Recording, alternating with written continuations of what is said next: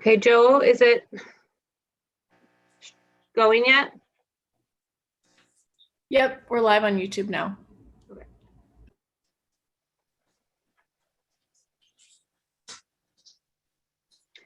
Okay, welcome everybody. My name is Erin Deely. I'm Deputy Legal Counsel for the Governor. I'll be chairing today's Pardon Board. Just a heads up for everyone, this is a public meeting of a public body. So what that means under Wisconsin law is that this is going to be a streaming meeting and it's going to be publicly available. So today it's going to be streaming on the Governor's Pardon website. It's on YouTube and WisHi, which is the Wisconsin version of C-SPAN. Some tech things, housekeeping matters to kind of make sure today goes smoothly on the tech side. If you can mute yourselves until your case is called and until your application is called, that will help maintain our audio quality.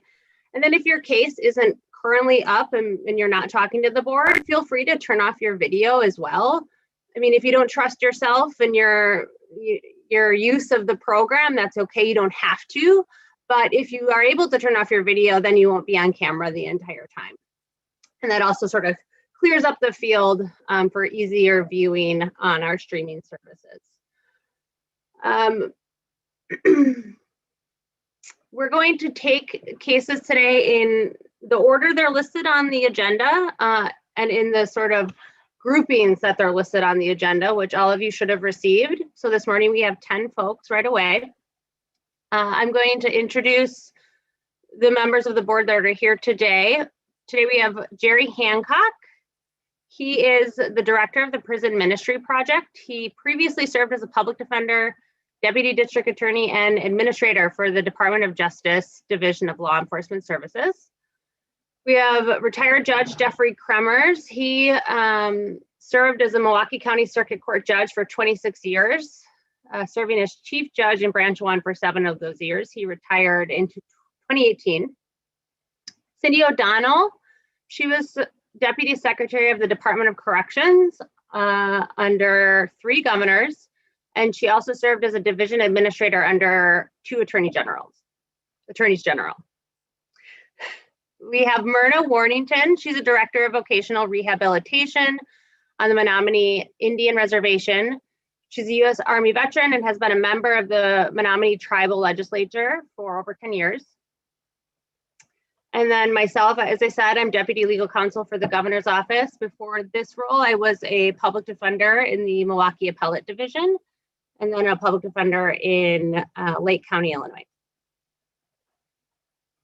Okay, so we will get started again in order. When it's your turn, just address the introductory questions you were sent. We want to hear from you in your own words. Your story, who you were then, who you are now, and then the board's going to ask you some follow-up questions. All your materials have been given to the board in advance, so we've had an opportunity to review your application materials. Okay. So we'll start with Trent Talpo. Trent, why don't you go ahead and get started? You're on mute currently, so you're going to want to click, and everyone else, if you are comfortable turning off your video, go ahead. That'll keep you from being on essentially TV the entire time, but it's up to you and your comfort level. Well, how did I get the felony? I got you now. I can hear you. Go ahead, sir.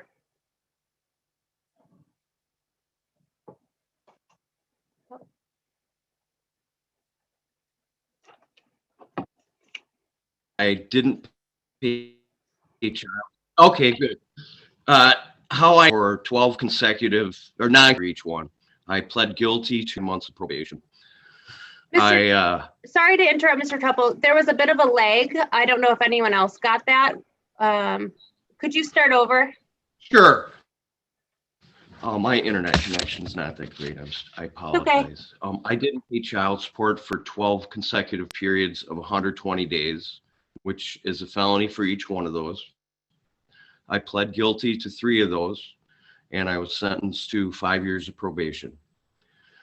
I didn't pay child support due to my pride, my alcoholism, and wrong thinking. I was bitter and angry at my ex-wife, Amy. and it damaged my son Tim in the process. I did have problems when I was serving my 5-year probation sentence. Because of drinking, I got several ATRs. It culminated, I got drunk one day and I started a fight with my dad, who was 80 or 70 something then. And I swung a lamp at him. I hit him with my fist. And this is what I did that got me revoked. The revocation, I was sentenced to 18 months. I served about half of that in jail. And then I attended the Schwartz House, which is a rehabilitation facility on the north side, for the remainder of my sentence. And I graduated from the Schwartz House. I was sentenced to 18 months of probation for attacking my dad, and I served that with no problem. What have I done since then? Well, the major thing is I quit drinking. That has changed my life, and my life has turned around. I paid all my child support and the fees for child support agency. I have reconciled with both Tim and Annie. Tim visits me 2 to 3 times a year for a couple weeks or up to a month, and that's great. And I talk with my ex-wife on social media, and we're friendly. I've been caring for my father for the past many years. His physical and mental health is up and down.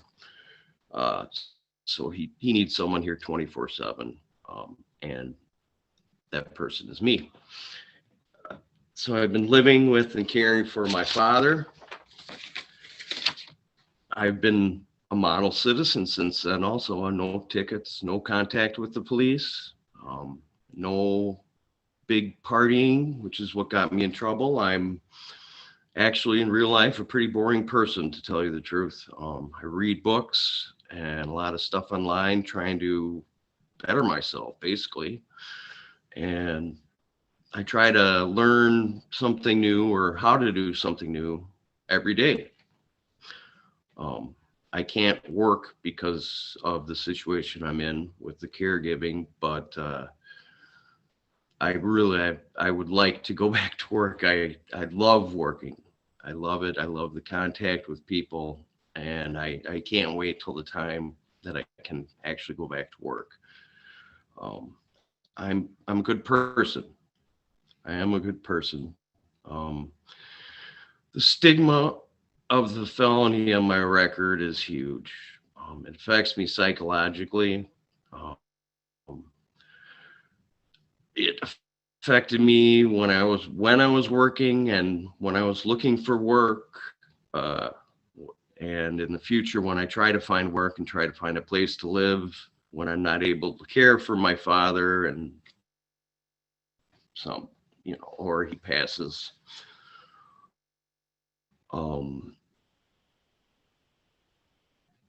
The people that have contact with me felony and judge me by that, and I think I've gotten past the way I was during the felony, and I've during the time that I was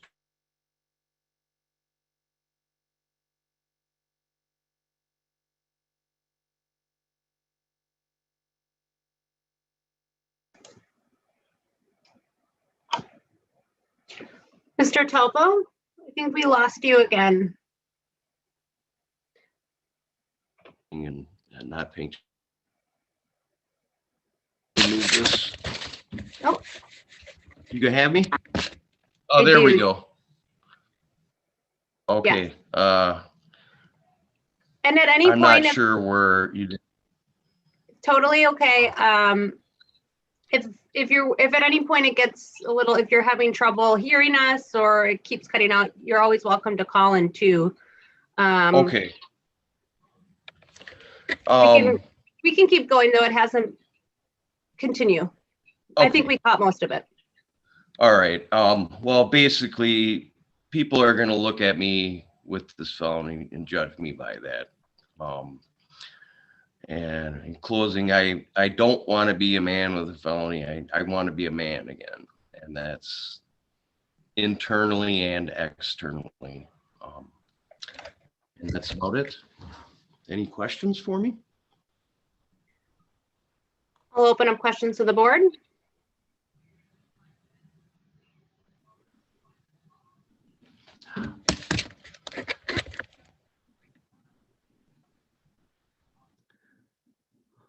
Jerry, go ahead. Okay. Go ahead, Jerry. Mr. Tupel, how would you describe the effect of the non-support on your son?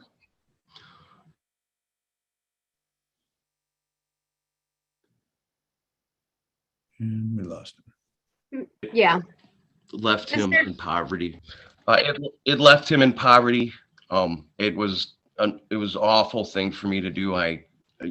Her parents had money, so I had the mindset that they could take care of her. I just was very immature human being, and it hurt my son greatly.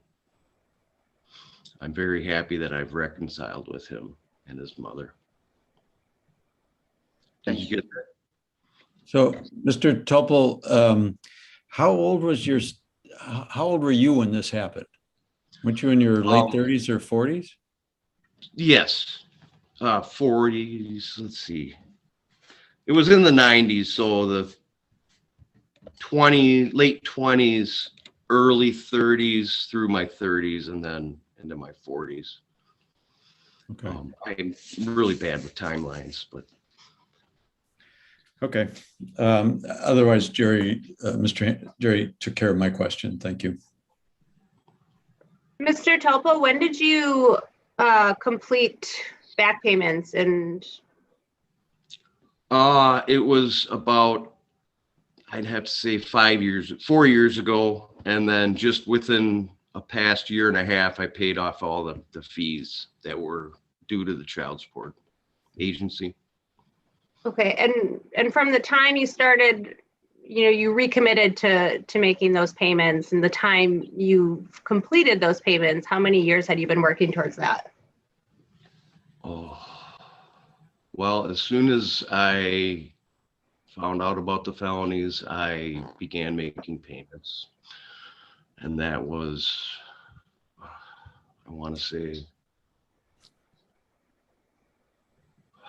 for 10 years or 15 years, maybe, I kept making payments until, no, actually, I'm sorry.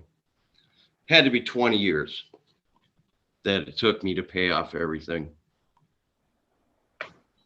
How many years have you been sober? I've been sober for about 5 years. I've had a few single day episodes, but that's part of recovery, according to my psychiatrist, and according to me, and according to a lot of other people. But they've been single day episodes, not going back to drinking all the time. My last one was in July of last year.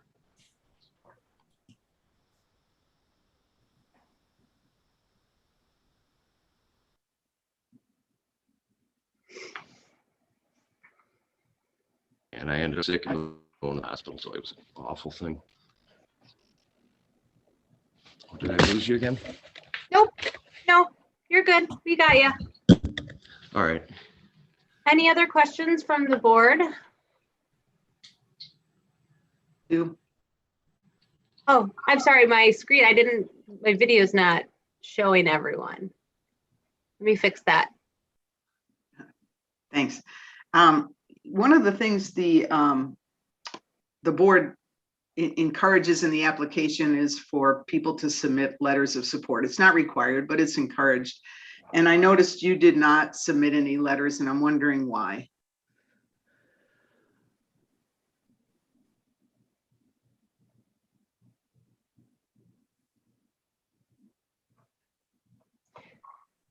Mr. Topo, because we're having some streaming problems, I'm going to suggest you turn off your video. At the time. Okay. All right. Yeah, if you turn off your video, that might free up some bandwidth on your end and you can continue to talk to the board. We won't see you, but we've gotten a lot of FaceTime so far. Okay. I'm not sure why I didn't get letters of support. I'm still stuck in this do it myself mentality, which is,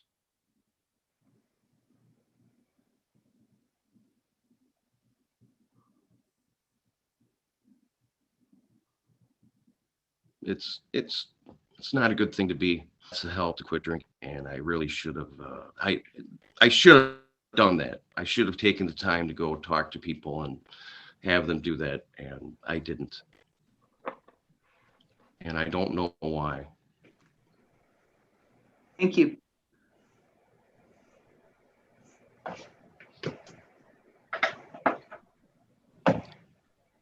Any other questions from the board? Mr. Talpo, is there anything else you'd like to add before we go on to the next applicant? No. And just, I don't think I mentioned this earlier, I'm and just this very is, sorry about everything that I've done to my. Oops, I lost you. no, I got we you can back? hear you. Yep, we can hear you. Okay, I'm just very sorry to all the damage this has caused to my ex-wife and my son and the rest of my family. It's inexcusable. I'm just very sorry. And that's it. Thank you, Mr. Talpo, and thank you for sharing your story today. I didn't mention this earlier, but this is, pertinent to everybody.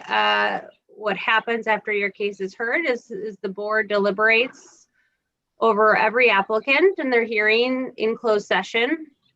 And then any applicant that receives a majority of votes in support from the board gets forwarded to the governor for consideration, who makes the ultimate determination. Decisions are usually issued in a couple weeks. It varies, so I can't commit to a specific time. But it takes a couple of weeks for you to hear back. Okay, Thank you, Mr. Talpo. sure. Now, do I need to stay in the meeting for the rest of the meeting? You do not. You can go ahead and enjoy the rest of your day. Okay, thank you very much for your consideration. You're welcome. Thank you, Mr. Talpo.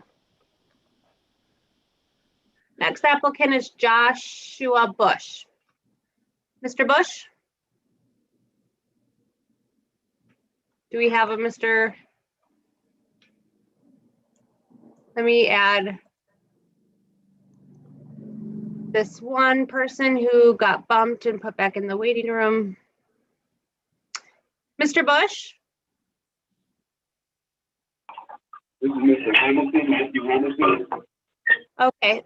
Mr. Hamilton, if you can mute yourself, your application isn't up yet. Okay, how do I mute? I can go ahead and take care of that for you. Yeah, he's not till this afternoon. Right. Okay. Mr. Hamilton, you are scheduled for the time slot between 1 and 2:30. So you're welcome to stay and watch, but you've got a ways to go.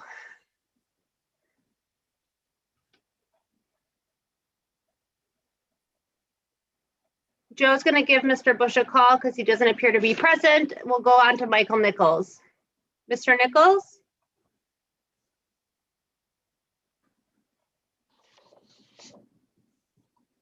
If you could go ahead and unmute, Mr. Nichols.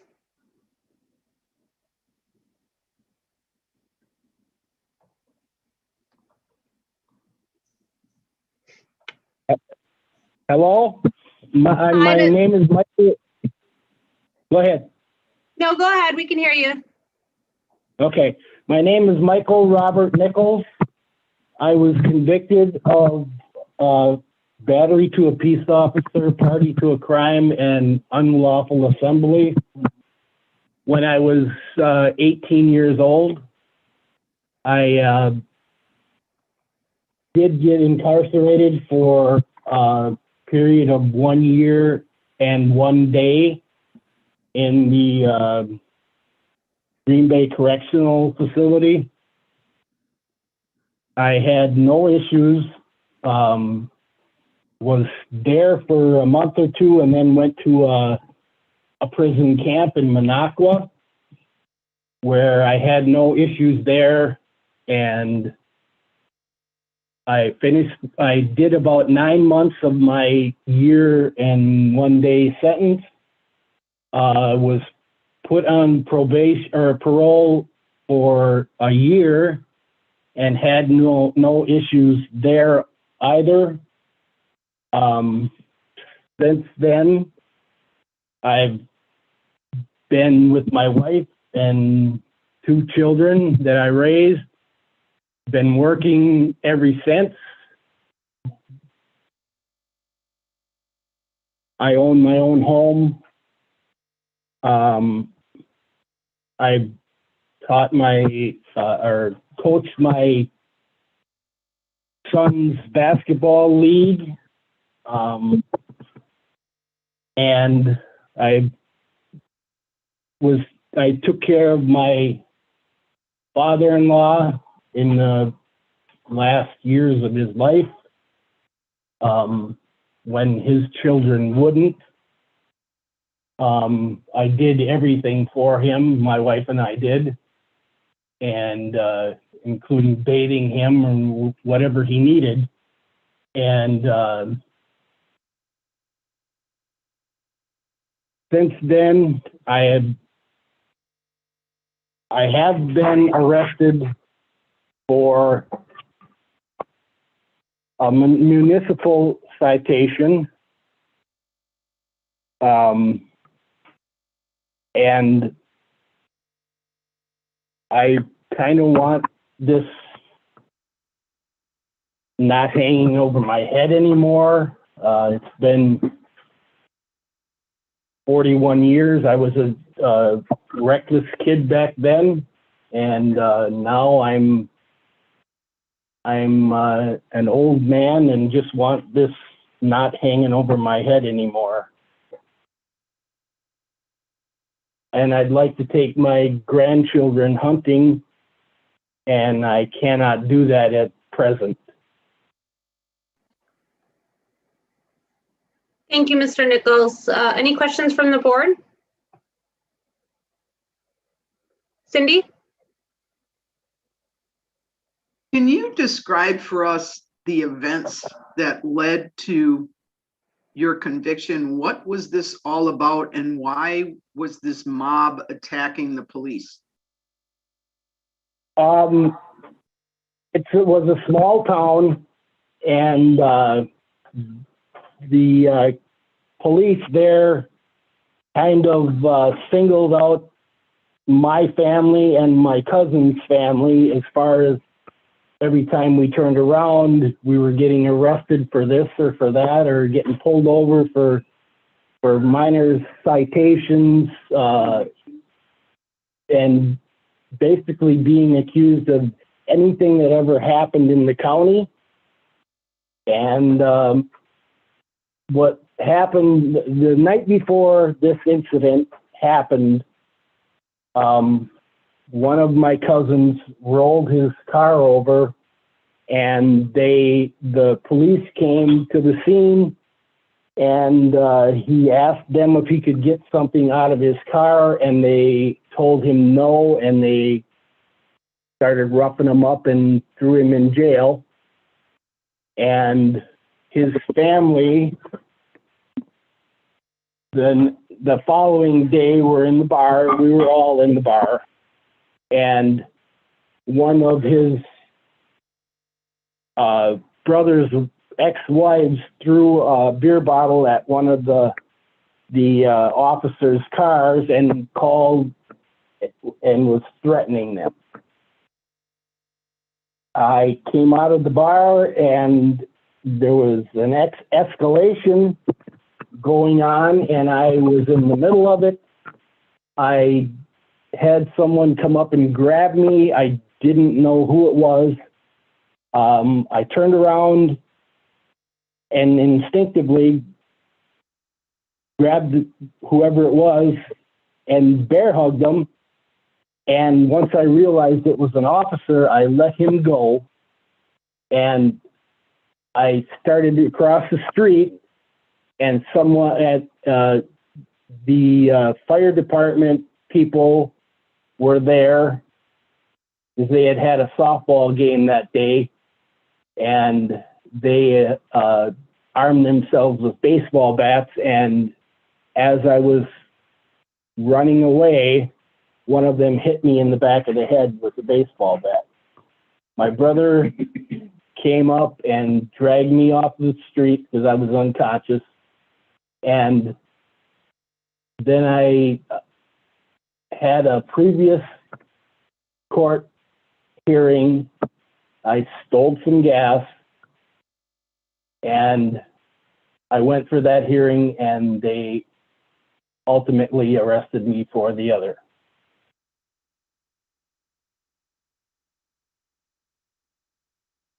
Thank you. You're welcome. Jerry, I think you had a question, or did Cindy cover it? No, I do. Mr. Nichols, did you go to trial on this case? I did. Okay. There And- were seven defendants. Okay. And the criminal complaint talks about several issues in this riot, that there have been a series of phone calls threatening to kill the sheriff. Correct. And it was not me. It was my cousin's ex-wife. And then as part of the riot, someone grabbed a loaded shotgun and threatened to kill the sheriff. Yes, that was my cousin. And it never happened, obviously. Well, wait, That let was- me clarify that, Mr. Nichols. You're saying it never happened? No, it did not. There was not a shotgun pointed at the No, sheriff? yeah, I'm sorry. I should have worded that differently. The incident did happen. No one was shot with a shotgun or anything. But the incident did happen. Correct. I should have clarified that. My cousin did that. I did not. Right. And were you all convicted? No, there was only four of us went to prison, and the others got probation or time served. Okay, thank you. You're welcome. Judge Cremers? My question was covered by Jerry again. Thanks. Could you discuss, I think you said there was a municipal matter. Our application materials indicate, I think, about 2015. Could you tell me what that was? That was incident in a bar across the street from me. I went in there and had an altercation with a gentleman, and I was told not to go back in there. About a month or two later, I went back in there to have a drink, and me and my son, and I went to up to the bar, and some woman come and sat next to me and said that she didn't want me in there. So I said, okay. And I started heading for the door, and the guy that owns the bar had his baseball team in there. And as I was heading to the door, one of them grabbed me in a headlock and they worked me over. And I got this citation. Any other questions from the board? No. Okay, thank you very much for your time this morning, Mr. Nichols. Is there anything else you'd like to add before we move on to the next applicant? No, I think that's it. I don't live in my hometown anymore, so I don't hang around with my cousins anymore, so that's something of the past for me. And Thank with you. that, I'll end. Thank you. Thank you. Have a good day. You too, sir.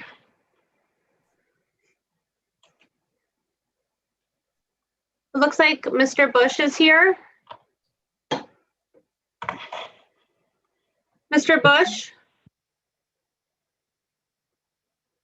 If you could unmute yourself.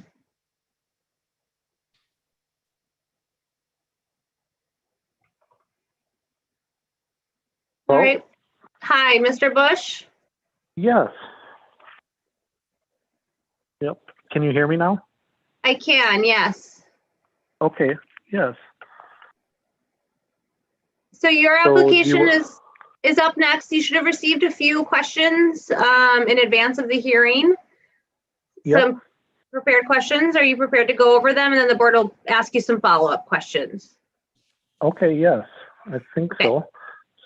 So yes, my name is Josh Bush. I am from a small northern town in Wisconsin. I've lived here all my life, and it was after I graduated high school. I was 18, 19. I was a follower. I was just, hanging out with the wrong crowd, and I committed burglaries. So from that point, I was charged with 4 felonies. I was living with friends, doing the wrong thing. I was going down the wrong path. I was young, didn't know what to do.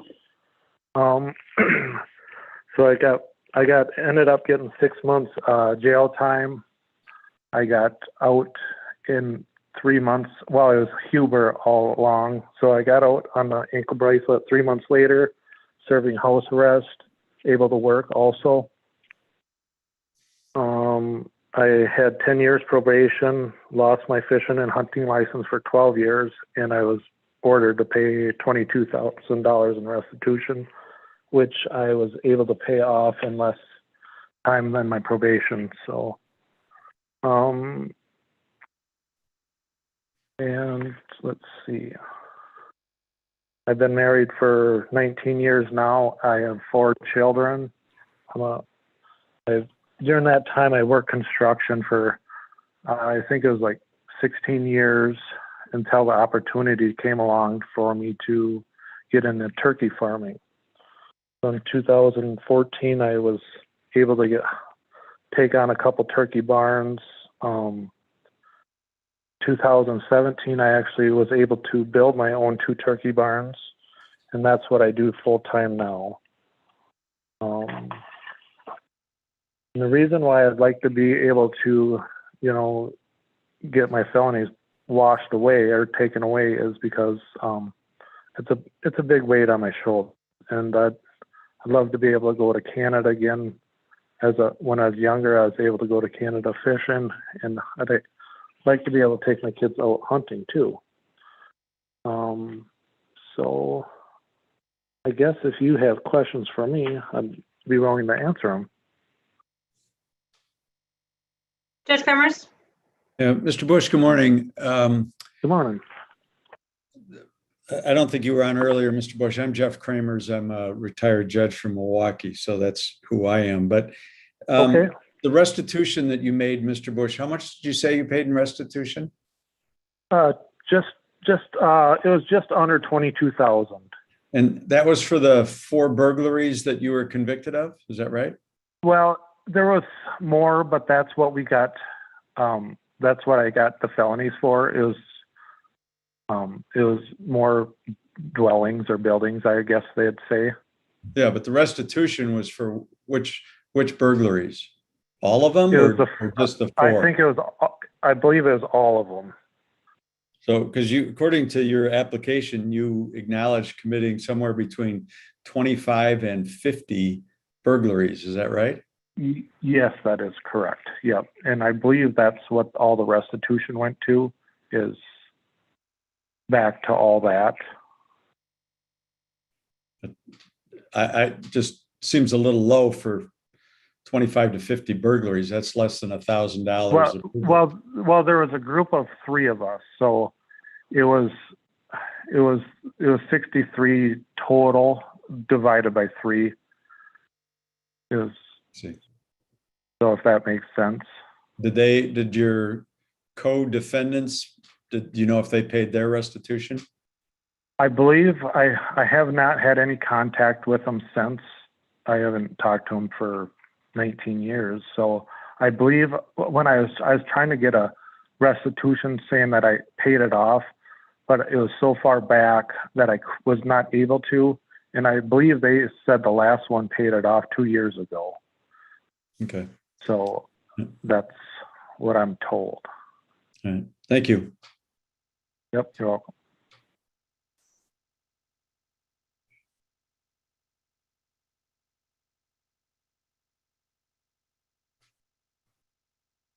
Any other questions from the board? Jerry? Mr. Bush, Yes, you pled guilty to the 4 felonies, Yep. right? yes, I did. And there's an interesting letter in your file from Michael, Yep, Mike Richter. Mike Richter, and Yep, he said that your co-defendants went to trial and were only convicted of misdemeanors. Is that correct? I believe that is correct. Yep. And then can I ask you a question about the Yes. turkey farming Yep. business? Okay. Yes, you can. You've always lived in Shell Lake. Is that where your Yep. business is? And Yes, it is. It's just 6 miles west of Shell Lake. Yep. and did you have to borrow money to start your barns? Yes, I did. I had to borrow quite a bit of money. Okay, and Yep.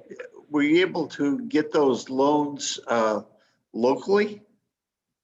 Well, fortunately, I have a wealthy uncle that wanted to loan me the money back. So he was a, financial provider for me that way. Okay, Yes. all right. Well, that's a good thing to have a wealthy uncle. Thanks. Yes. You're welcome. Cindy? Yes, good morning, Mr. Bush. A couple of questions morning. about the judgment of conviction. So you were ordered to complete the victim empathy program. Did you complete that? Yes, I did. And what did that involve and what were your takeaways? I believe it's been so long ago and I try to put it behind me. I try not to look at it, but what I remember from it, I had to write letters to the victims, saying, why I think I did it or I'm sorry for doing it. And I believe it was in just a probation class that I had to sit in there when they were doing that. Okay, and so you had to write letters of apology through your agent to the victims? Yes. And do you know, how many victims were there? I'm not 100%. I think we're like at 47 or something like that, Okay. there was that many places. And Okay. it was, I probably wasn't involved in all of them, but there was a group of us and then they went out and then, so it was all a lump trial together. So, Yeah, let me follow up on that. So how many of you were involved in this ring of people Well, doing this? Well, there was 3 that were the main, but then there was like 4 other ones that had, I think they just got misdemeanors out of it. Something, they weren't involved that much. They were, but they didn't go throughout the whole time. Okay. And you were one of the main 3? I was. Okay. Yep. Would you describe yourself as the ringleader of those 3, as the leader of them? Is that? No, I would not. I would say I was the follower. I was young. I didn't know what to do. Yes, I would say no.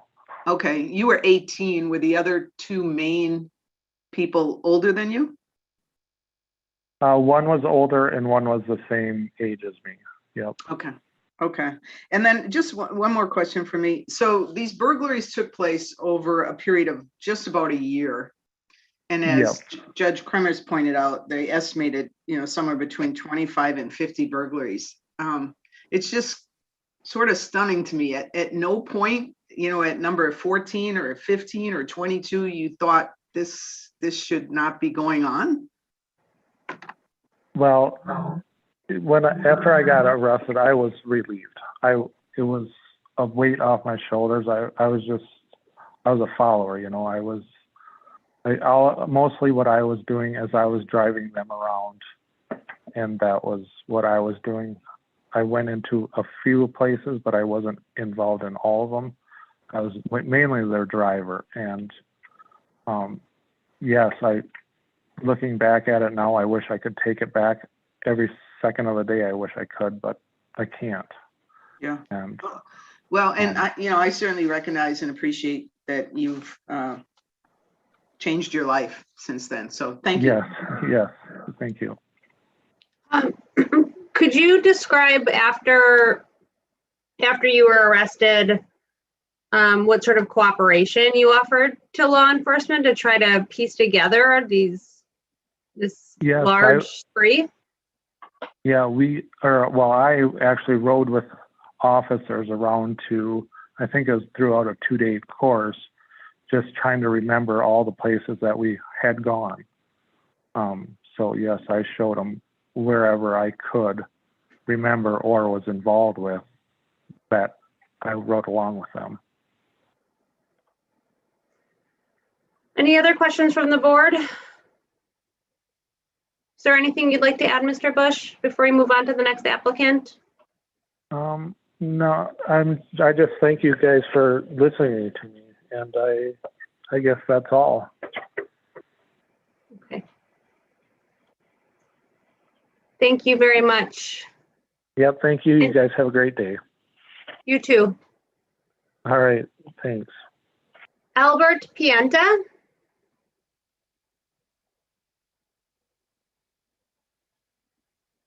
Oh, Hi there.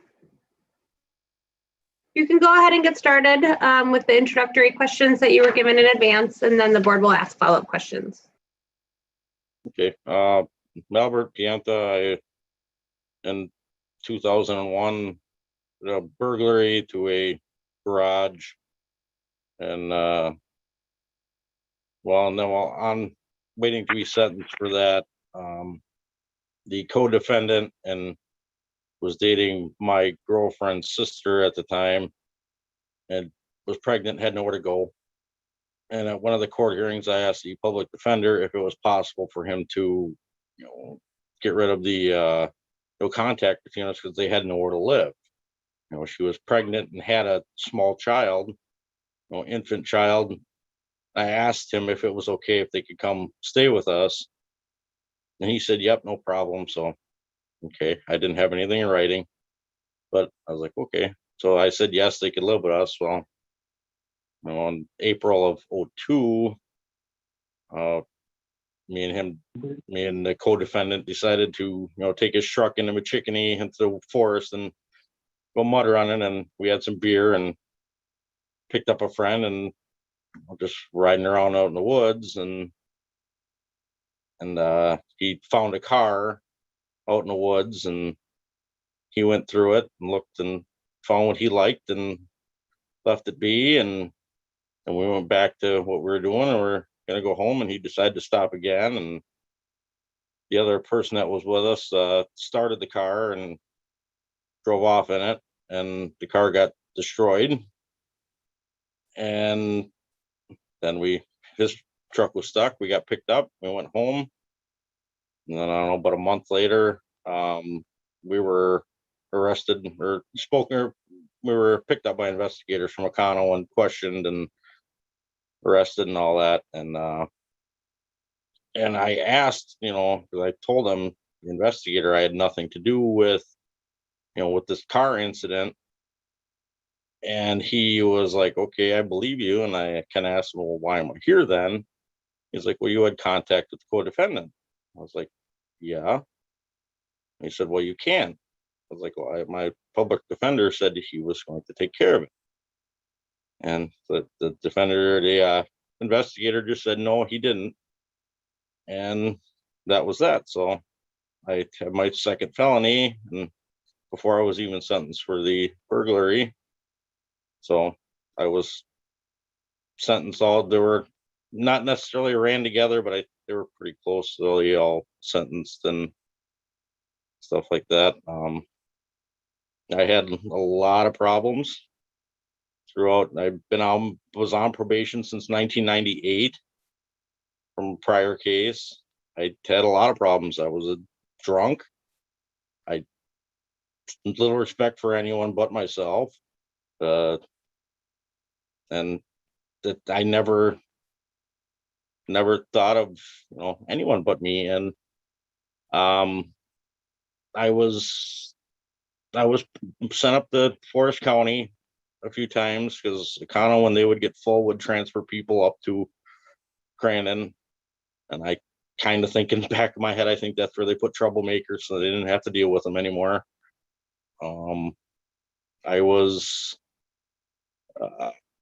I got sent to St. Croix prison boot camp in 2004.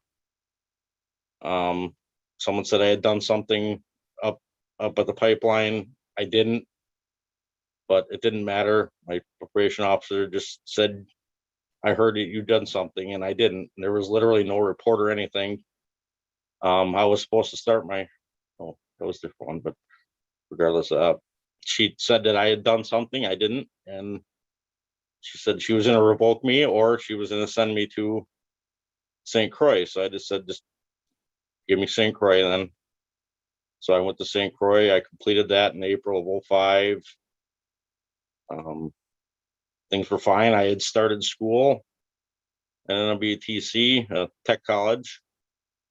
And then I just kind of started seeing all those same old people again, and I started drinking. And then middle of my second or first year of NWTC, I got drunk and rolled my truck. In the process of, trying to race my friend, I ended up hitting him. He hit a telephone pole. He had people in the vehicle with him. Both vehicles were destroyed. Then I thought I was going to prison. Not gonna lie, I figured I was done. And when I was sitting in the holding cell in Econo, I looked at the wall and said, something has changed. I only have two other options. Either I'm going to die or I'm going to go to prison. That's all that's left. So since April 18, 2006, I have not drank. Been sober, haven't touched it. Don't really have a need to. And after I got out, they did not revoke me. I was released from jail in mid-July of 2006. And after that, I went back to school. I didn't finish. I was going to. I started a job with a friend and ended up working there, I think, for almost 10 years to pay for college. But I was like, I was making good money and things were going good and I actually enjoyed it. So I just worked there for probably close to 10 years. And he shut down. He was getting old. He basically retired. And I just kind of moved on. And my parents are not getting any younger. My dad can't walk. And I'm a caregiver now, basically for them. My life is here at home. I take care of them, do what they need. I think that's about all I got.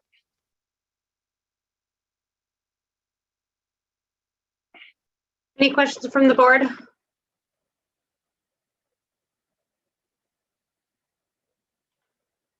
I one question. Do you know any information as to why the car was abandoned in the woods? Yes, Why it was in- yeah, there was, that was another kind of a shocker to me, because when we were in a holding cell, me and the co-defendant, he was yelling to me down the hallway that the investigator wanted, the woman who owned the car had mental problems. And she was from West Bend, and she had driven up to the forest in Michigan National Forest, broke into my understanding, broke into her brother's house and stole guns from there and went out in the woods and committed suicide. And Mr. Pianta, I'm sorry. there we go. My finger slipped. Apologies. Sorry. Yeah, that she had stolen guns from her brother's house, had committed suicide, and then the investigator from Akano, one of them had, he was trying to get the co-defendant to say that I had killed her, and I was like, "What are you talking about? A dead person? What?" And we didn't know anything about a dead person out there, and that was real shocking and scary to me. Is, I came real close to being almost charged with murder, and I had no idea about it. And how do you said you've been sober since 2006? Yes. How do you maintain your sobriety? How do you keep track of that and Well, the date keep from is slipping? real easy. The date is real easy for me to remember. That's the date I rolled my truck. And that's the day I almost died and almost killed, a couple of my friends and everything. So it's a real easy number for me to remember.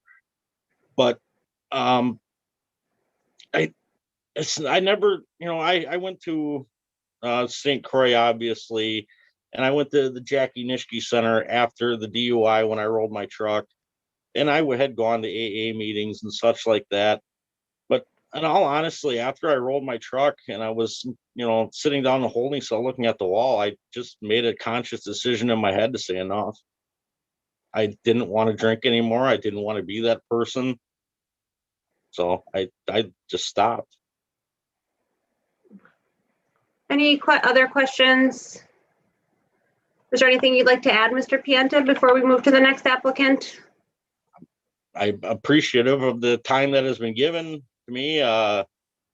It's been a long, long time. I was only 18 for about a week when I originally got arrested. So being an actual legal, normal adult is kind of a new thing to me yet, even though kind of essentially I've been kind of living that way for, 10, 12, 15 years, whatever it's been.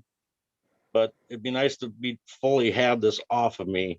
And it would be nice to be able to, take my dad up to see my sister in Alaska, because she's in the Air Force up there. She lives there now, and it'd be nice to actually get him there. And the only way to do that is to physically drive him up to Canada, which I can't go to Canada.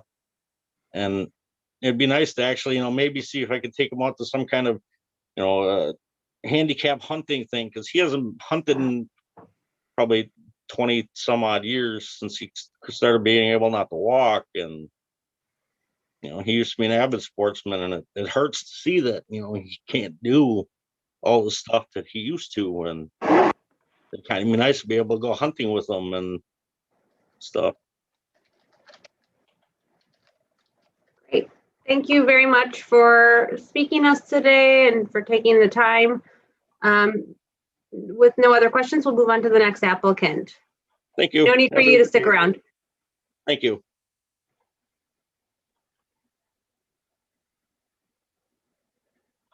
Mr. Thao, my apologies if I mispronounced. No. Can you hear me? I can, yes. Your video isn't on. If you'd like to turn on your video, you're welcome to. Okay. I think the camera has failed, so I'm having issues on this end. Sorry, my apologies. It's okay. Let me see here. Just a second here. Yeah, it's just yeah, it just failed. I'm sorry. It's okay. We can do audio. It's not a problem. Okay. Go ahead. All right. So I was charged with operating a motor vehicle without owner's consent, a Class D felony, in 1997. I was sentenced 2 years probation, some restitution and court costs. I had prepared a statement if I'll go ahead and read it. As I grow older, I reflect upon what I have done, not knowing the consequences and damage that my actions has caused others during that time. My ignorance and adolescence of my actions do not speak for what I have learned through the years. With a single question, I often ask myself, have I done enough to be forgiven? Serving out my sentence and paying off my restitutions to its completeness, I want to believe I have and will in the future try to give back to the community that I have broken that trust. As I have been doing, I have been active in the community, not allowing myself to be defined by a foolish and childish action, but by being a homeowner, an active citizen, and even an EMT and firefighter within the community. I believe with time, there can be change, and I hope that those many good acts can better define me as a person. I just want to thank you for giving me the time to be heard. Thank you. Any questions? Any questions from the board? Jerry? You're on mute, Jerry. Mr. Chow, can you talk about the battery charge that resulted from something in Stevens Point at a soccer game? The battery charge was in Portage County, and that one was a party that got what was it? Pushed over to the DA's office over in Marathon County, and I think there was nothing that really came out of it other than them just putting it as a record. But there was no conviction on that one. I think it was just kind of put in the paperwork because I think it got pushed over to the DA's office in Marathon County. And you worked as a firefighter in Rothschild? Yes, I did. And did your felony conviction impact your ability to be a firefighter? No, but they have also questioned it too. So trying to explain me making choices that ignorant during that time was probably about the only issue. Okay. But that didn't impede my performance or anything with And in the cars that were taken, did you know any of the victims? I did not. And were any of the cars damaged? I think one vehicle was damaged, but I think the judge had ordered restitution paid on it, or restitution and the damages paid on it. And I think we paid for insurance too, I think, towards the insurance during that time. Thank you. Cindy? Yes, you may have heard my question to an earlier applicant. The same one for you. The application process encourages letters of support, doesn't require it. You didn't submit any. Is there a reason why?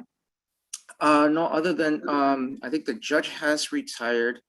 I think I had just recently moved out of the state actually, and I was unable to sit there and talk to.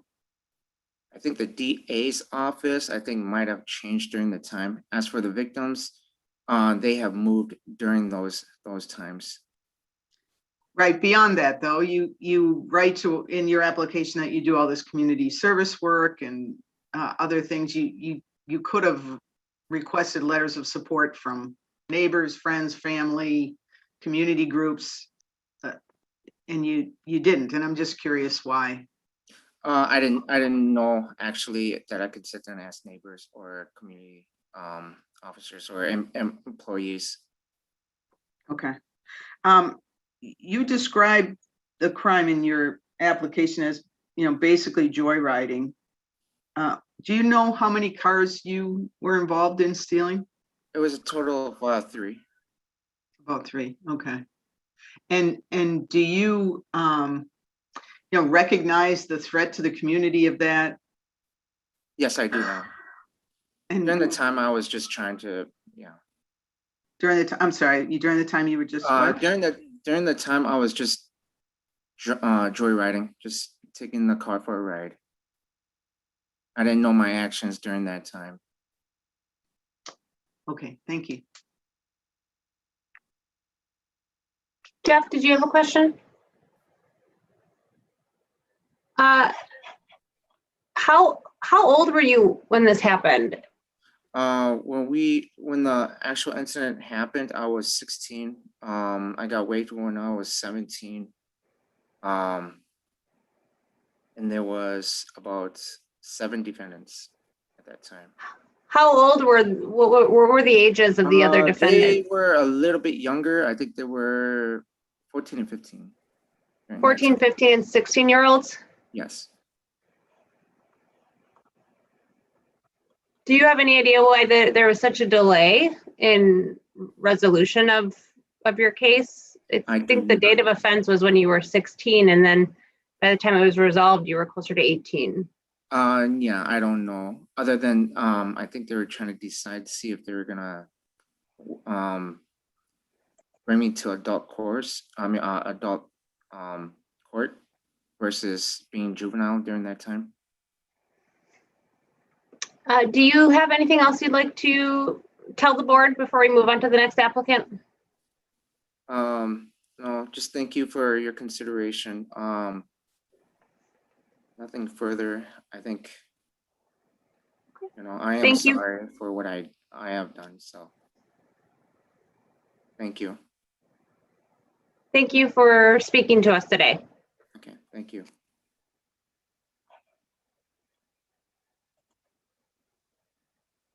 Larry Wright. Yes. Hi, Mr. Wright. Hello. Hello. Okay, you're next. So feel free to get started whenever you're ready. Did you hear the introductions at the start? Yes. Go ahead. Okay. My name is Larry Wright. In 2007, I had committed a felony fleeing.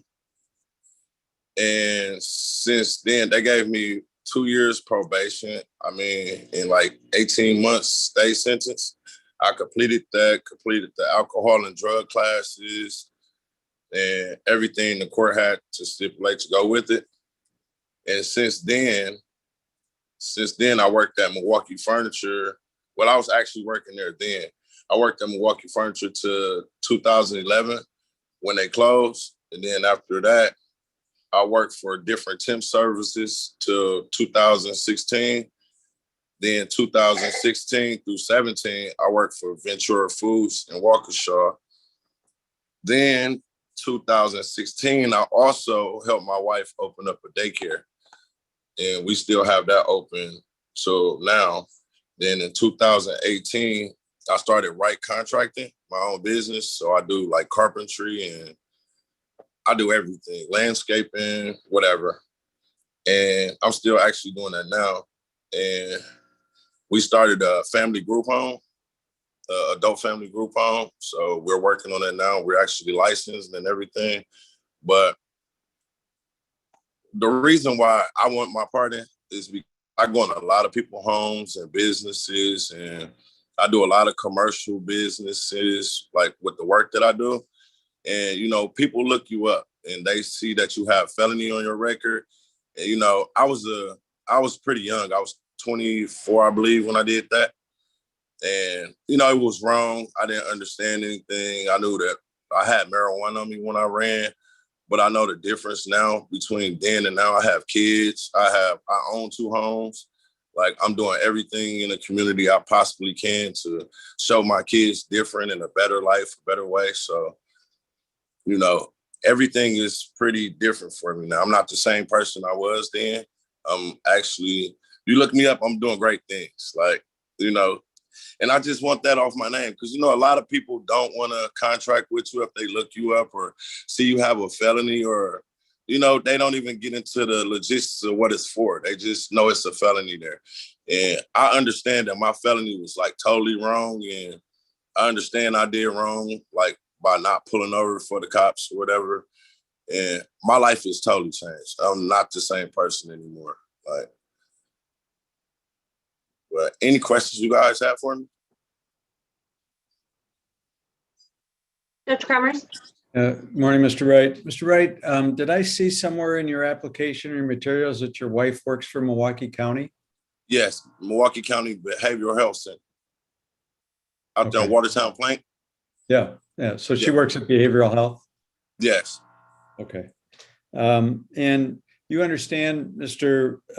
Wright, that because you live in Milwaukee, there's been over the last, it's not recent, but I mean, over the last 10 years, say, we've had a real rash of fleeings from officers, many of which have ended in tragedy. Yours Yes. didn't, fortunately, but do you understand how dangerous this was? I could have killed myself. I could have killed pedestrians. I could have hurt officers. I could have did a lot of things that I'm glad that did not happen. It was due to my immature. I was very immature back then. And it was due to I was smoking weed. I knew it was wrong. And since then, I've made a drastic change in my life. I don't do all the things I used to do, which is smoke weed. So most of the people that are doing these really outrageous ones now that are ending in tragedies are young and mature, immature. Do you have any thoughts on how we stop that? Because obviously if they live long enough, they get to be, older and think differently and all that, but how do we stop it when they're young and immature, like you were? Honestly, I'll be scared. I pull over a lot. I pull over my car a lot because I don't know what's their reason for running and doing all this stupid, crazy things now. I was young and dumb. Like I said, I had some little marijuana on me and there was smoking marijuana, but I was still young and dumb and didn't understand the laws or just was being reckless, honestly. And I don't know what to say about these kids. I'm older now, so I totally get it. And I have kids. I totally get it. And I really don't know what to say. Me and my wife talk about it every day. And I told her, like, dude, that could have been me. Or I could have did this a long time ago and wouldn't have been here to raise my kids. Like, but I'm here and I made a drastic change. I'm never that same person. I respect the law. Thank you. And the law is there for a reason. Thank you. Thank you, Mr. Wright. Yes. Cindy? Good morning, Mr. Wright. It's not common for both the sentencing judge and the district attorney to support someone's application for pardon, but that's true in your case. How do you react to that? I am so happy. Honestly, I don't know what to say. I'm so ecstatic. I mean, I always tell them anything I can do, anything like Ashanti, when he wrote my letter for me and I sat down and had a talk with him, a meeting in his office. I told him, I do a lot of contracting and stuff for, myself, but I like to do a lot of put my name out there in the city too. So if they have projects and, I could be any help or anything to our community, I would want to do that. And I told them take my name down and pass my name along to different people and different projects that would need someone like me. And I gave him a lot of my work and I gave him my flyers and I even offered him and a lot of people at different places to come and check me out and come on my job sites, see what I do. And, I'm just trying to give back. I'm just trying to give back. And I'm trying to put my name out there and my wife's name because we're small business owners and we are trying. We're really trying. So, I mean, I just really appreciate everybody. Thank you. You're welcome. Reverend Hancock? Mr. Wright, being on Zoom is sort of unusual, and we actually get to see inside people's homes. And Yes, there's I think a graduation picture over your left shoulder. Who is that's that? my wife. Oh, wow. Look, can I turn my camera for you guys? Sure. That's my wife sitting here. Well, congratulations. Yes. Yep. There's my beautiful daughter too. Yeah. So Well, I'm trying. We're really trying. We're trying to be a big part of this community.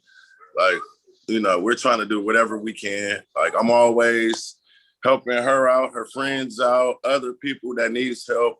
You know, I do contracting jobs, but I'm very reasonable. I work with people. I don't care what they're working with, what's their financial situation. I'm willing to help. I'm always willing to help. People's price is never the same because people can't afford what other people could afford, but they still want the good stuff too. So they want nice things too. So that's where I come in at. Like so. I think that it concludes questions from the board. If there's anything else you'd like to add, Mr. Wright, go right ahead now before we move on to the next applicant. I just really appreciate you guys' time and effort. And it's been a long wait, but we got here. So I really appreciate you guys. I'm just tongue-tied right now. Well, it was lovely to meet you. Thank you for taking the time this morning to speak to us. Thank you. Have a great day. You too. All right, next we have Mr. Schultz. Daniel Schultz, you're currently on mute, Mr. Schultz. If you could go ahead and unmute. And you're not currently on video. If you'd like to turn on your video, you can go right ahead if you have the capabilities. I do not have the capabilities to video. I'm sorry. No problem. Phone is perfect. You can get started, sir. I have 2 felonies for non-payment of child support. I was working a seasonal job at the time, so I knew I was falling behind. I did my best and tried to keep up and current. But when you start falling behind, it gets really hard with the interest and everything to make payments. Then after my daughter was killed in October '97, I was working a new job and did not pay any more support. Then in '99, I was served court papers to collect up until present. When I showed up for court, I had to inform them that my daughter had passed away in October '97. I was placed on probation for 4 years or until I had paid back the child support that was due.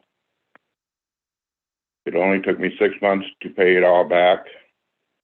My probation was transferred to Minnesota because that's where I was living at the time.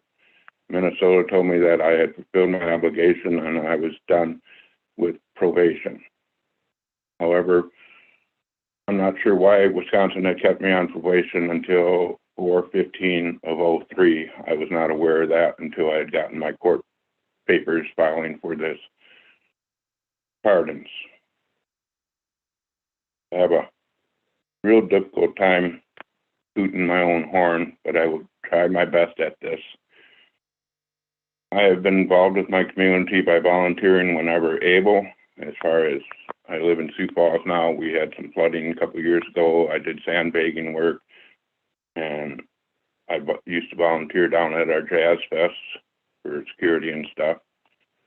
I give 10% of my take-home pay to food shelves or banquet feeding places around the area here. If I hear someone that is in need of help, I try to help them any way I can. As an example, when I was working at Scott's, one of our employees got injured off from work.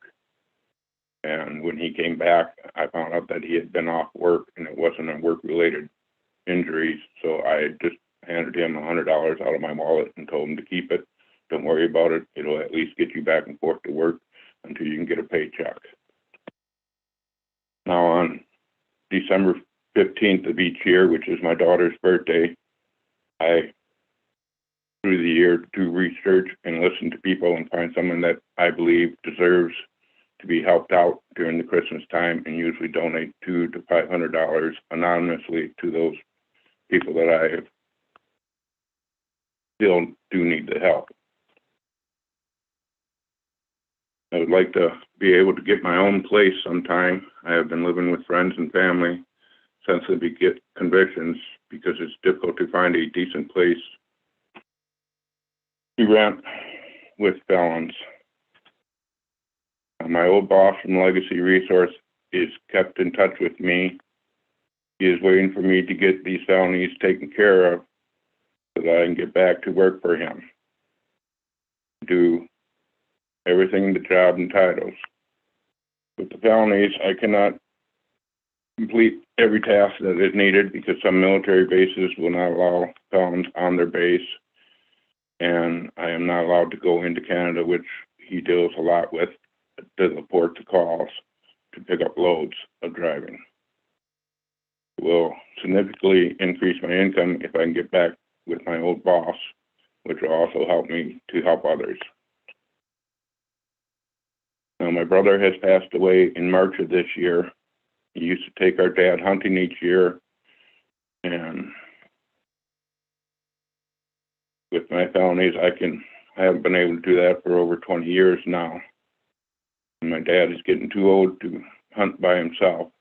So if I cannot get this pardon, he will not be able to go hunting anymore, and we will not be able to spend time together. I would really enjoy being able to take him hunting and go back to enjoying deer camp and all that good stuff, but that has been taken away from me, and nobody's fault but my own for that. Any questions from the board, please? Yes, and first of all, our sincere condolences for the loss of your daughter. I can't imagine how difficult it is to talk about, you know, even this charge and everything related to that. So we appreciate you taking the time to talk to us about that today. I just want to straighten out the timeline a little bit. Your daughter, she passed away in 1997. Yes, ma'am. And it looks like the period of unpayment was 1996 and 1997, where you built up a failure to pay balance. Yes. That was due to at that time I was working a seasonal job. I worked the winters and had the summers off.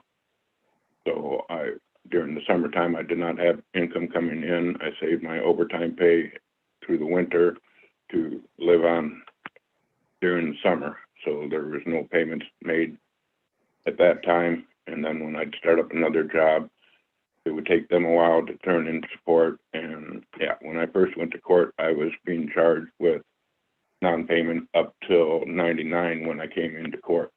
And I had to inform them at that time that my daughter had passed in 97. So all the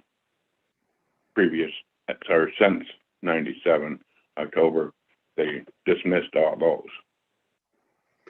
And I think you said it took you, I think you answered this, but how long did it take you to pay back after the charges were filed? It took me 6 months to pay back.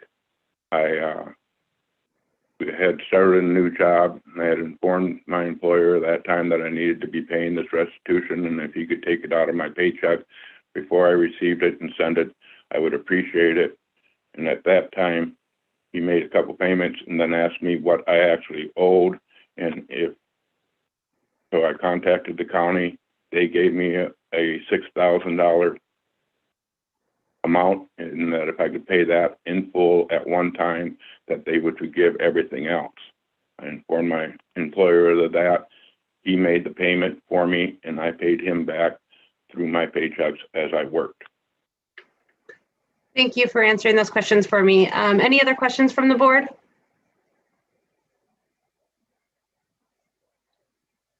I don't think we have any other questions. Is there anything else you'd like to add, Mr. Schultz, before we move on to the next applicant?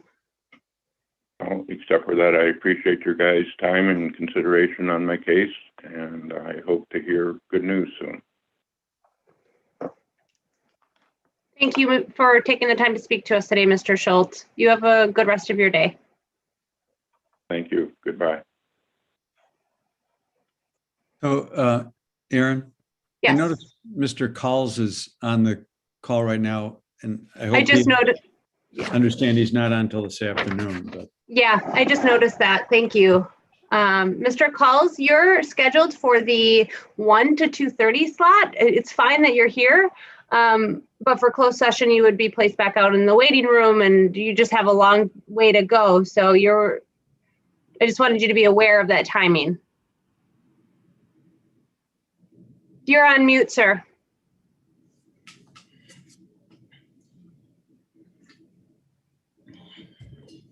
I think we'll just, 1 to 2:30, you said? yes, you're in the 1 to 2:30 slot. And at the end of that slot, you're the last one listed for the day. So I appreciate you being here early.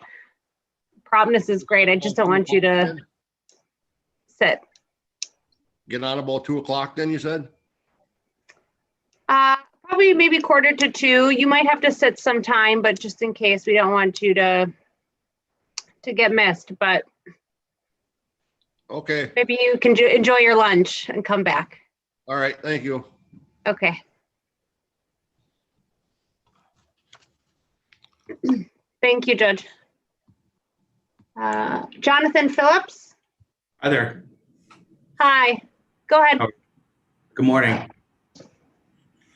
Thank you guys for hearing me out today and just kind of talking about my case and why I think I should be eligible for a pardon. The reason why I'm here is because in the fall of 2008, while I was attending college at Whitewater, on 3 separate occasions, I sold Adderall, which is like Ritalin, to someone.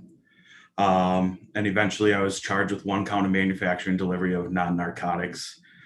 I guess no matter the reason why I did it, I fully accept the responsibility of what I did. I was young. I didn't realize the seriousness of what I was doing, and just kind of thought it was a nothing. But, you know, in hindsight, being 2020, obviously it was a major issue, and looking to move beyond that. In 2009, while I was out on my signature bond, I had a lapse in judgment, and I decided to drink and drive and got an OWI and was pulled over. My understanding is that OWI is what kind of sealed my fate for my felony. My lawyer at the time was working with the district attorney on, pleading a deal. But, I had that lapse in judgment, and I did drink and drive when I was young. I was sentenced. When I received my sentence, I was sentenced to 120 days of Huber and 2 years of probation.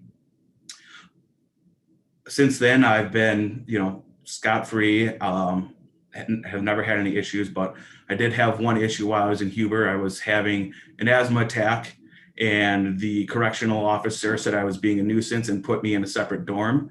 And while I was talking with her, I asked her to use my inhaler, which was in my locker, and she wrote me up for that reason because I had not disclosed that I had an inhaler in my locker for my asthma attack. That's really the only altercation that I ever had with, law enforcement or anything of that since this offense has occurred.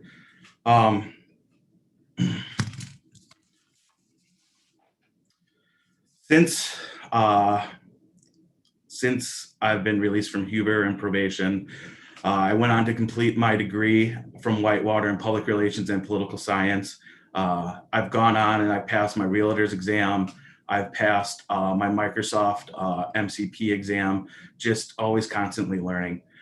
Maintained constant employment, and I've also been an active member throughout my community, volunteering at church and with the Wisconsin Child Charities. Some of the things that I've done with them is, I've helped paint rooms at the Halo House down in Racine. I've served food at the Ronald McDonald House. I've served at the Milwaukee Rescue Mission, just trying to be active throughout my community. I believe I deserve a pardon because, I haven't been in trouble since 2008, 2009 of my conviction. I obviously wholeheartedly admit I had a lapse in judgment. And I just think, as I'm a more mature adult male, I realize the issue that happened then and look back on and just say how dumb that was and just want to move on. I don't think I know I want a pardon because I'd eventually like to help, coach future children's sporting teams. I'm a salesman. I travel. It's come up in the past traveling to Canada. Obviously, I can't get to Canada with a felony. And also, when I went to college at the time, my dream was to be an elected official. Obviously, you can't do that with a felony. And not saying that that is immediately I would like to do, but with the felony being pardoned, I would have that opportunity to fulfill that dream eventually down the road. I guess I just wholeheartedly admit to my wrongdoings and completely understand the seriousness of the things and the actions that I did, but just hope that you guys see that, I've grown as an adult and I've matured and I just don't do anything, I have a great support system around me now with my mom and my family and my fiance, and we're just, great people together, so. Any questions from the board? No questions. You're off the hook. Easy hearing. All right. Is there anything else you'd like to add? That's not necessarily a bad thing. That just means your application and presentation was very comprehensive. It means, Okay. Yeah. All right. Thank you guys. Have a great weekend. Thank you. You have a good weekend as well.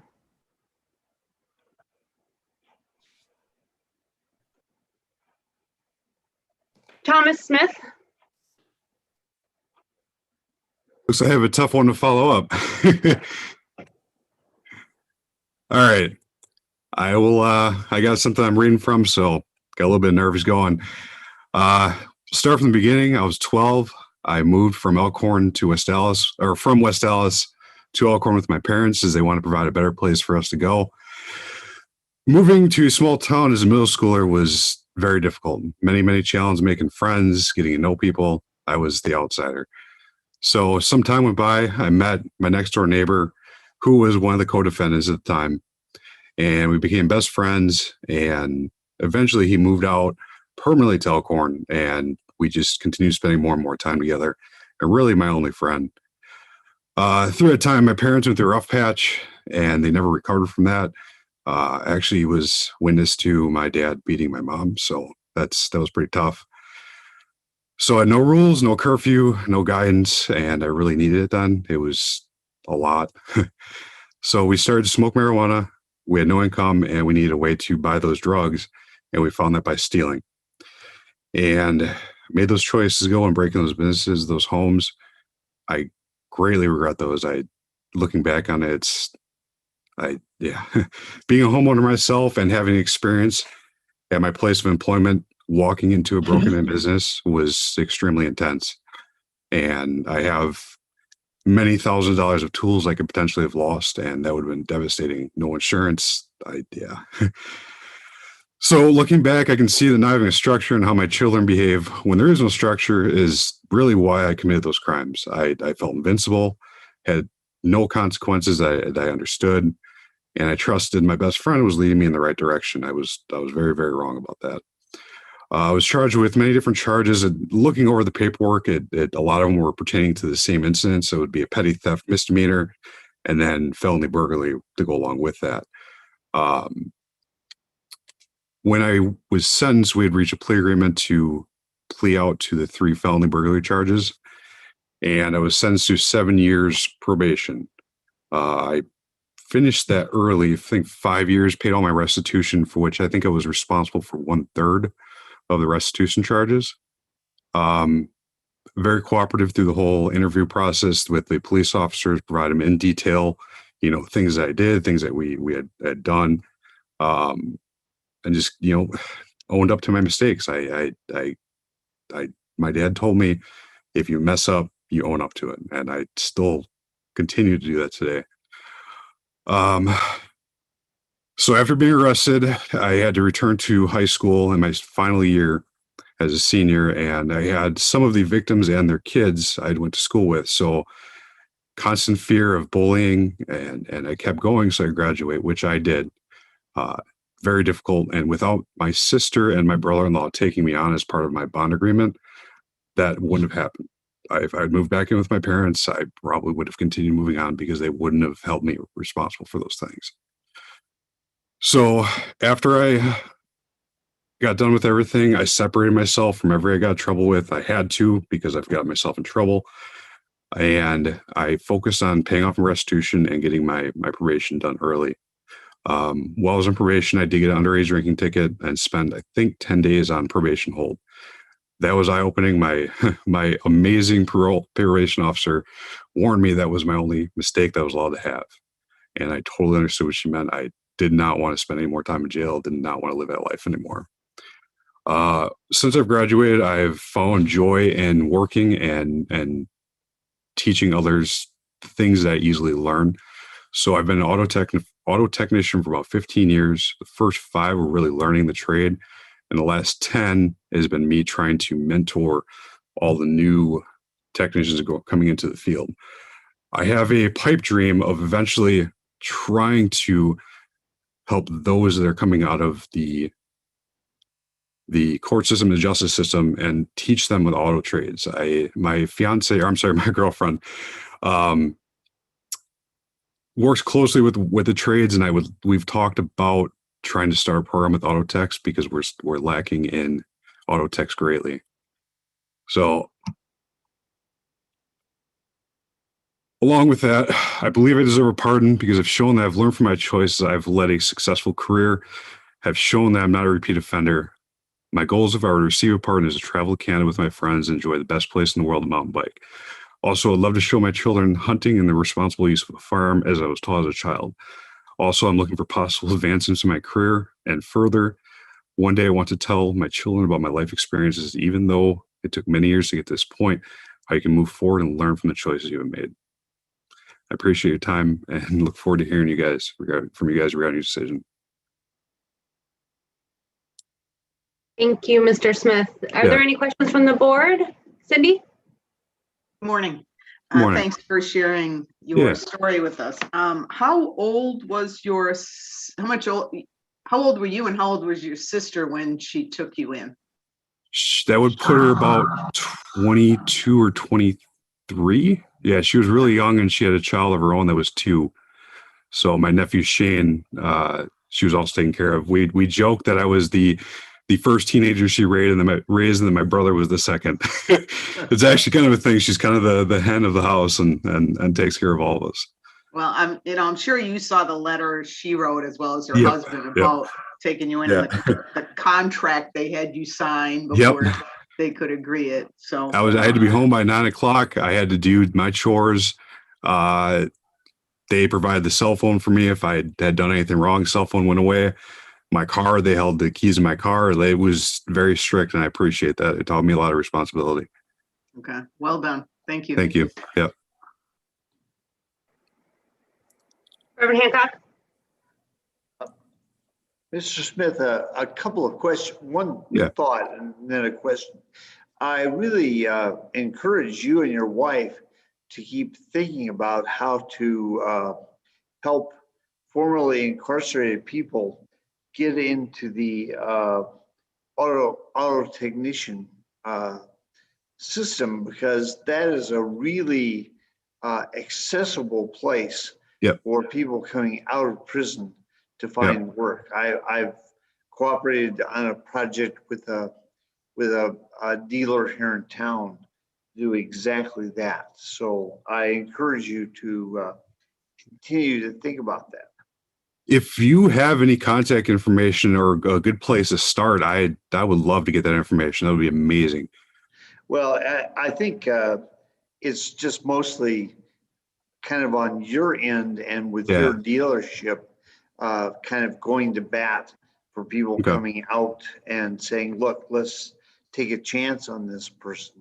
Yeah. Because the background check things are not as serious an impediment in the auto tech Yeah, absolutely. business. So the second question, you work at Boucher in Greenfield, right? Yes, yes, I do. And you hope to become a service manager. Yeah. Could you do that within the Boucher system, or would it just be in Greenfield? It would probably be a situation they would put me where they need me. It wouldn't be necessarily at that dealership, that specific one.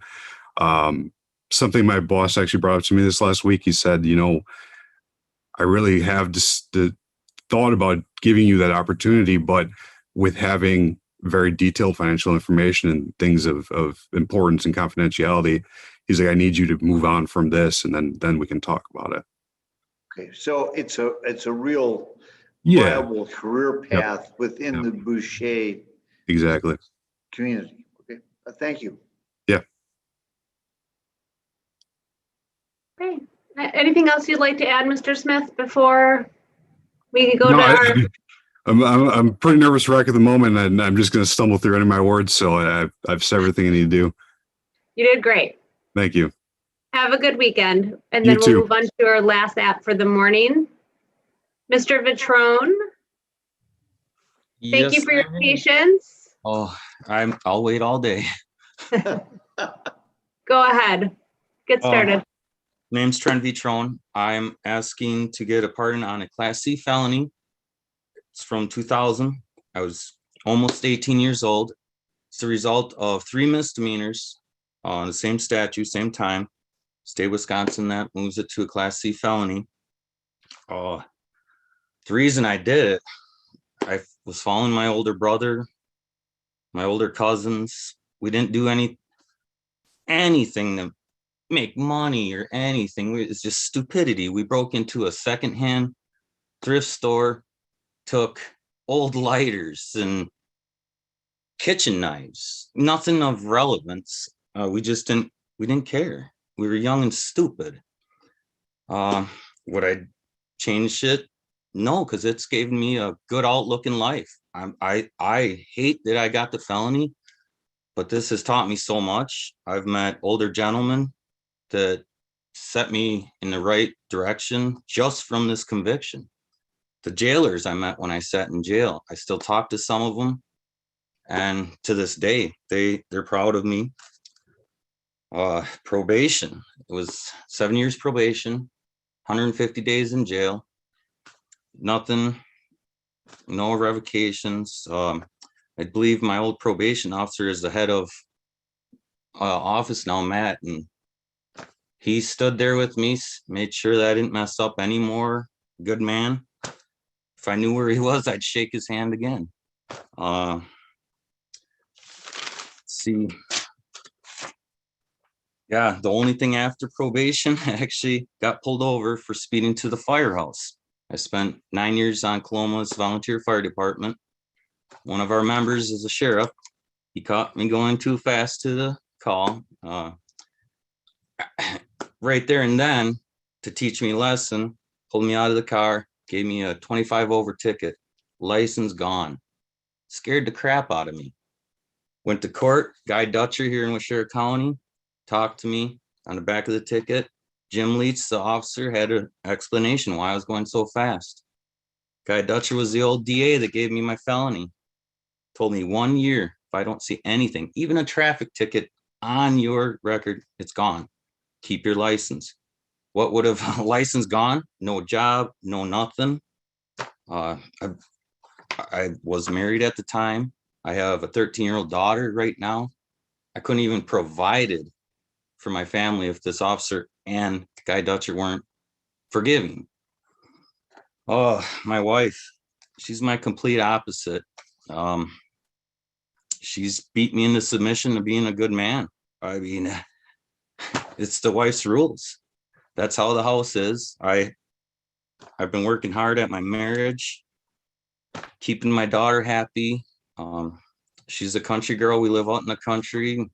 One of the hardest things for me to do was explain to her why the only thing she could do is shoot a pellet gun. And then explain how I got to the point where I can't be around any kind of firearm and everything, which is disappointing because she is a country girl and loves playing outside, everything. Oh, like I said before, I was on the fire department for 9 years. I was firefighter 1 trained, EMT basic, certified. 2 years ago, I had to drop because of health problems. I was on a fire call on a hose end by myself.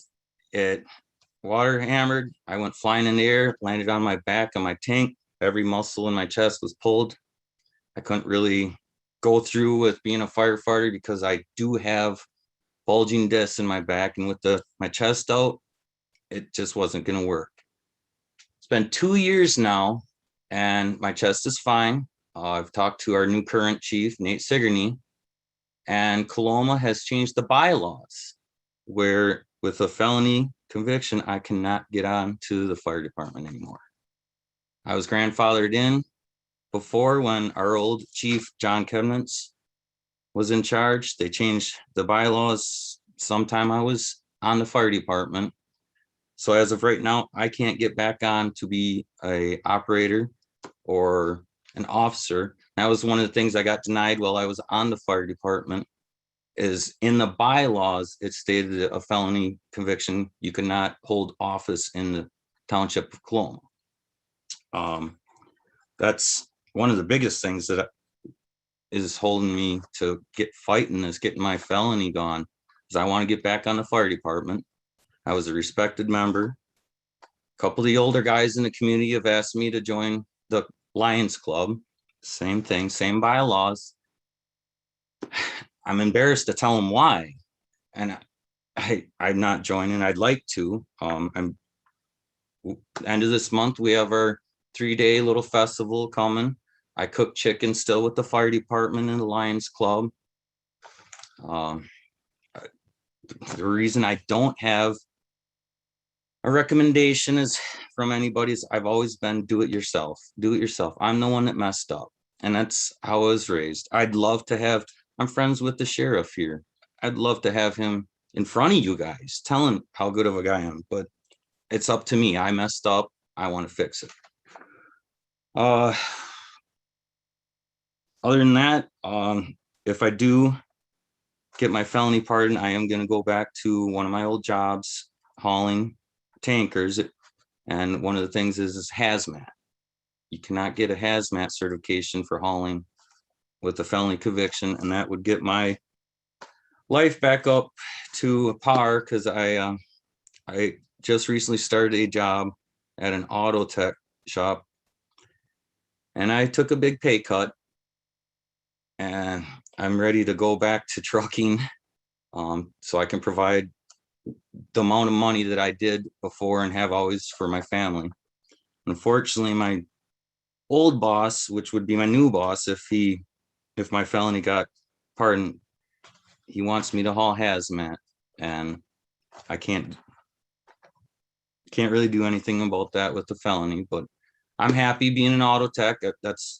I've done it for 10 years, was a truck driver half the other time. I've done nothing but good. I haven't had At this point, Mr. Vitrone, thank you so much for all that information. I just want to give the board an opportunity also to ask you some questions with the time you have. Okay. It is 15 after. Go right ahead. Go right ahead. Are there any questions? Judge Cremers? Hey, good morning, sir. I'm wondering about the convictions from Green Lake and Winnebago when you were on probation. What was that about? When I was sitting in Washera County, something happened with the paperwork. I was put over in Green Lake for 4 hours, and they sent me right back to Washera. I'm not even sure what that is about. That's not even on my end where I could look it up for Green Lake. What about Winnebago County? Did you have a misdemeanor theft there and trespass? That should been on my juvenile, yeah. Honestly, I honestly cannot remember what that one was all about. Okay. I know I got put over to Winnebago for 45 days when I was in Oshera, but that wasn't a revocation or anything. No, these were convictions that supposedly while you were on probation for misdemeanor theft in Green Lake and misdemeanor theft and misdemeanor trespass in Winnebago County. I thought those were all on my misdemeanor. I guess I was not prepared for those two. Well, they're misdemeanors, not They felonies. lapsed my memory, I guess. I honestly I try to forget that stuff. I'm not trying to hide anything at all. I'm a good guy. I'm gonna have to go back to Wisconsin stuff and clerk of courts and see what the heck that Okay, was. thank you. You're welcome. Go ahead, Cindy. Mr. Petrone, the records show that you were ordered to pay, restitution of the different businesses that you burglarized, but there remains a little over $600 in unpaid restitution. Were you aware of that?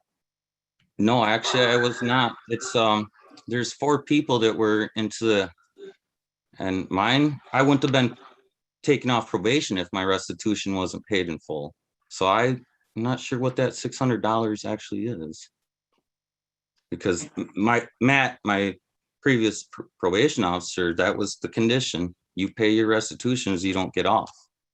So I'm not even sure what that's from. Okay, thank you. Yep. Is there anything else you'd like to add, Mr. Petrone?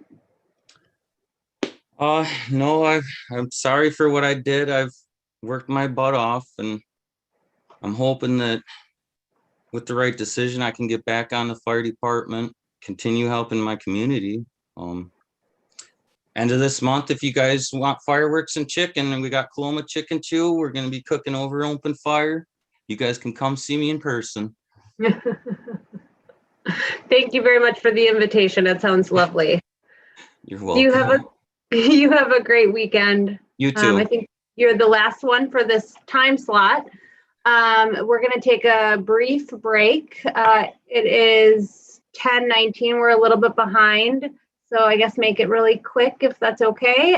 Come back at 10:25. But we'll wait, of course, until the board is back. James Carpenter, I don't see your name on the agenda unless I'm missing it. He's our law clerk. Oh, all right, James. No pardon for Mr. Carpenter. No. Yeah, no pardon for me, and hopefully never. But I'm here, just observing. Okay. We'll be back in 5.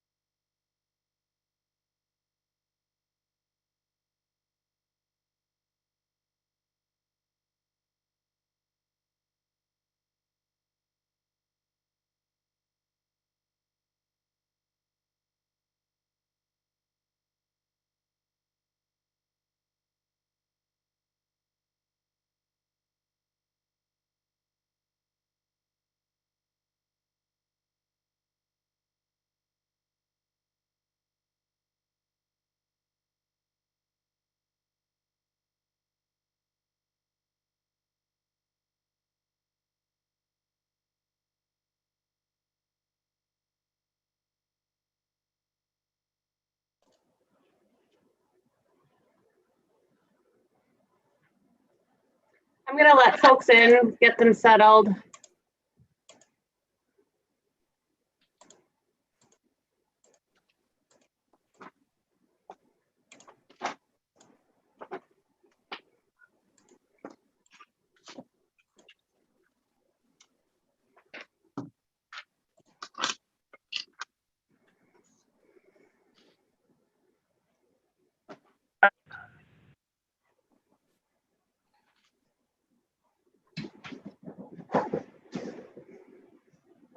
Hello.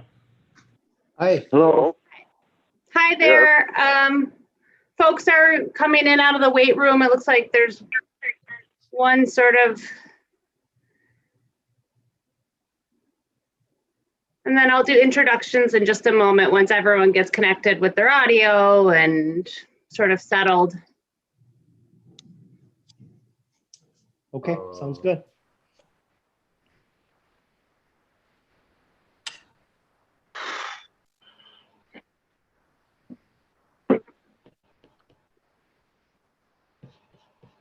I'm not sure if I'm in or not.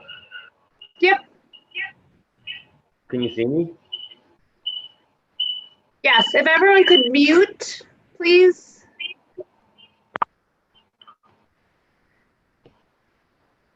If you can see or hear us, you're in. Okay. I have it on my phone and the laptop. I think I could turn off my phone. Yes. Everyone, if you could only be on one device, if you're on multiple devices at the same time, you're going to create a feedback loop and it makes an awful pitchy noise. It looks like we've got folks in all right. My name's Erin Deely. I'm Deputy Legal Counsel for the Governor. I am chairing today's Pardon Board. Today is a public meeting, and that means this meeting and these hearings are being streamed. They're being streamed on YouTube and they're being streamed on WisI, which is the Wisconsin version of essentially C-SPAN, and that is required of us by Wisconsin law. While you're in here, unless you're being asked questions by the board, please be on mute unless you're being asked questions, and that's to preserve audio quality while the hearing's going on. If your case is not currently before the board, you could also feel free to turn off your video.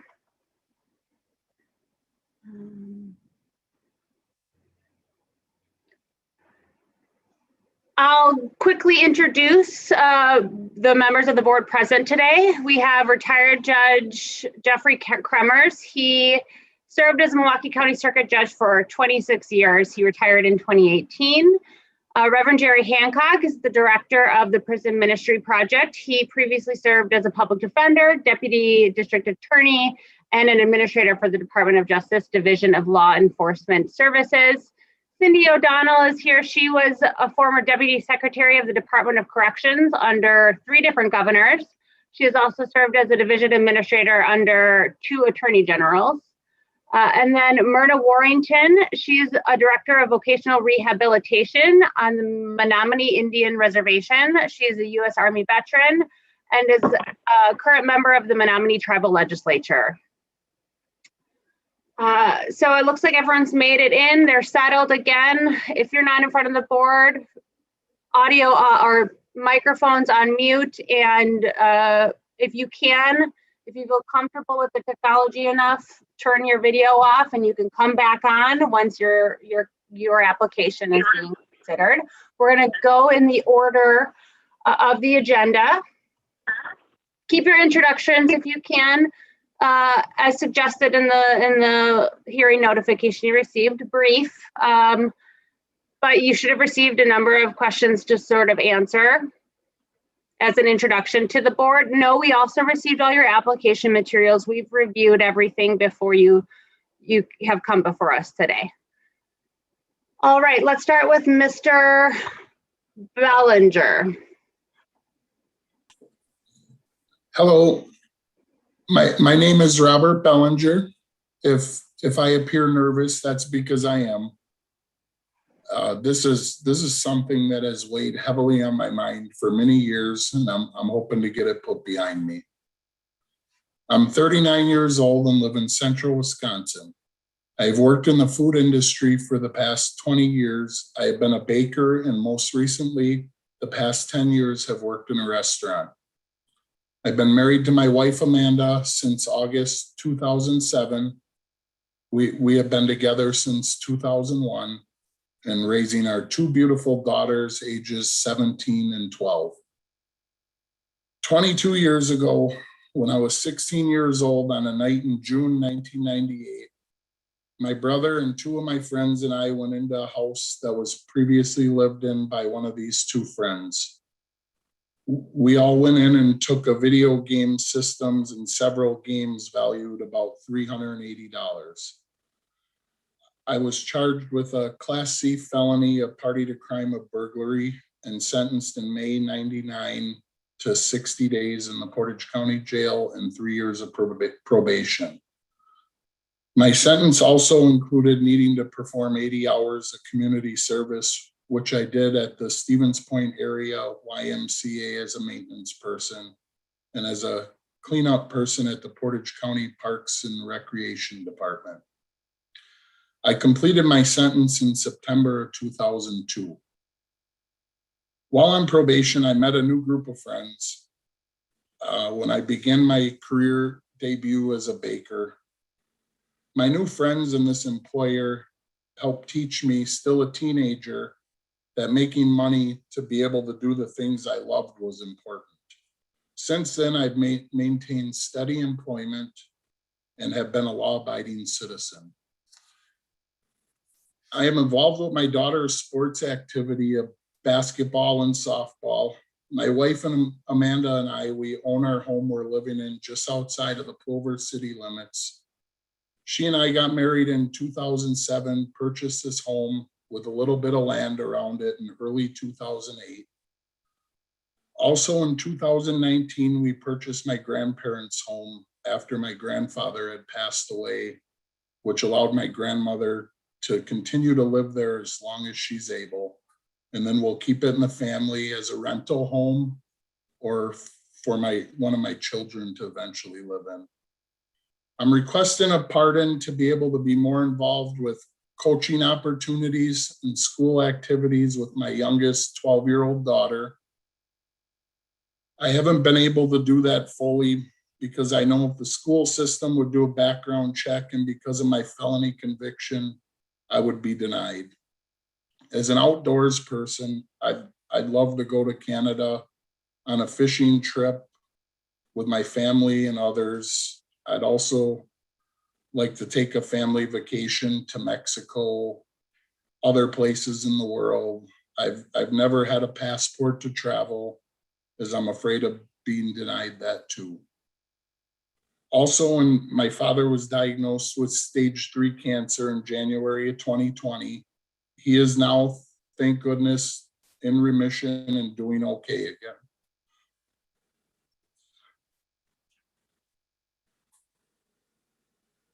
Sorry. I'd love to take a hunting trip with him out to Colorado. We used to do this when I was a kid, before my felony conviction. My wife has also been taking my daughters hunting, and because I'm not allowed to possess a firearm, I can't be involved with that, and I'd love to be involved with them. As I mentioned before, I haven't been in any legal trouble since this one bad streak in my life. And I have a great life now with my family, but this one thing, the felony conviction, is holding me up. I know I was in the wrong. I'm asking for forgiveness and a second chance. This is something I wake up and think about every day and multiple times a day. And I'd just like it put behind me. I'd like to thank you all for considering my pardon request and taking the time to listen to me. I'm sorry I got a little emotional. Have a good day.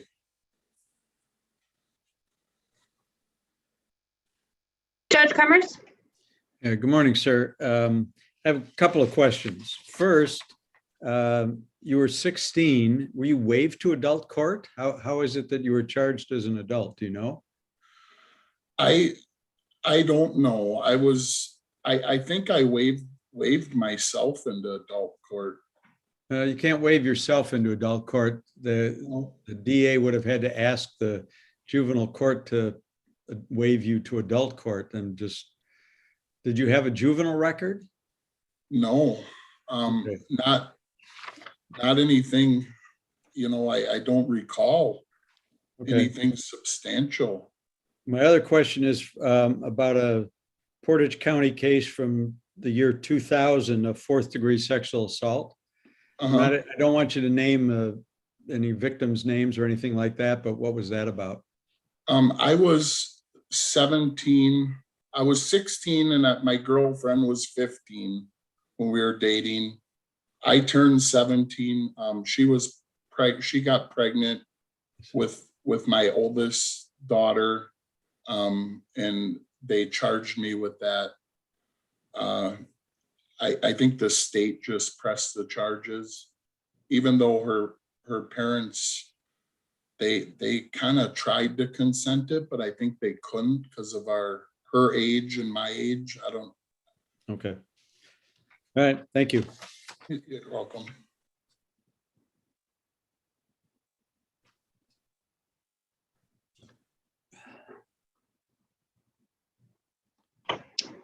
Reverend Hancock? Mr. Bellinger, can we talk a little more about that, about your oldest daughter? What was your relationship with her? I mean, what is your relationship with her, and how did that develop? It was good as she was younger. I had some trouble with her mom. I haven't talked to her mom in a while now, but we went to, I was going to take her to court for a family thing, because when she was young, her mom didn't let me see her, and she was going down the wrong road, her mother. And I went to a mediation class, and that helped. And we got to spend more time together. And I always, paid child support up until she was 18 years old. I was never behind on that. And it was good up until she was 18. And, I don't see her that much anymore. I see her some but yeah, it was all right as she was a kid. But I wasn't with her mother. We split up shortly after she was born, about 6 months old. But you always paid child support? Always. I was never behind.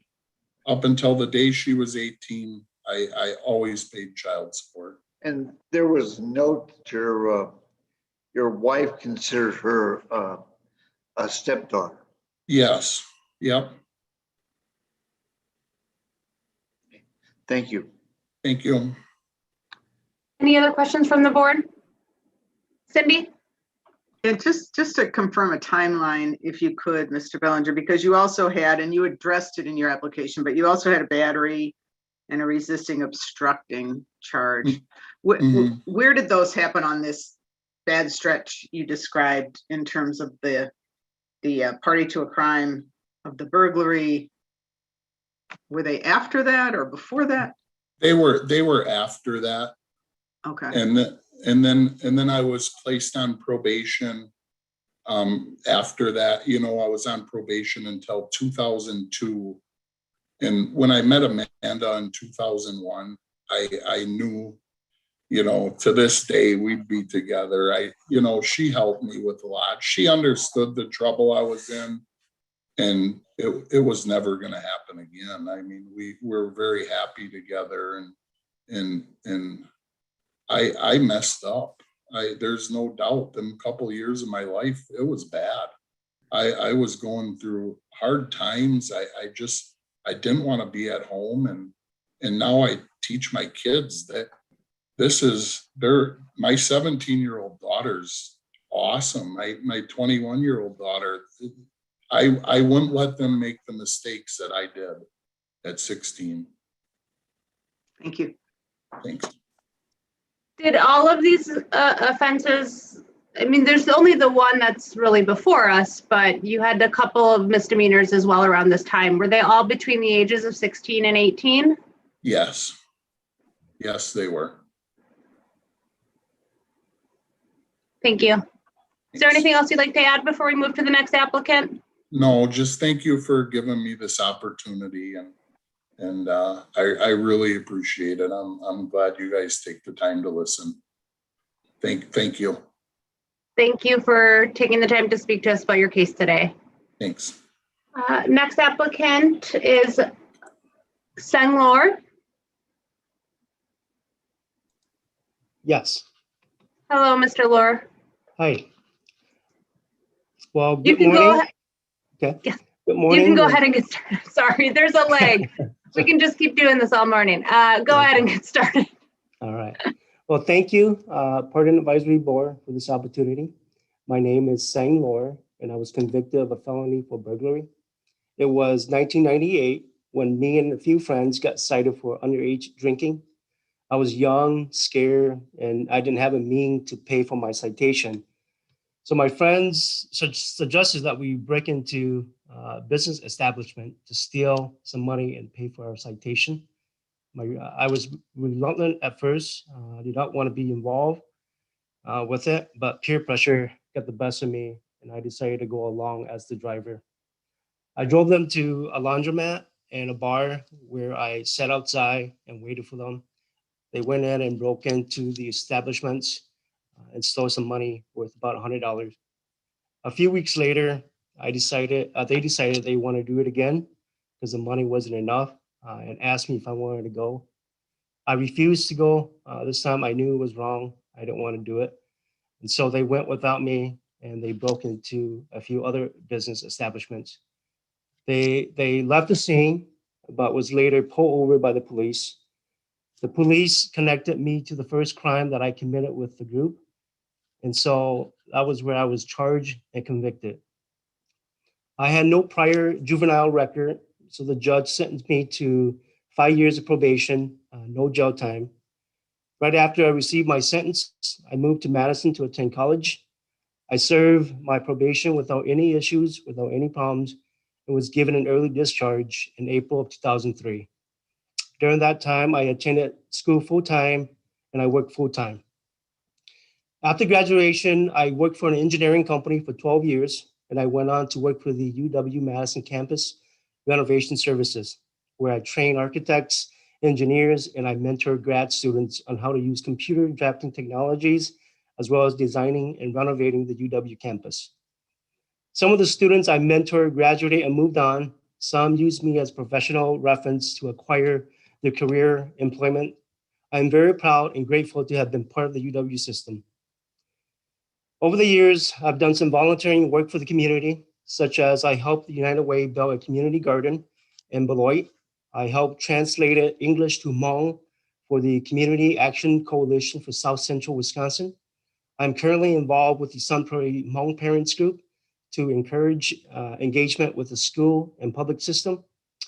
A few years ago, we hosted a picnic and invited the Sun Prairie Police Department and the mayor to attend just to get to know the Hmong community better. I volunteered to be interviewed on the future of housing development for minorities in Sun Prairie. Just recently, I volunteered to be interviewed for a community podcast in Sun Prairie on racism during the pandemic. And last 2 years, I helped 2 people run the political campaign, one for a local city councilman and the other for a Wisconsin state senator position. I've learned so much. I'm very grateful for all the opportunities, but I still have plenty of room to grow. I am asking for a pardon for the crime that I committed 22 years ago because I want to be involved and serve my community. With the events that are unfolding in the community and around the world, one day I'd like to run for public office and be a voice. I've been asked to volunteer at political events to run for local office position, but with my criminal background, I cannot commit 100% because I carry this record. It hurts me to be turned down for opportunities because I know I can make a difference. And I want to be a role model for young kids, for my kids, something that I did not have growing up. You know, students have asked me what my one advice is, and I always tell them, find someone you admire, find a role model, and just emulate all their good traits and success. Because having a role model will lead you on a path where you can be the best version of yourself. Thank you, and thanks for your time. Thank you. Any questions from the board? No questions, Mr. Lohr. That's not a bad thing. It just means you had a very thorough presentation, a thorough application. Do you have anything else you'd like to add? No, I do not. Okay. Thanks for your Well, time. have a good weekend, sir. Thank you.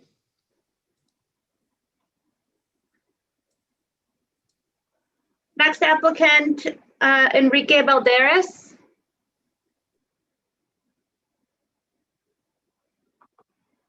If you can unmute.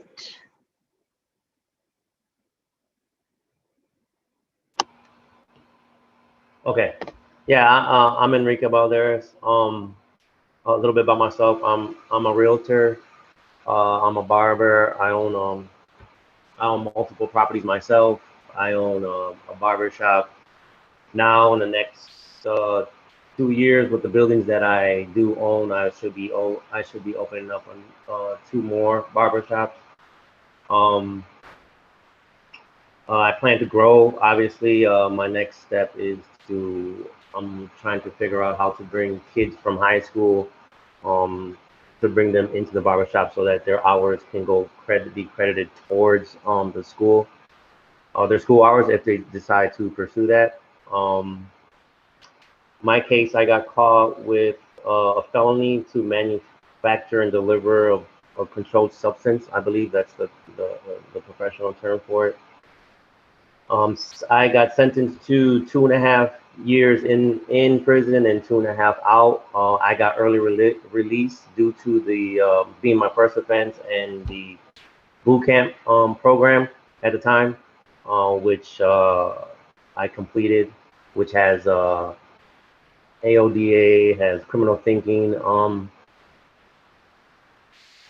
I guess you would say classes, along with the military type of how it's organized.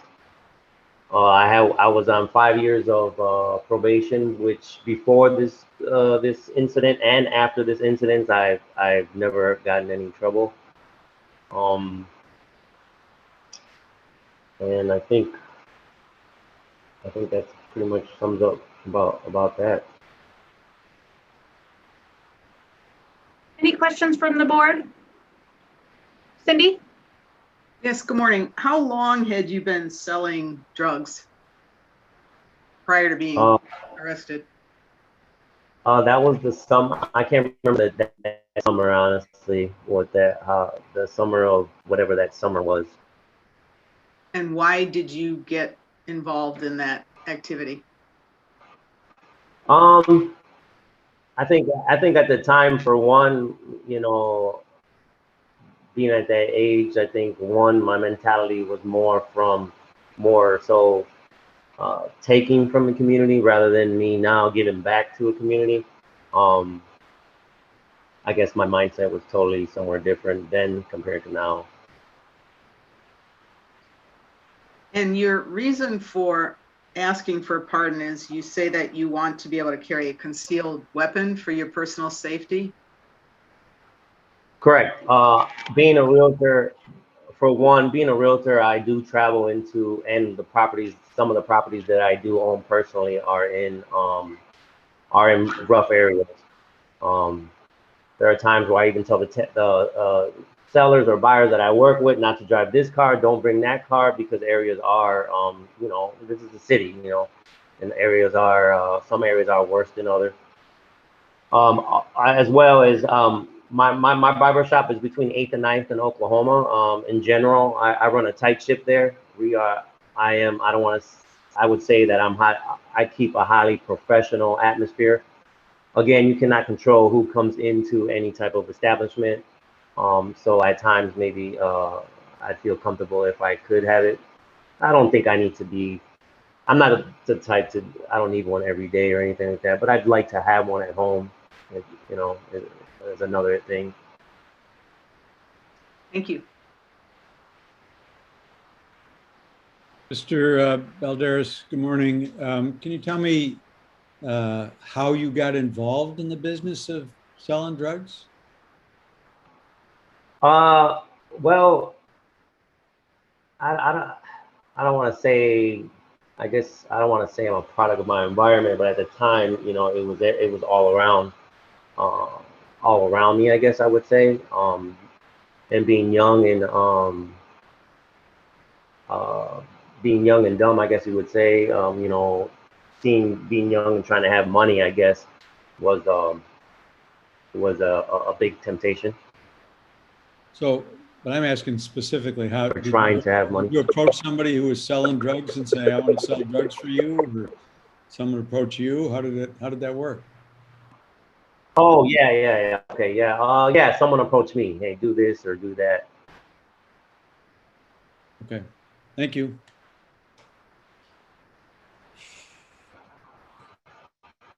I have one follow-up question on that. So, I mean, this was almost 20 years ago when you were a young man. You were also Correct. arrested with a significant amount of drugs in your possession. It seems like you're in a really good place now. What keeps you from making that decision again? The decision you made 17 years ago to do something that you thought would be a lucrative opportunity. What keeps you from doing that now?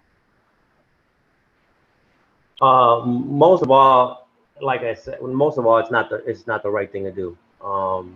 Like I said, compared to before, I'm in a position now, or I have been for years now, to give back to the community. One thing that you know you could probably look up is I used to own a fitness center. It was called Diversity Fitness. It was in the 18th and Forest Home. So, for example, this is something that I'm working on now to buy in one of my buildings. It was you know, I had things for ballet for kids, karate for kids, workout classes for adults, multiple different classes on there. So again, like, I think when I was a young age, I had the mentality of taking from the community versus now where I'm trying to give back to the community.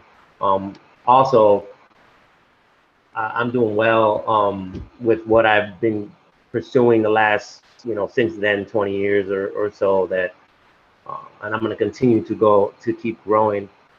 That would be a major step backwards, you know, financially, morally, spiritually. So that's something that you know, is in my rearview mirror, and I'd like to get this all put behind me.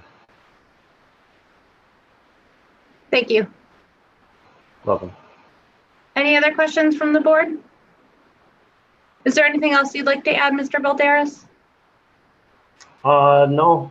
I think that's about it. Okay. Thank you very much. Okay. You have a good weekend, sir. Okay, you too. Thank you.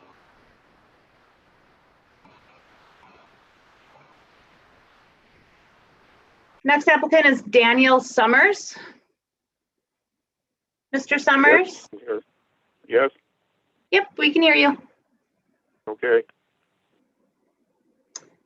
Did you catch the introduction earlier, introduction of the board and directions for how to present? Yes, I did. Okay, then you can go ahead and get started, sir. Okay. My name's Daniel Summers. I was arrested for fifth offense OWI back in August of '99.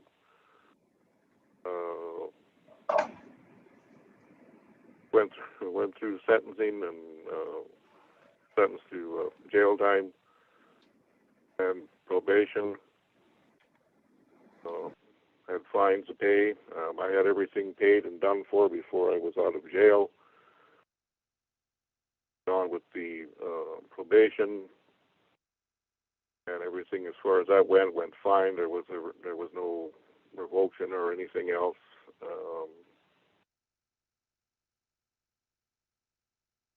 Had my license before everything was all said and done. I had everything done before even the probation was over with. So I was happy to have all that done.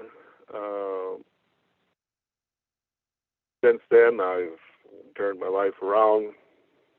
That well, I knew back then things weren't right, and so I got involved with rehab here in Oneida. A few fallbacks before I finally learned my lesson, but finally got it down. It's been almost 22 years. I've been in a relationship since then, and everything has been going great. I have been working since then. I had my own business prior to that. Took on a part-time job delivering newspapers for the Green Bay Press Gazette and Abilene Post Crescent, which I currently am still doing. I've been doing that for 16 years. And as far as community involvement, I'm an Oneida singer, which we sing Oneida hymns at wakes, funerals, weddings, any kind of community events. I'm very proud of that. I've been doing that for almost 30 years, and I feel a lot better now about doing it and being sober. That's my biggest accomplishment as far as I'm concerned. I'm a grateful recovering alcoholic, and I keep that always at the top of my mind so that I never fall back.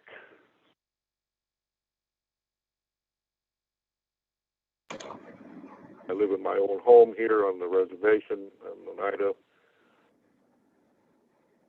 My best to keep things straight and living right. That's it, I guess. Thank you. Is there anything else, Mr. Summers, or otherwise I'll open up questions for the board?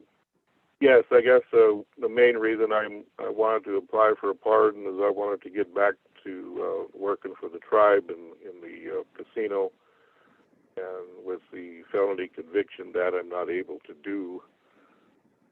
I want to try to get into a little better of a job. Yeah, that's it. Thank you. Any questions from the board? No questions. Just one question from me, Mr. Summers. When did you obtain your sobriety? Well, I had attempted it back in, actually the first time I guess was probably 97. I had gone almost, I think it was almost close to a year before I fell off and got picked up again, and again went through going to AA meetings and trying to stop. Like I said, I had a couple of different times where I fell off, and I would say the first time was around 97, Okay. Is there anything else you'd like to add? No. Thank you for your time and listening to me. Of course. Thank you for taking the time to speak to us today about your application. Okay. You have a good weekend, sir. You too. Thank you very much.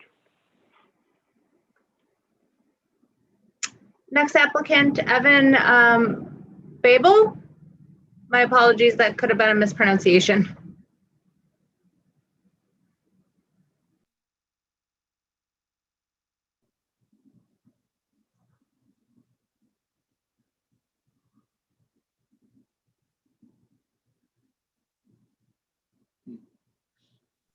He's having trouble unmuting, Aaron. Maybe you can help. It doesn't let me unmute. Oh, there you go.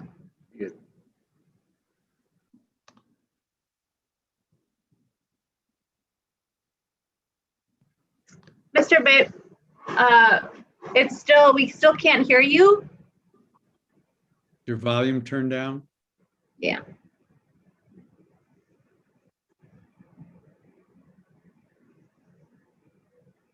You can always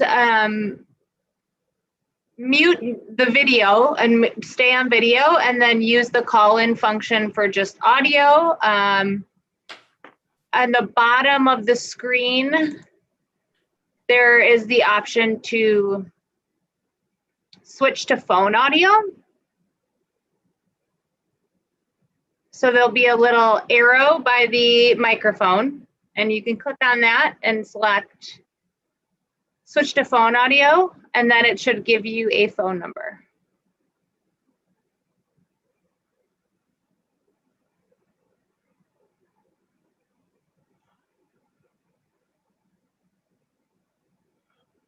Why don't you, sir, tech can be really stressful when you're on video. Take your time, get that sorted out. We'll go to Rebecca Sinna, since she's here and ready to go, and then you can sort out the tech side, and we'll come right back to you after Miss Sinna. Okay.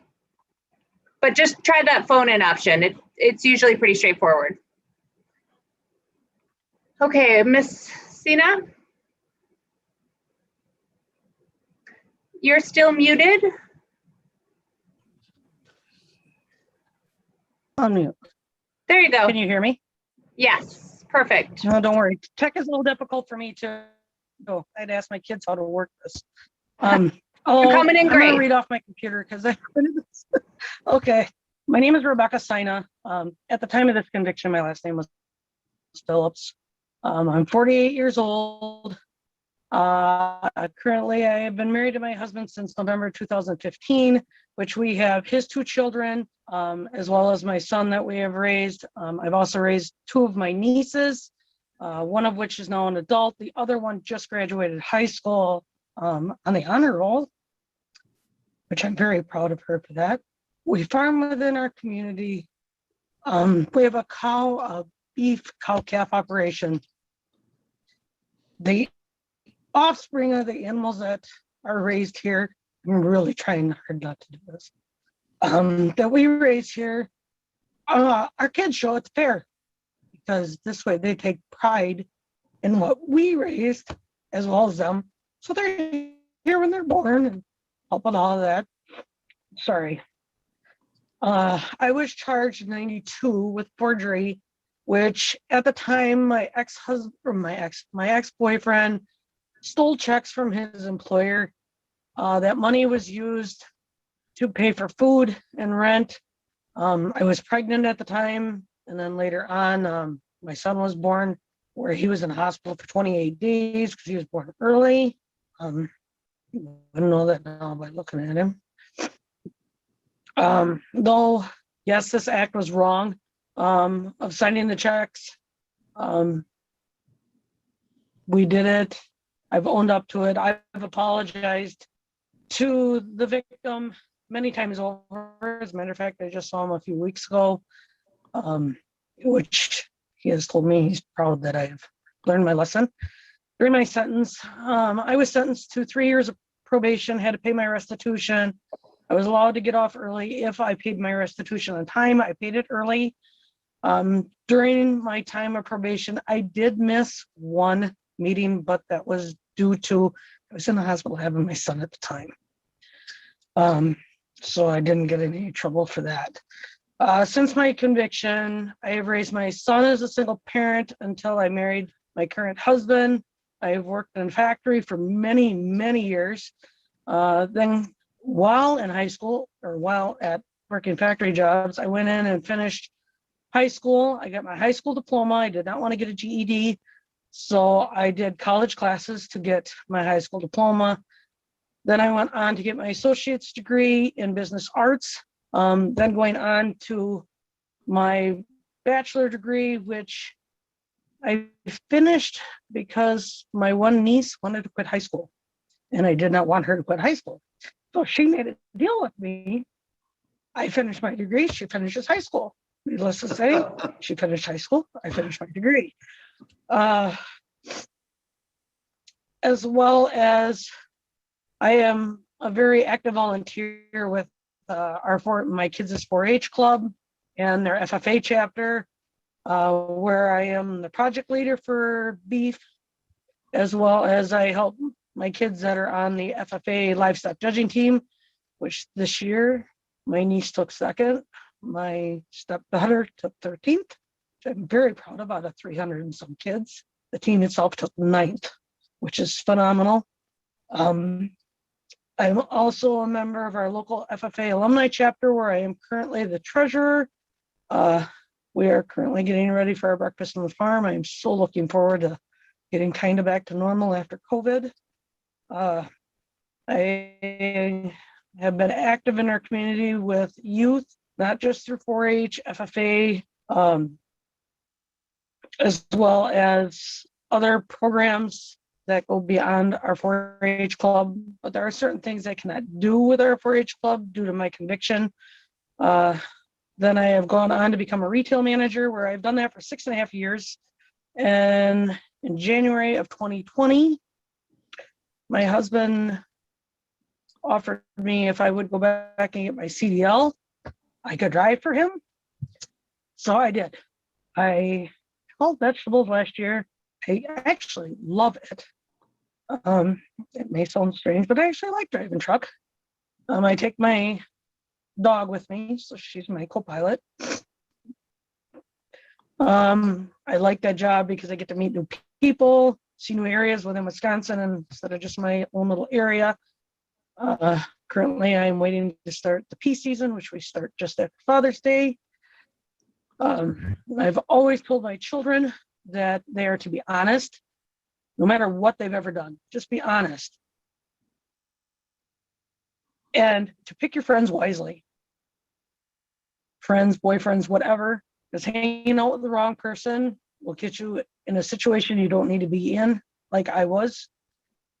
This way, you can be proud of who you've become as an adult and not regret the choices you have made while younger, or a young adult, or even an older adult as that goes, but they are young. Getting this pardon is something that I've been thinking about for some time. This would help me that I would be able to possibly apply for a state job, which I knew I could not get with a felony conviction, because I have tried once, and that's what I was told. My family loves to hunt. I can't take part in any of it. I sit home and I cook. Everybody needs to eat, but I would like to go out there and enjoy the time with them. I'm sorry. This is why I would like to get this pardon. If you have any questions. Thank you. No, thank you for sharing your story. Do not apologize. It sounds like you have every right to feel emotional about everything, and take your time, take a breath, and we might have a few questions for you, but thank you for taking the time to talk to us today. Reverend Hancock? Ms. Senna, can you tell me about your work on the Columbia County Livestock Committee? At the time I lived over in Columbia County, my kids showed at the fair, and I had this thing that don't complain about changes that you may want to happen at the fair. So be part of those changes. So I got onto the board. I was the secretary for about 8 years or so, until I moved out of the county. I still help periodically with those that are on the board, because they will ask me questions, whether it be what's going on at our fair, changes they might want to incorporate in theirs, because fairs are kind of scarce these days, and some are kind of going, you got less and less kids that want to show, whether it be the agriculture kids or even the city kids. So that is what I did, is I got on the board because I wanted to make changes. So that it organizes the county fair. The biggest thing we organize is the buyer's auction, as we call it, to make sure that we feed the buyers, that they get their appreciation gifts for things that they have done. Make sure the kids have to write a buyer's thank you. They cannot get their check unless they do, because some kids will say, yep, I sent off my letter to my buyer thanking them, and then the buyers come back and go, we didn't get any letter. So we've kind of made the kids responsible that they had to turn in their buyer's letter with a stamped envelope. And then they were able to get their checks. This way, this was teaching them to be responsible and respectful to the buyers of their animals. Great. Thank you. Thank you. Judge Cremers? Yeah, Ms. Sinha, I have a question. The boyfriend that stole the checks that you forged? Yes. What happened to him? Yeah. That is my son's father. I don't talk to him. No, I haven't. Sorry, I talked to didn't him. ask. I didn't ask that specifically enough. Was he charged for any criminal offenses as a result of this? Or? Not to my knowledge, did he ever get charged? Because after all of this, my grandmother made me a deal. If I walked away from him, she would help me so I wouldn't make this kind of a mistake again. So I actually went and lived with my grandparents. I took care of my son with them. So I really haven't talked to him in years. All right. Thank you. Thank you. What is the name of your family farm? We call it RGDA cattle. It's initials. The G actually stood for my ex-husband, but that's okay. My husband calls it General now. So it stands for Rebecca, General, Daniel, and Ariel was my oldest niece who really enjoyed showing. And Daniel, my husband's name is Daniel, but my son's name is also Daniel. So that's how that came about that way. Got it. Thank you. Any other questions from the board, or is there anything else you'd like to add? No, I'm nervous, so no. I can appreciate why people are nervous during this, but don't worry, you did wonderful. All right. Thank you. If there's no other questions, we'll move on to the next applicant. Thank you. Thank you. All right, actually, we'll go back one. Mr. Babel, again, apologies. I think I butchered your pronunciation, but how's the audio?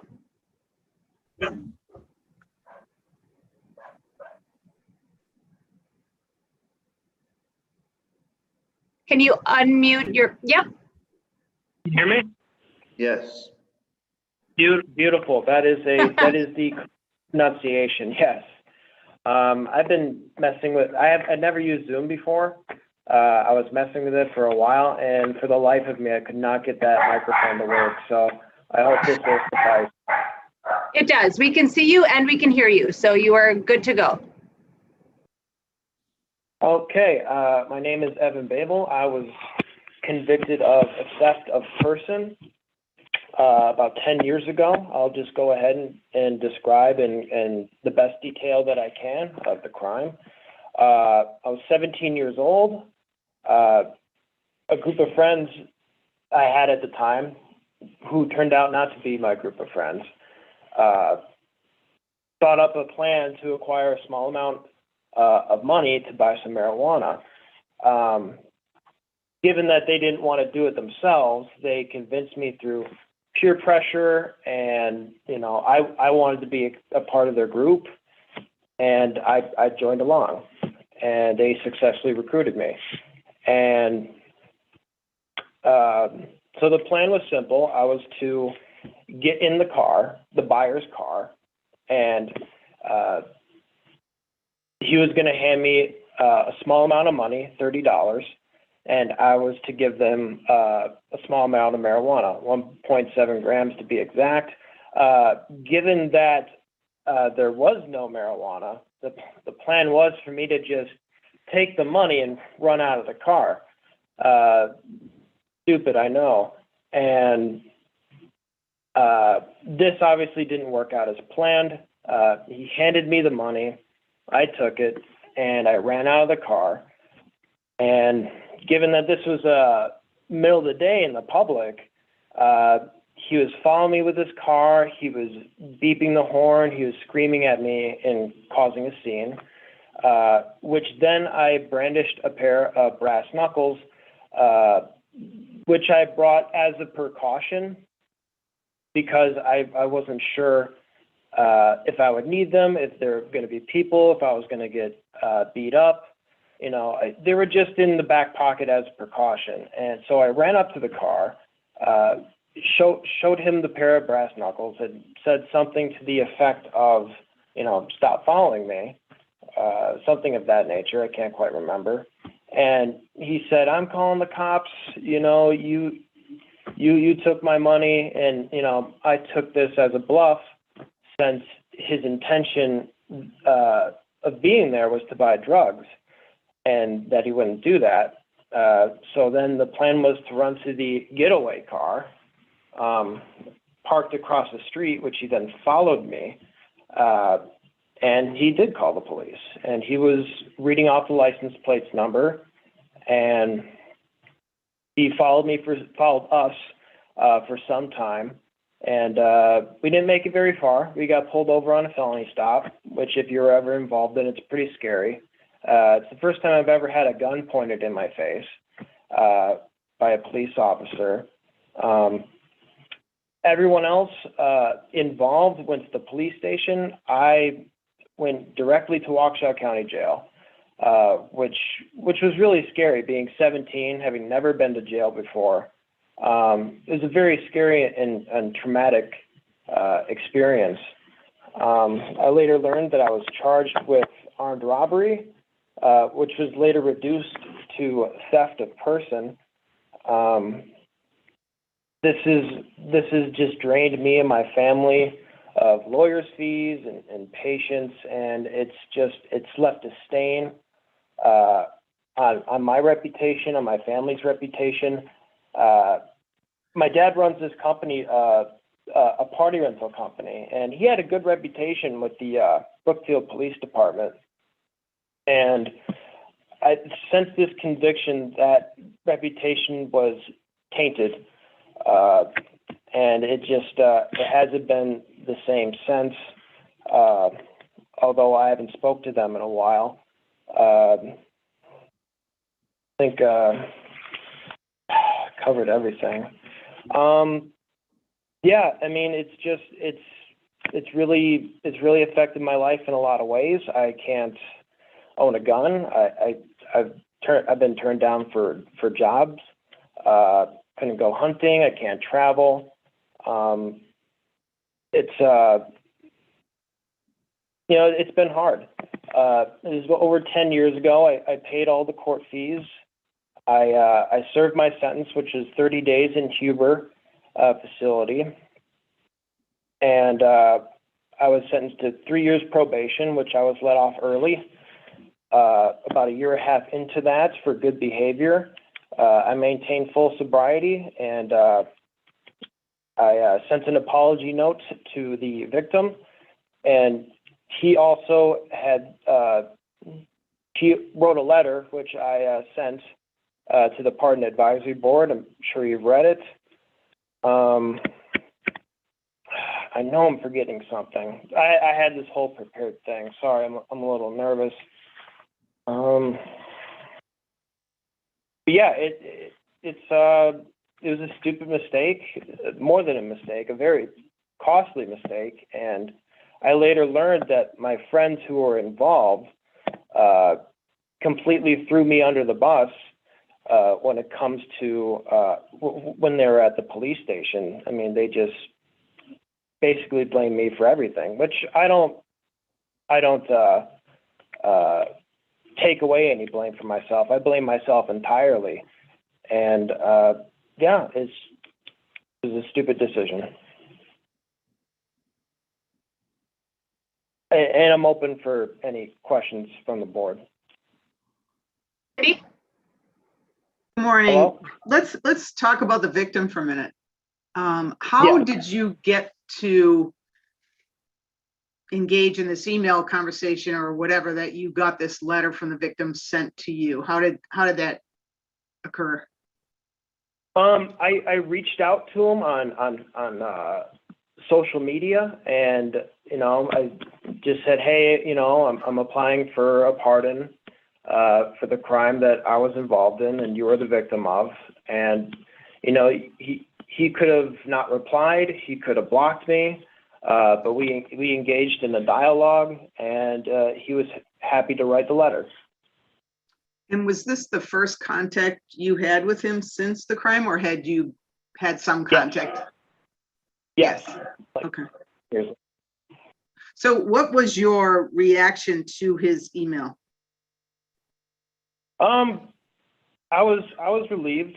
You know, I expected him to say something to that effect.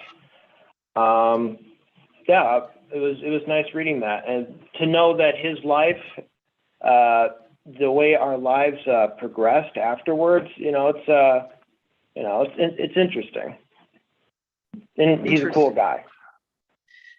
You know, I was struck by his comments about he never stopped having an eye looking over his shoulder, and always thought that you and your friends were gonna come back and try to have retribution against him for reporting it. Did you know, the idea, you know, I'm struck by, in your application, you referred to this as a petty, juvenile and petty, but I don't think it was juvenile or petty for the victim. Do you?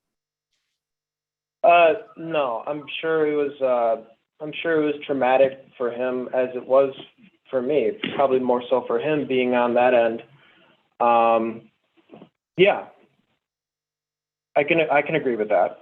I mean, he's lived, you know, in fear for a long time, the aftermaths of that crime. I just wondered what your reaction was to sort of hearing that. He didn't just, you know, forget about it the next day. This impacted him for a long time. Yeah, I'm sure it did. Obviously, there was no retribution or any feelings for it.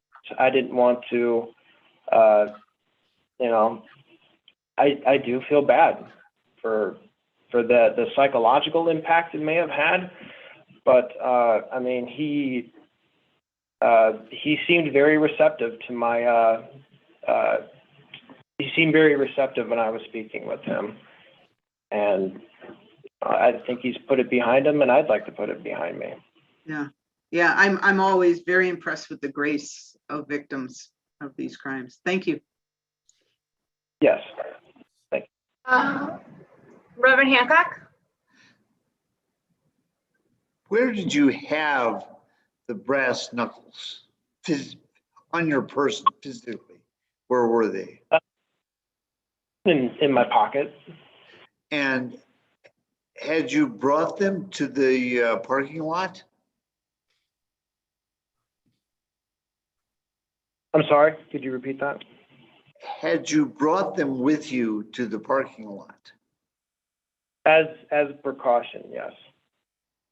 Never had any intention of using them or even showing them. The intention was to run away with the money. But you brought the brass knuckles with you. I did, yes. That's all. So, Mr. Babel, I'm struck by, you're either one of the luckiest people I've met or most unlucky people I've met, because I'm talking about the fact that you've had something like 10 other arrests and charges brought against you both before and after this event, and they all seem to have been dismissed. So what's going on in your life that you're getting arrested all these times and all these charges brought against you that were ultimately dismissed? Could you be specific on the charges? Yeah, 2007, there was a non-criminal disorderly conduct that appeared to be dismissed. 2008, possession of controlled substance appears to have been dismissed. 2009, similarly, loitering. 2009, disorderly conduct and loitering. 2010, second-degree sexual assault and misdemeanor sexual assault with a child 16 or older. 2013, an ID card violation. 2013, resisting or obstructing. And 2015, a discharge of fireworks conviction. That one looks like it might have been a conviction, but a lot of the other ones were dismissed. What was going on in your life at this time? The ones closer to the offense, were just, you know, juvenile, petty stuff. But let me jump to the most serious one you mentioned, the sexual assault that occurred around that time.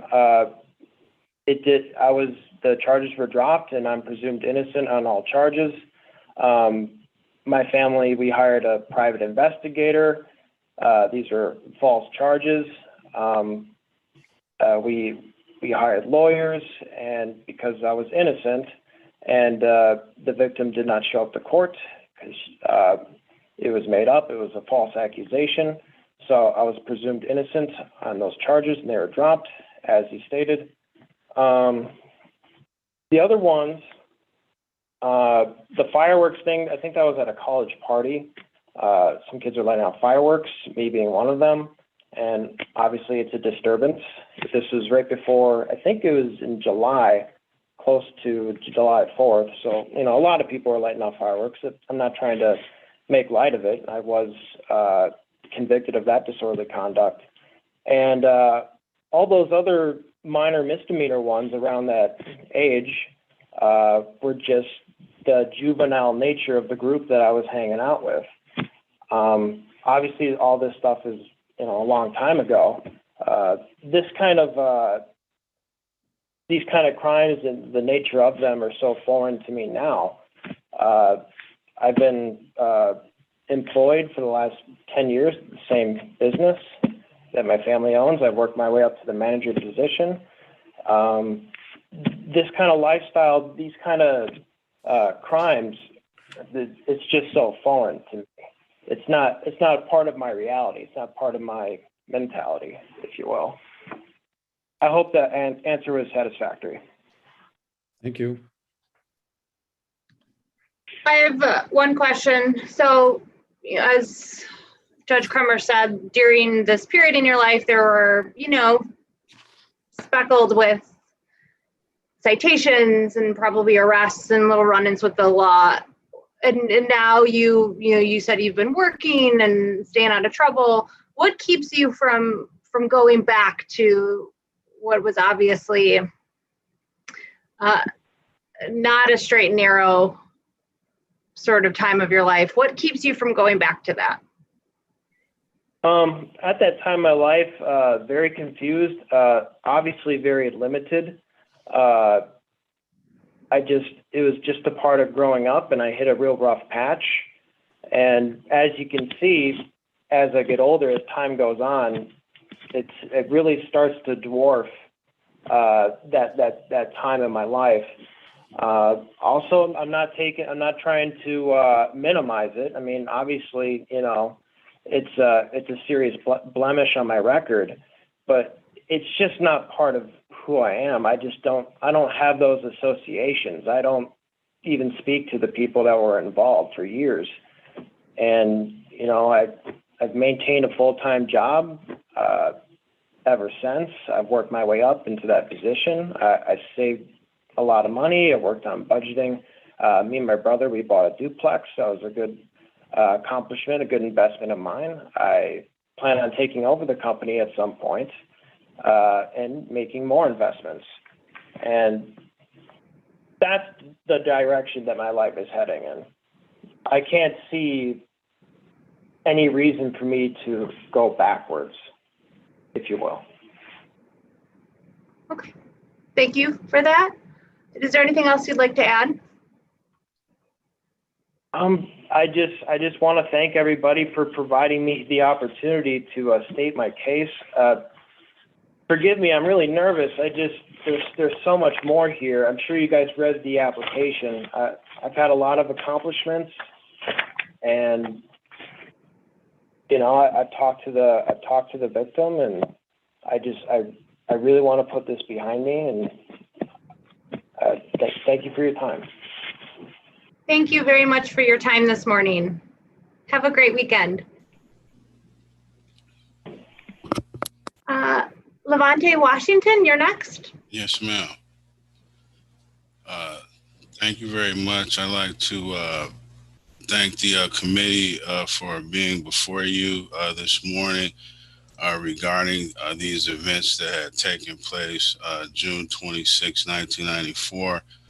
I was at the age of 19 at the time.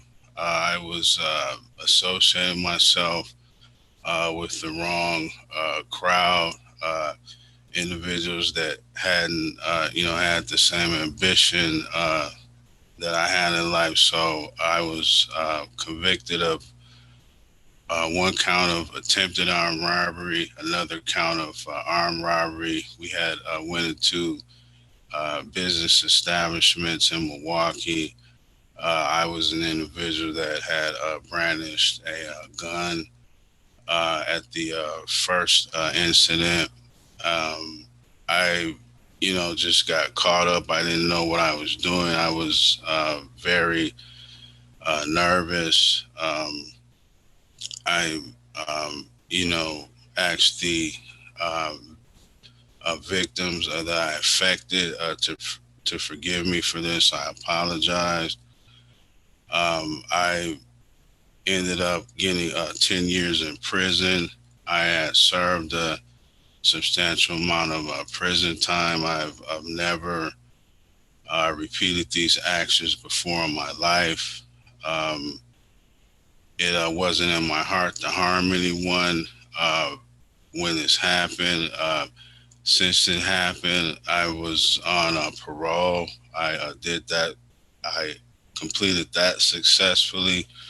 I also went and obtained several college degrees up to a master's in business administration. I went on after that, and this is a field that I'm very passionate about, is the legal profession. So I went on. I had obtained national certifications as a certified, advanced certified paralegal. And by me having this conviction on my record, it really hinders me from taking advantage of the privilege of having obtained these specific accomplishments in life. I'm 46 now, and I've never had an opportunity to make over $20K in a year, just by being talented, being an individual that is law-abiding community. I've given back to the community by volunteering in Milwaukee prior for nonprofit organizations. I just want to put this behind me. It happened when I was young. I didn't appreciate the seriousness of my actions at the time. And, I just want better employment opportunities. I like to go to law school. And I just received a notification for a government job on yesterday, and I'm set up for an interview. And one of their requirements, they prefer someone who can get notarized. So I just feel like, this is a once in a lifetime opportunity that I like to really take advantage of. And I don't want to continue to be haunted by this conviction when I, feel as if I've been punished sufficiently for my actions. And I just ask that the committee allow me to have a life in terms of economic opportunity.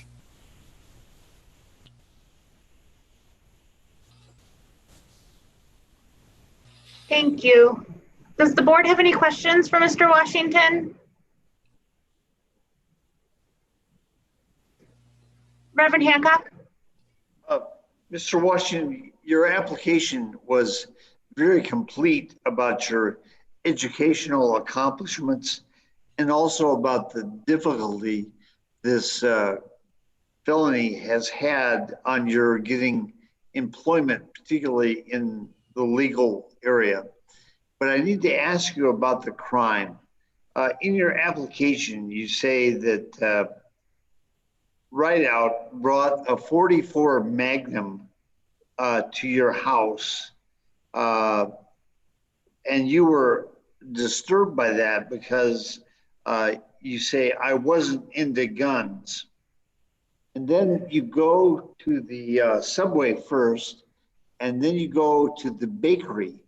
And at the bakery, the cashier identifies you as the one who pulled the gun. And when you're arrested, there's the .44 Magnum and a .32 automatic. Where did the .32 automatic come from? I believe Mr. Rideout had that particular gun, sir. Which gun did you use in the bakery? I believe I had the .44 Magnum. Okay. All right. Thank you. Thank you.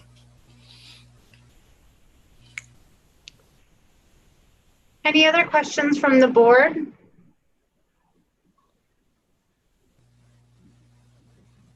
Is there anything else you'd like to add, Mr. Washington?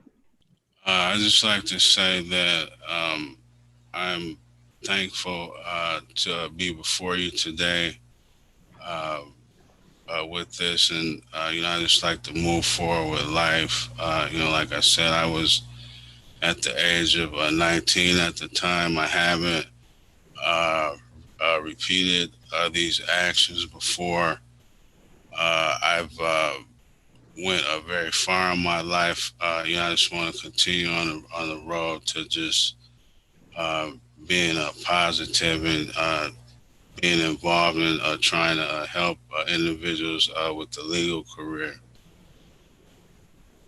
So thank you very much. Thank you.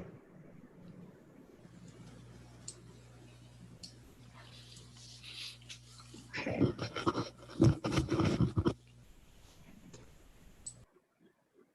Next applicant, Jeffrey Soik.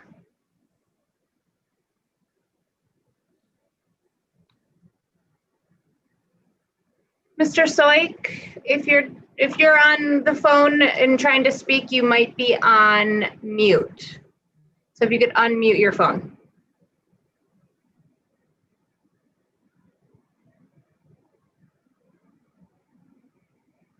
Okay. Oh, Mr. Soik? Hello? Hello, can you hear me? We can hear you, yes. Okay, good. Okay. Could you tell us a little bit about yourself? I'm 67. I work at RV Interstate in Poinet, repairing recreational vehicles, and I'm a caregiver for my handicapped partner, which I've been caring for about 25 years. And I'm retired from Oscar Mayer, where I worked for 20 years. I retired because they moved to Missouri. And since my conviction, I haven't done anything wrong.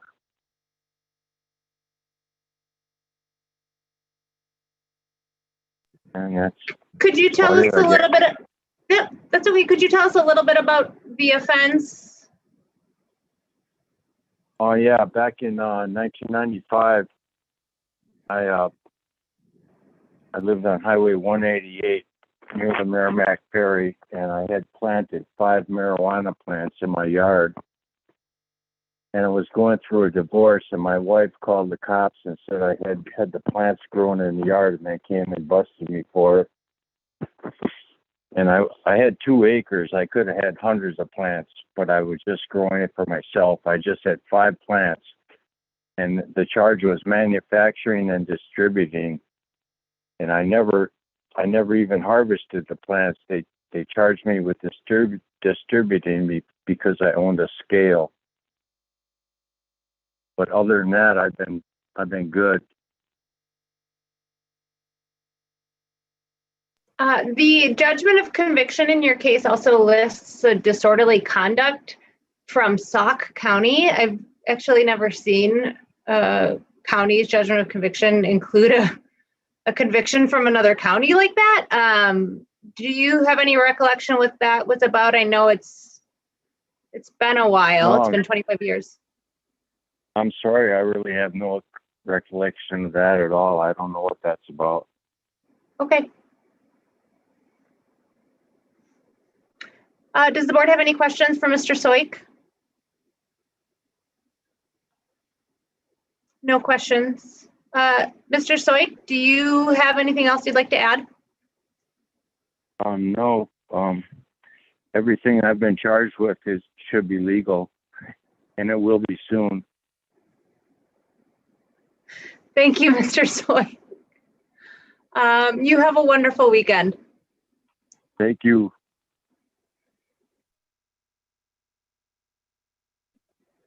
Nathan Malinowski. And your video isn't currently on. If you intend to have your video on, just giving you a heads up on that. There we go. Gotcha. You can hear me and see me. Awesome. We can. Excellent. I'm Nathan Malinowski. I'm 40 years old. I'm a father and a small business owner. I've owned my own company now for just under 10 years. I also have a YouTube channel where I teach folks fishing skills and hunting skills and things like that. Obviously, I'm an avid outdoorsman, as is my son. 2003, I got charged with manufacturing and delivering marijuana under 500 grams. To be specific, I sold 2 grams of marijuana to an undercover cop. I did 60 days in jail with no problems. I did 3 years probation. If memory serves me correct, I believe I got let off of probation a little bit early due to the therapist and my probation officer, that I had rehabilitated and learned from my crimes. I have no other like charges since. I've had, obviously, along the way, lots of lost opportunities. One of the most embarrassing of them is, not being able to chaperone my kids, camping or, school stuff. It's horrible. It's, and being an outdoorsman, I'm out in the middle of nowhere.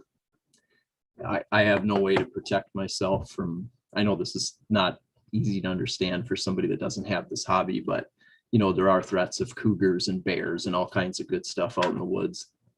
And I'd like to be able to protect myself and my son when I'm out in the woods. I've never been convicted of anything or even accused of anything violent or anything like that.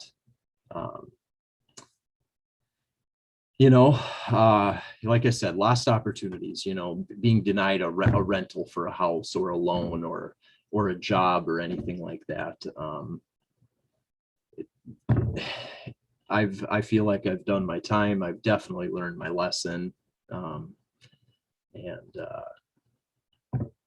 just want to put it behind myself and, same story, just a different flavor as everyone else, pretty much. It's been a long time. I've waited 19 years for this, so I'm just hoping that that the governor and the board can grant this pardon. I realize it's not going to take it off my record, but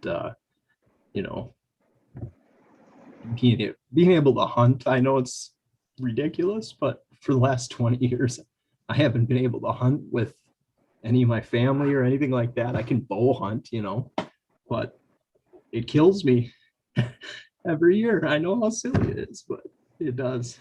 But yeah, and like I said, I've beyond learned my lesson, and that's about it. Any questions from the board? I'd be more than happy to answer them for you. Thank you for sharing that. Any questions from the board? No questions. It's not silly.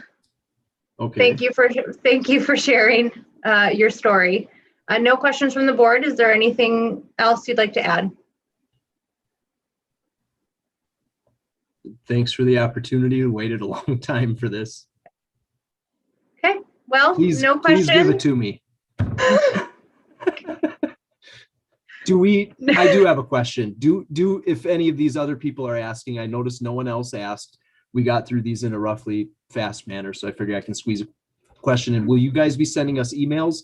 Will we get a packet in the mail? Yes, I might have forgotten to provide that information in the introduction. My apologies. Yes, Okay. so what happens is the board reviews the board meets in closed session, and then any applicant that receives a majority of support from the board goes to the governor, who makes the final determination. In the next couple weeks, you will hear directly from via email our office. Okay. Awesome. About the decision. I don't have a more specific timeline. I'm sorry. Hey, 2 weeks is nothing. Okay, Thanks a lot. You're welcome. Have a good weekend, sir. You as well.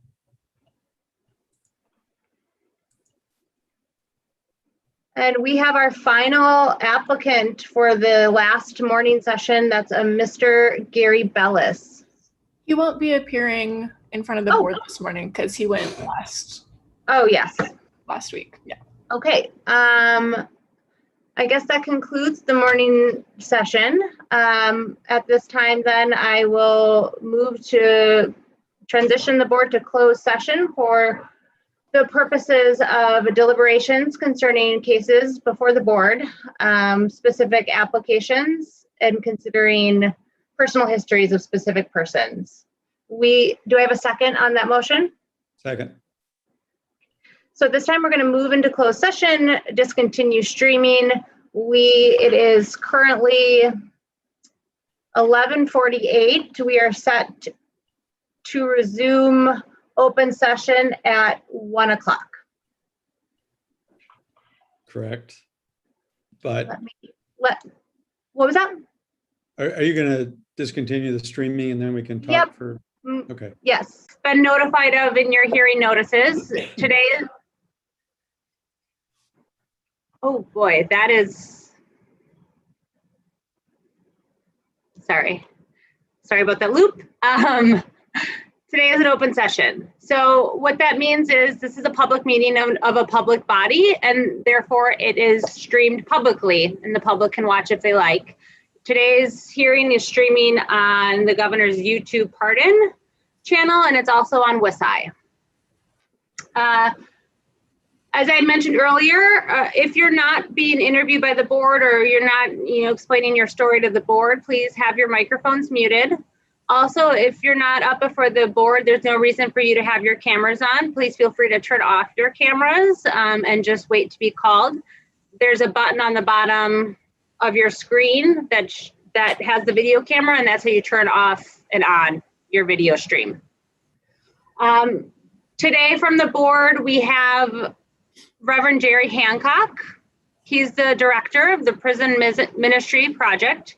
He previously was a public defender, a deputy district attorney, and administrator for the Department of Justice's Division of Law Enforcement Services. We have retired Judge Jeffrey Kremers. He retired in 2018, but before that he had been a judge in the Milwaukee Circuit Court for 26 years.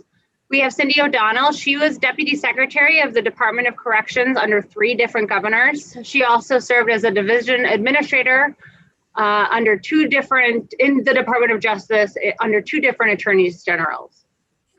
I don't think I'm ever going to figure out how to say that right. Attorneys general. Myrna Warrington.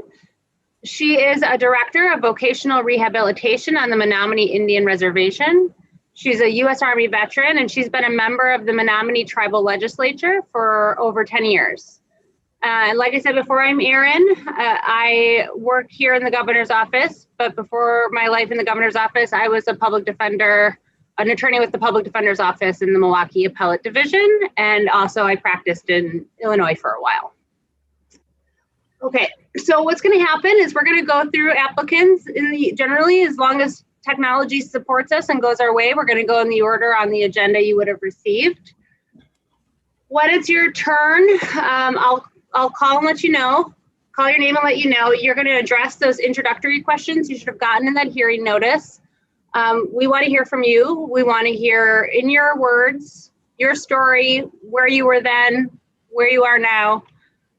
After we hear from all the applicants, we'll move into closed session to discuss applicants who receive a majority of votes for pardon get moved on to the governor, who makes the final determination. The whole process, though, you won't be notified for about a month of where the decision landed. So we appreciate your patience. I think that's all, and we'll just get started.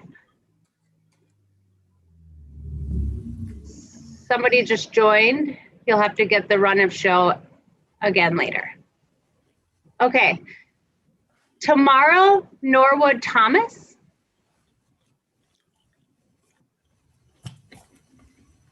Ma'am, you're on mute. If you could unmute yourself so we could hear you.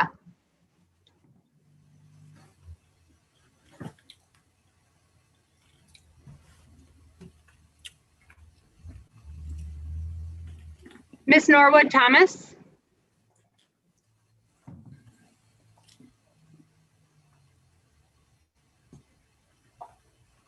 Okay. Let me just message her quickly if I can.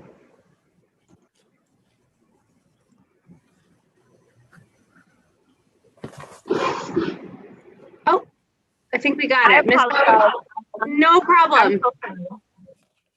It's no problem at all. Thank you. Can you hear me okay? Oh, I can. One matter, Judge Kremers? Yeah. Ms. Thomas, this is Judge Kramers. I will not be taking part in your application review, as I was the judge that presided over your case. And so I've done this every time a case of mine has come before the board. I don't weigh in on it. So that's why I won't be taking part in any questioning or any voting on your application.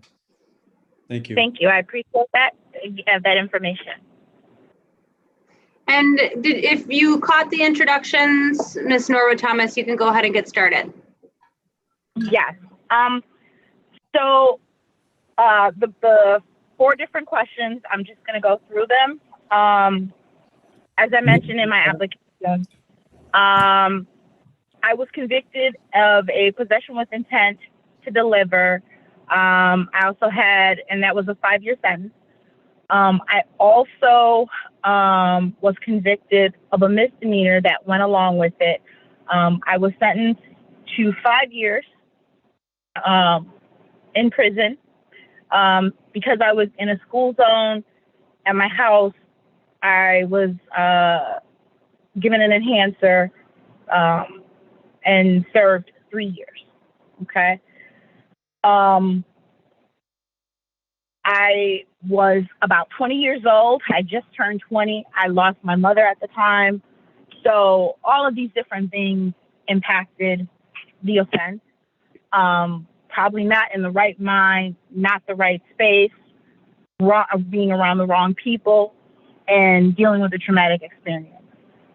I didn't have any issues with obviously, I didn't have any issues with completing my sentence. I did that. I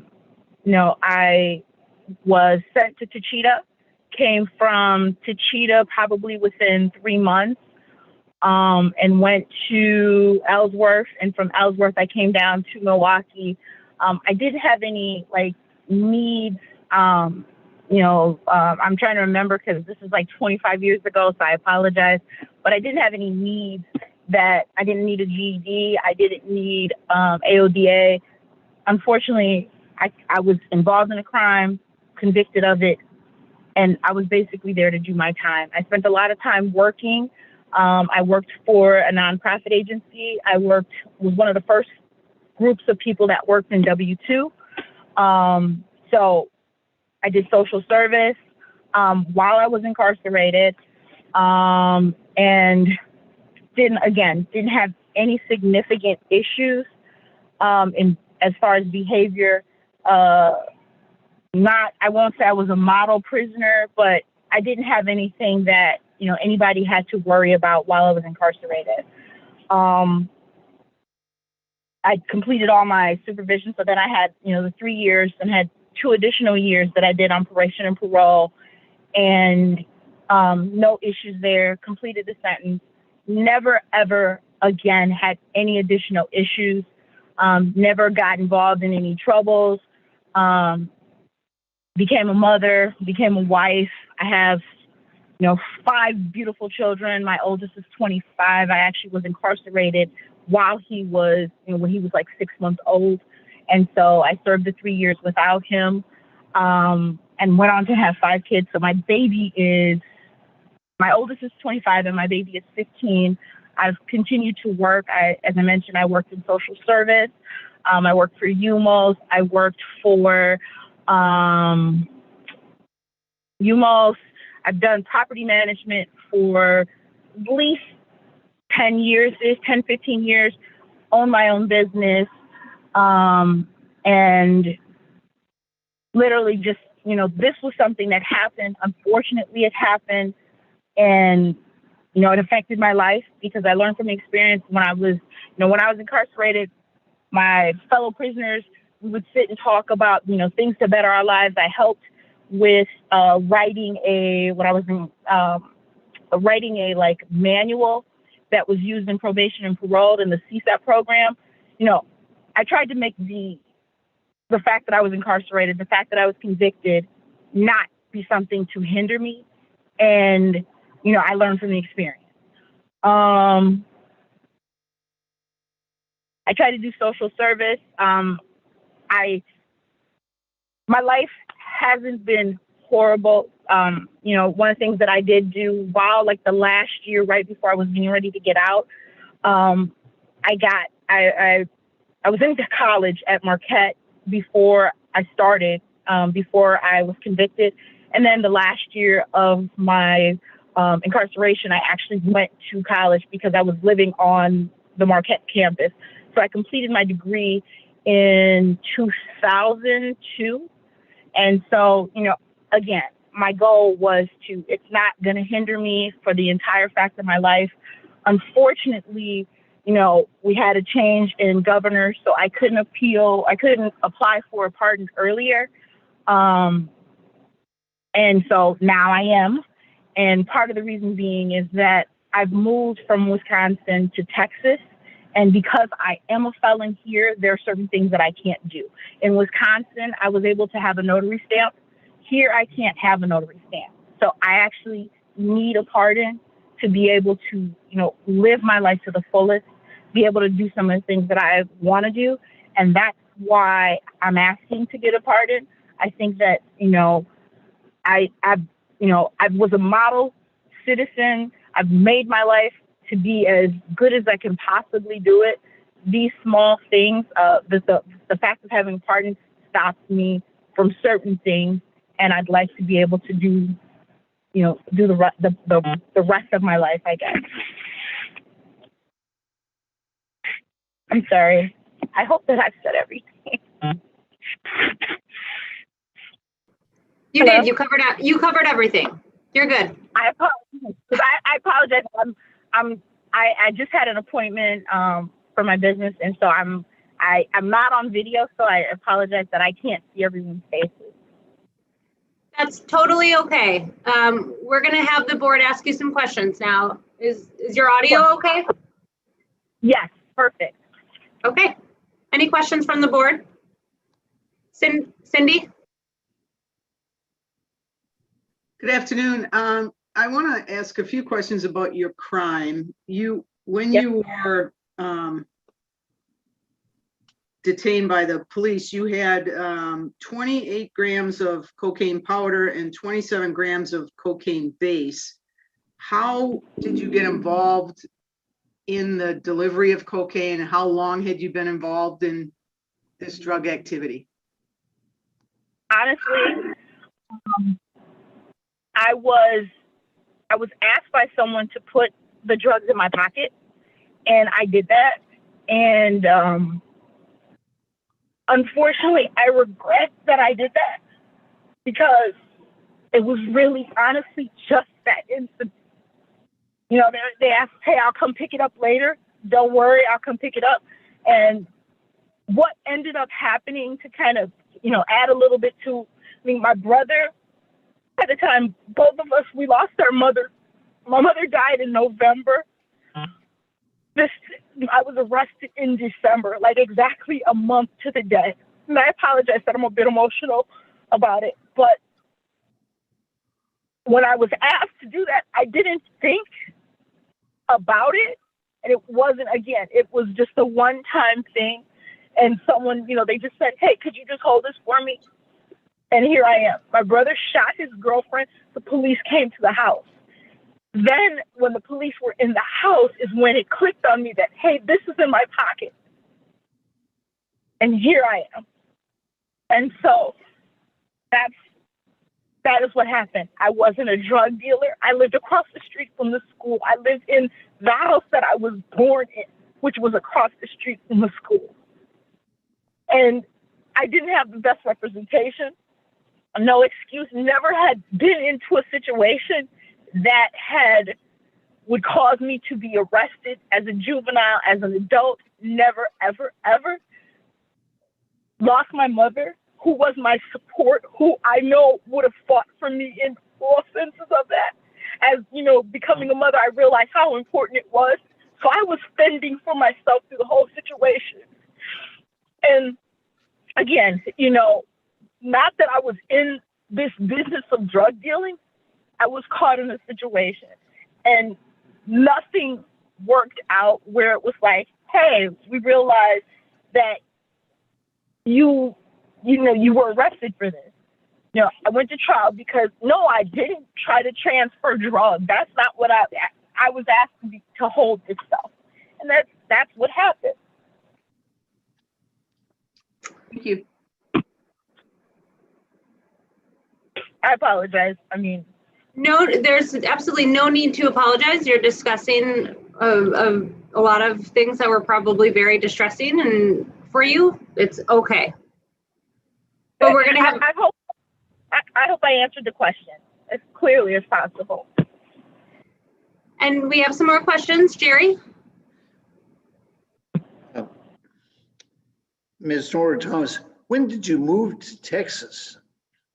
I just moved right before I did the application.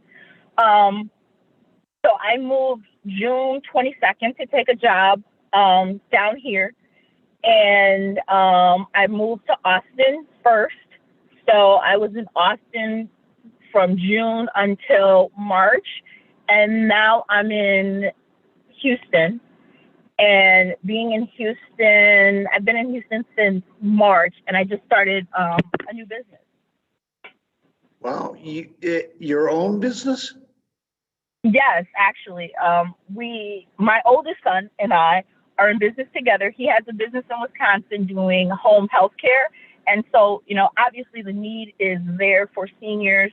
And so when I moved to Houston, I said, you know, we got together and he said, well, let's do it there too, Mom.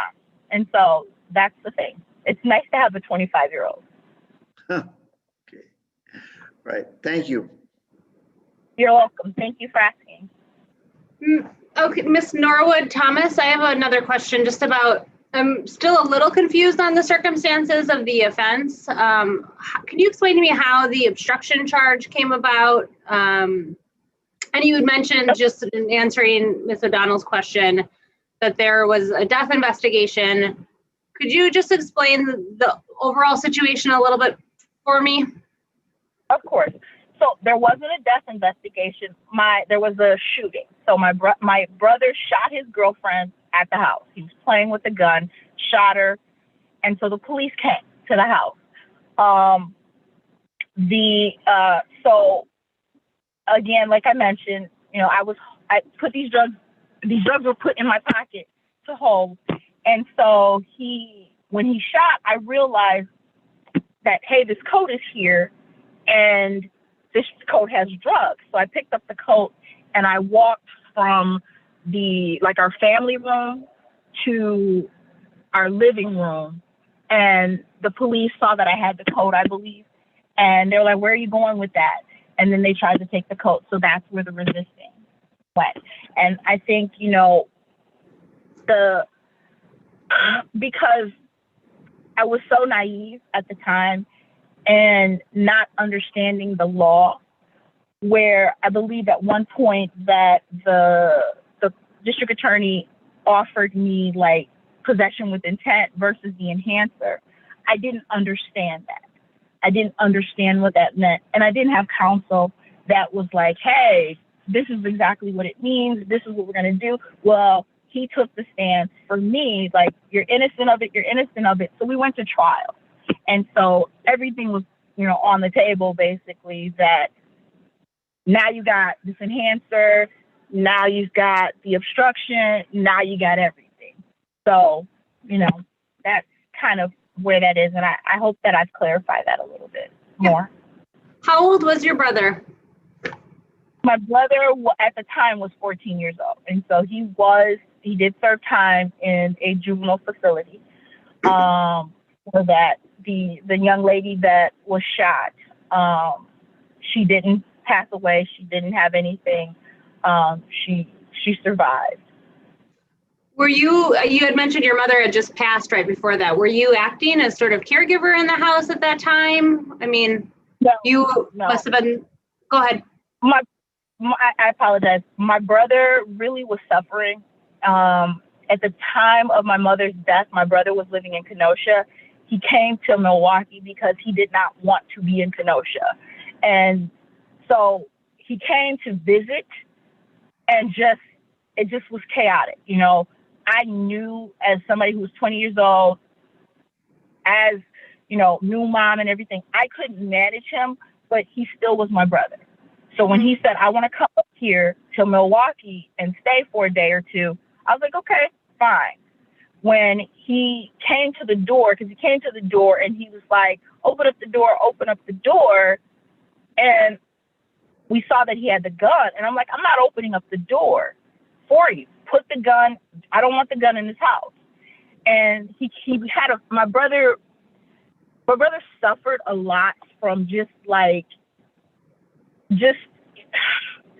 trying to figure out the words to explain, how he was, because he's no longer here. So, he lost his life 4 years later. But he had a fascination with guns. That's the best way to probably say it. And so he was, he was a good kid, but just was going down the wrong path. And again, I knew me at 20 some years old, new mom, I couldn't take care of him like that. And so I wouldn't open the door. So he got mad. And so when the girlfriend opened up the door, the first thing he did was point the gun at her, and he pulled the trigger. And so that happened. That's the craziness that happened. And I hate that it happened. I hate that, she was even shot, because that shouldn't have been something that happened. Thank you for explaining that. You answered all my questions on that. One final question. Whose drugs were they? The drugs belonged to my ex-boyfriend at the time. Okay. And any other questions from the board? And Ms. Norwood Thomas, if there's anything else you'd like to share or any other, information, now is your time. Okay, thank you. I appreciate that. Yeah. Just again, I love living in Wisconsin. I just moved to Texas, but I felt like there were more opportunities to be able to, live my life to the fullest. Again, the pardon for me would mean so much. Being down here, I'm seeing, when I was in Wisconsin and not having access to a governor, I couldn't apply for it. I couldn't do anything. I was super happy when Governor Evers was voted in. Of course, I voted for him. And I was like, well, now I can potentially get a pardon. So I'm hoping that you guys would approve my application for a pardon, or recommend it, better said. Well, thank you for speaking to us today about your application. Best of luck as well to you in your new location. Thank you. I appreciate it. Of course. We'll move on to the next applicant then. Thank you, Mr. Thomas. Have a great day. You Bye-bye. too. Okay.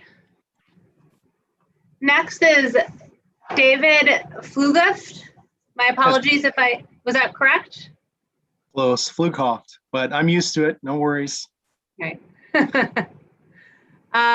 You can go ahead and get started. Okay, thank you. Good afternoon. My name is David Flukoff. Thank you for your time and for this long-awaited opportunity to request a pardon. In an effort to manage allotted time and answer questions concisely, I've written the answers to the questions which I would like to read to you. 28 years ago, I was convicted of the delivery of a controlled substance of 1 ounce of marijuana. The offense committed was as follows: on 4/15/1993, almost 2 weeks before my 21st birthday, I was at my friend's parents' house playing pool with my friend whom I had known since elementary school. There we go. Oh, that's better. There was another guy at his parents' house with him that I did not know. That evening, my friend repeatedly asked me to go get him marijuana from one of his friends that had once lived in his neighborhood. After saying no to him many times, I finally gave in and I said I would get it for him. My friend called his friend and made arrangements.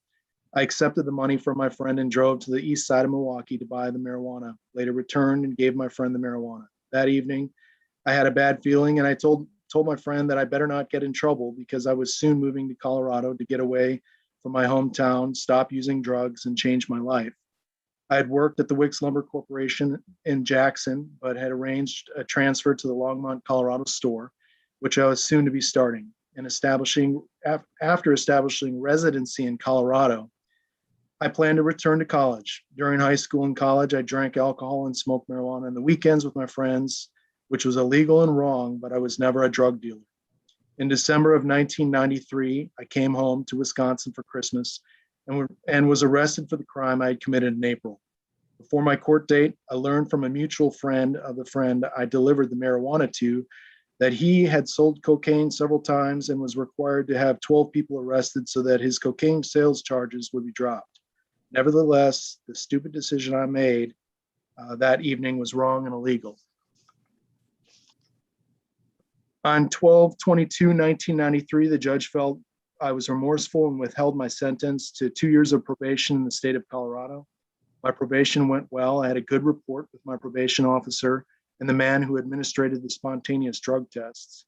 Since I had stopped smoking marijuana, I passed all of my drug tests.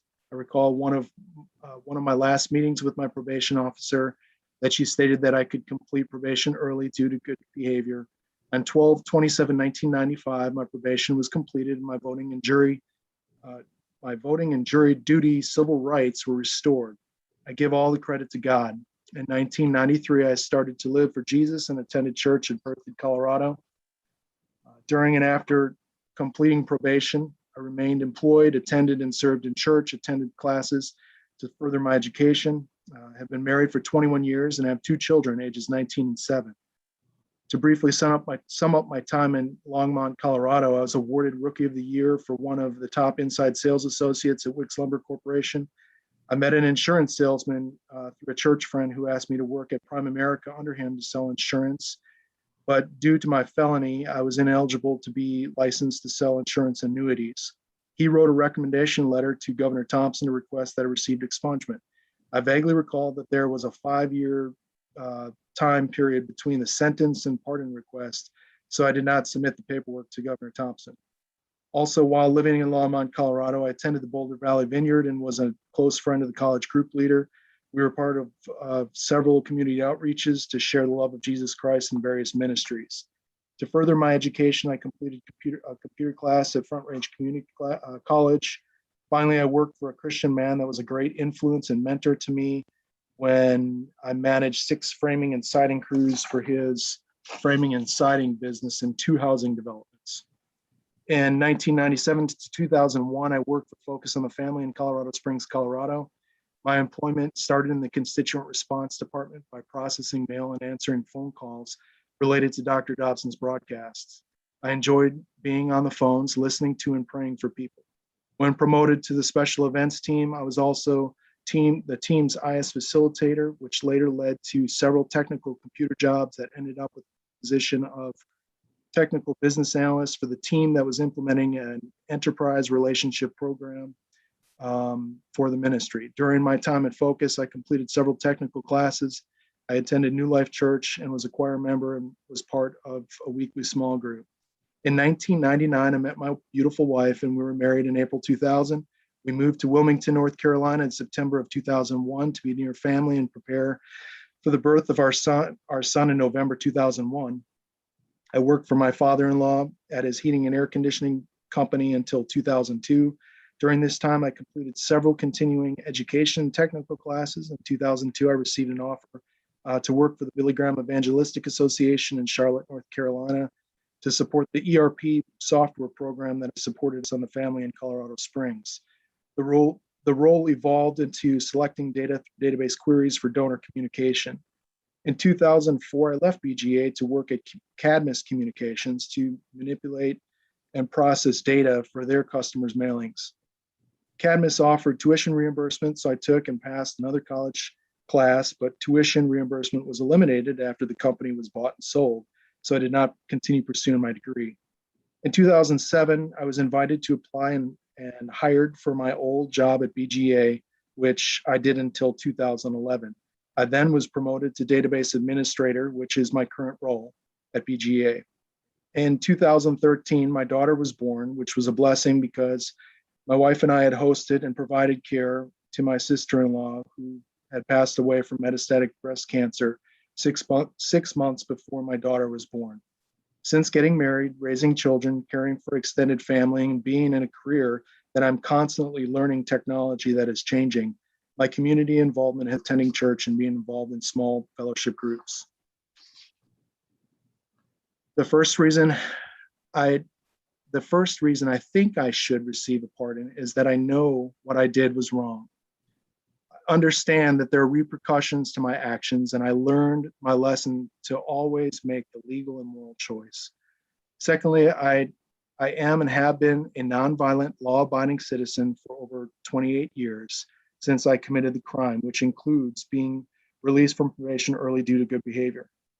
Thirdly, thanks to God, I'm not the same person that I was that had committed the crime. I've grown personally, put God, family, coworkers, and others before myself. For 19 years, I've worked at 3 different companies in the field of information technology. 2 of the companies are Christian ministries. I've enjoyed working at each ministry because I love people and want them to have an abundant life by knowing and living for Jesus Christ as their Savior. In addition, from a professional and family perspective, a desire to receive a pardon to pursue a new job opportunity. As much as I enjoy my current job, my wife and I would like to relocate near Wilmington, North Carolina to live closer to my father-in-law, who is 77 years old and had lost his wife in 2018. I plan to start looking for another job opportunity after preparing current home to sell, researching schools for my daughter, and researching new home locations. I prefer that I could write pardoned on my job application section that asks if you have ever been convicted of a crime. As a database administrator, I am granted access to sensitive company data, which would be preferred to have received a pardon. Also, if pardoned, I could pursue jobs that require security clearance. Lastly, there are career interests that I have had that could diversify our income or potentially change careers. However, those prospective careers may involve obtaining a license that a felony could disqualify me from or make it more difficult to obtain the license. Once again, thank you, Pardon Advisory Board and Governor Evers for the time and consideration to pardon me for this crime I regrettably had committed in my past. Thank you very much. Do any of the board members have any questions? No questions? Oh, go ahead, Jerry. David, tell me about doing street ministry in Boulder. Yeah, the pretty decent college-sized group, and We would do outreach evangelism. Then we have some musical talent. The gentleman I mentioned, his name's Todd. He used to sing for Maranatha.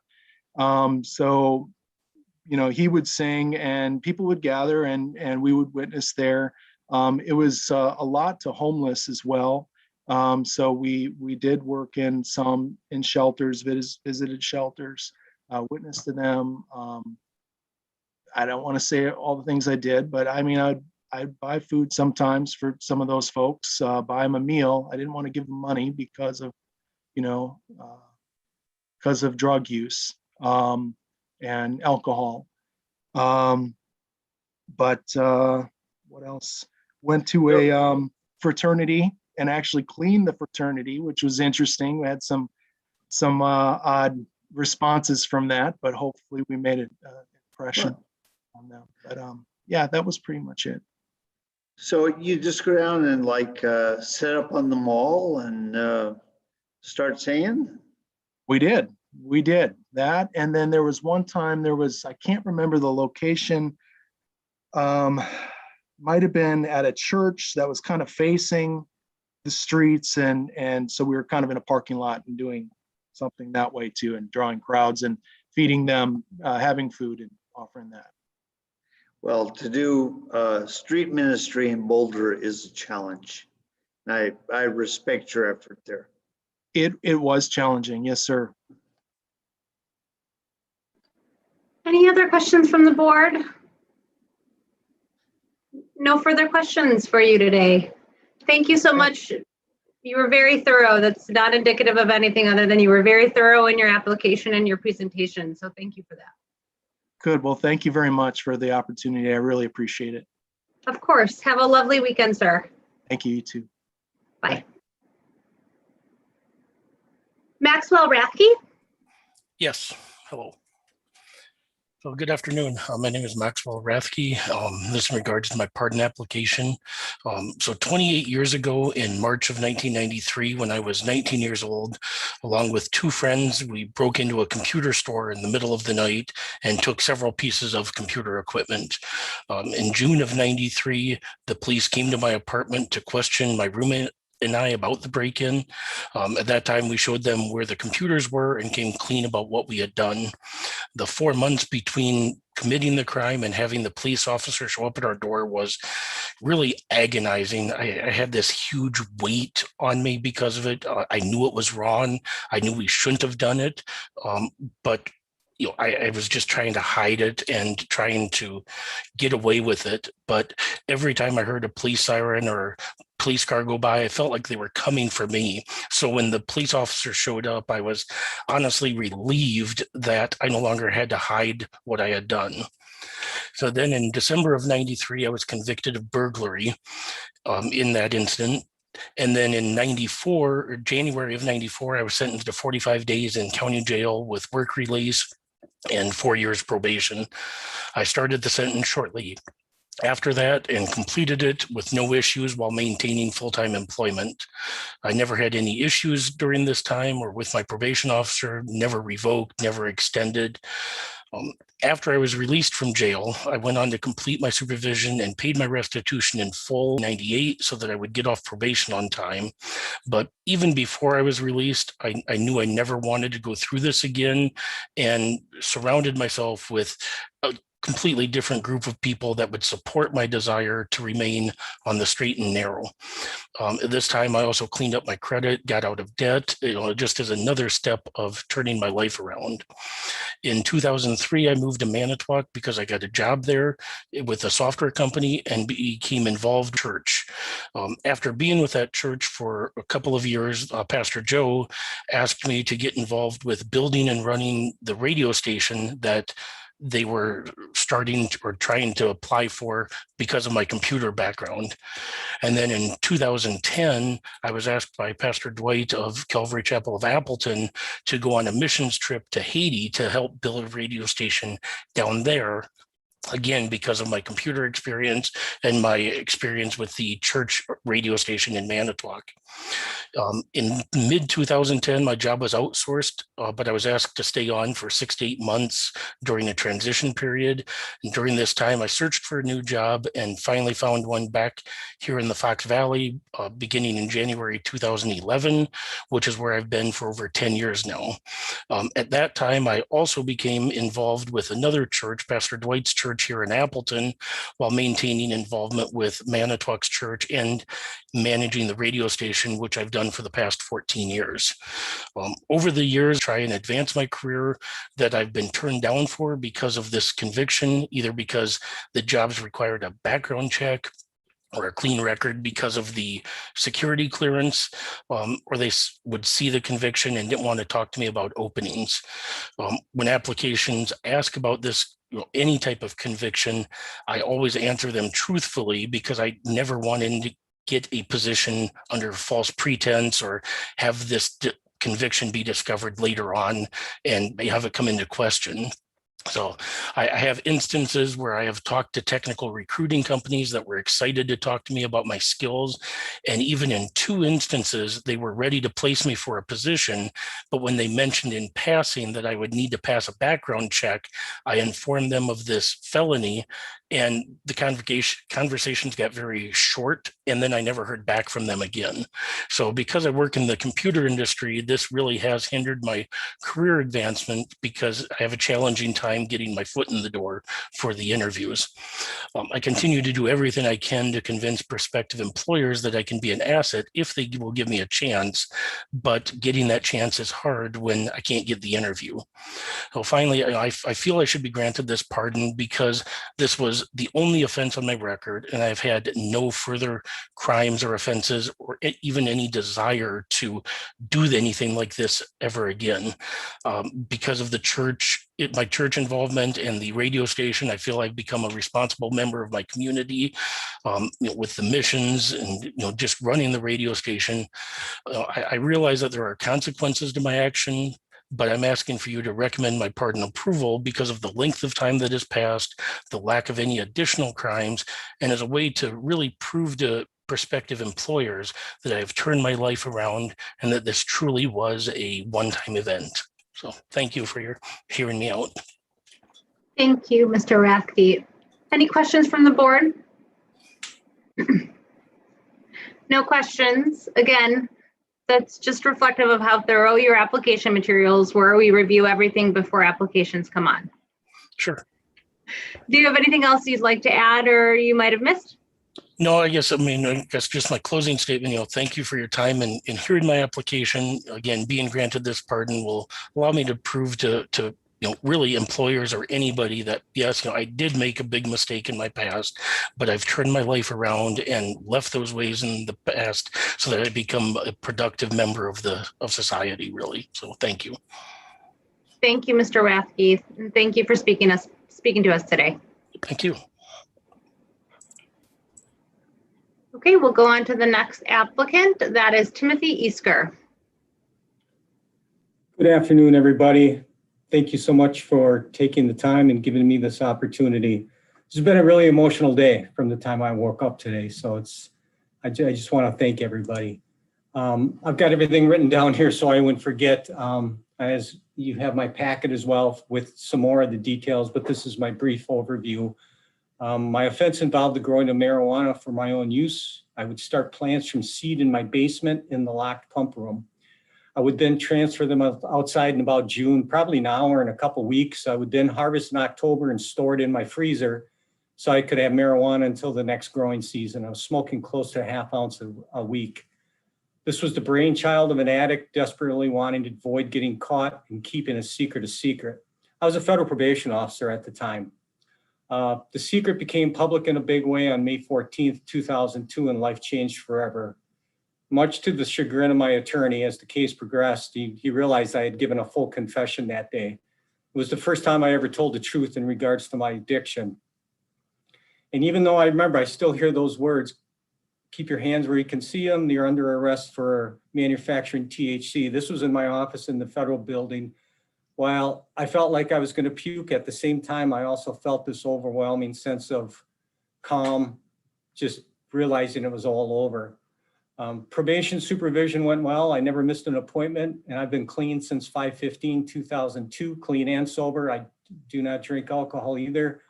So urinalysis was never an issue. In fact, I enjoyed being able to prove I was clean. I remember for years living in fear of getting the call that I'd have to give a urine specimen at work. I have to say my probation officer was an incredible human being who told me to keep my head up when I walked into his office. The shame I was experiencing at that time was overwhelming. After my arrest and within 2 weeks, I used the opportunity to enter outpatient treatment.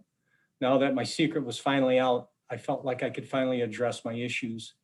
I also began 12-step meetings, which I still attend to this day. In fact, Wednesday nights are my meeting night, and I just started sponsoring a new individual who asked me Wednesday night if I would be a sponsor.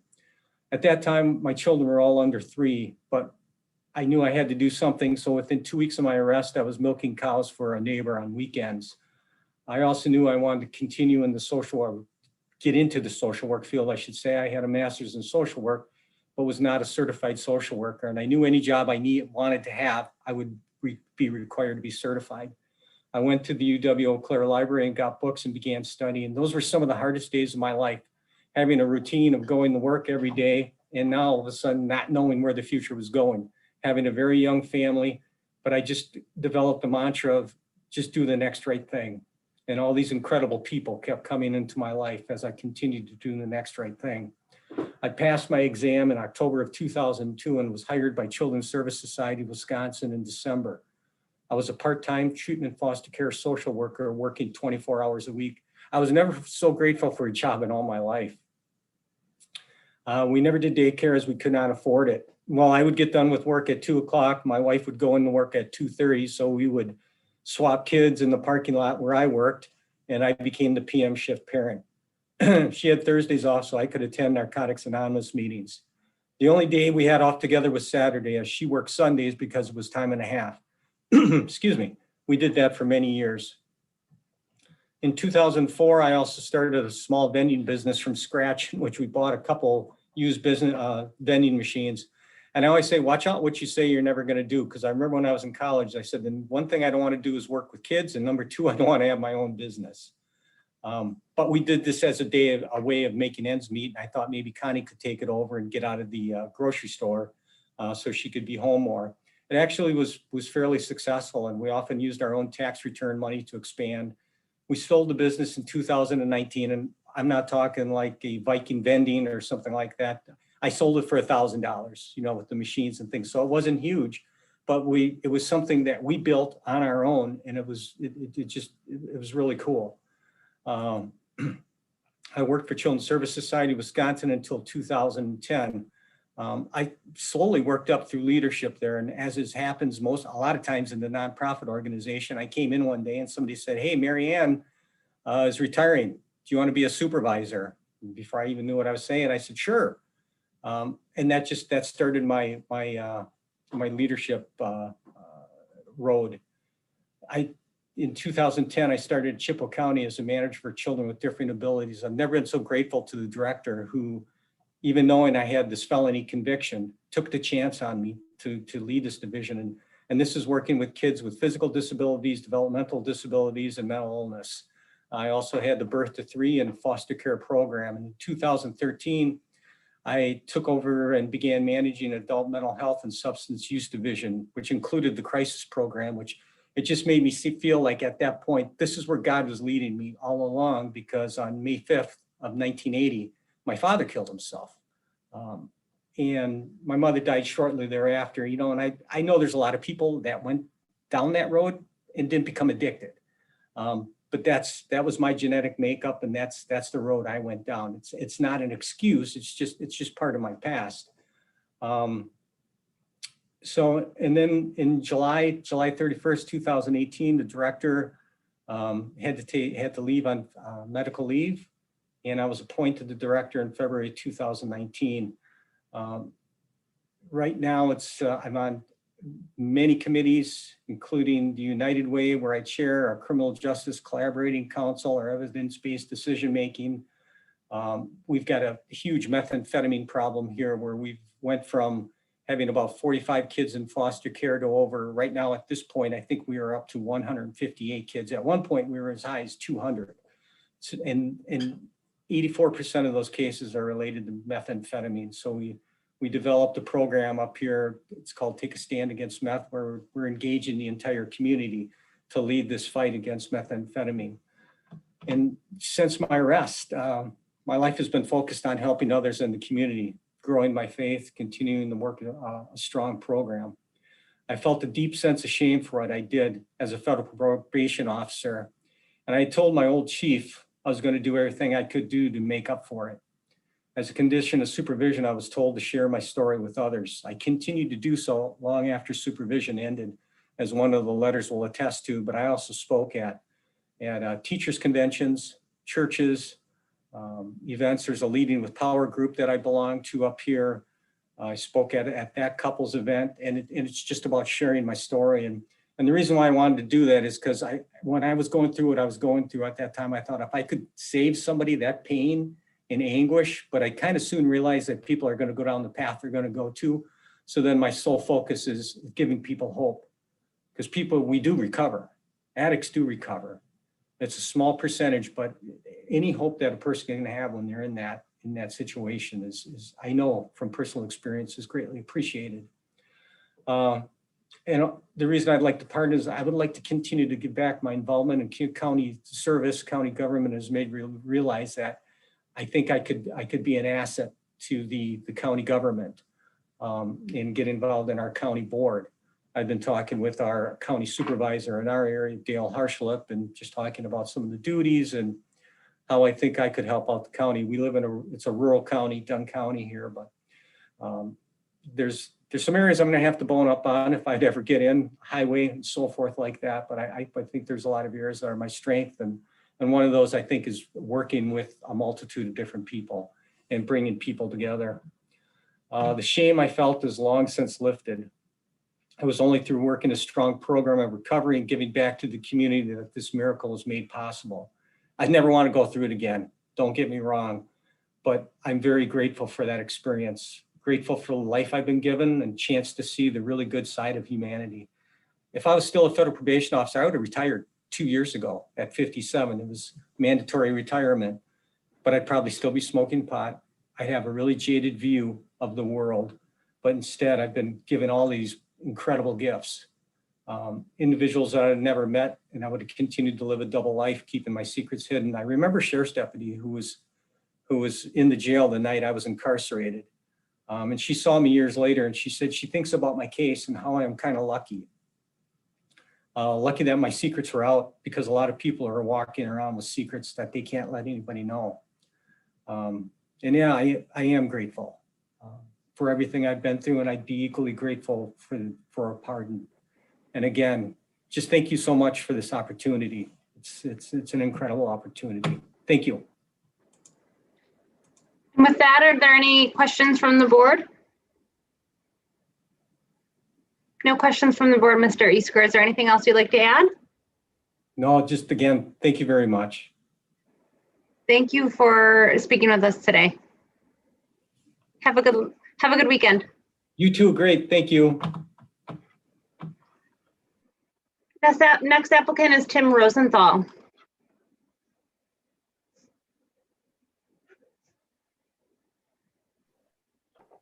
Hello. I'm going to try to read from what I've put together, like most of the people are doing as well. And I want to thank you for the opportunity, and I sincerely appreciate your time. The first item was the detailed summary.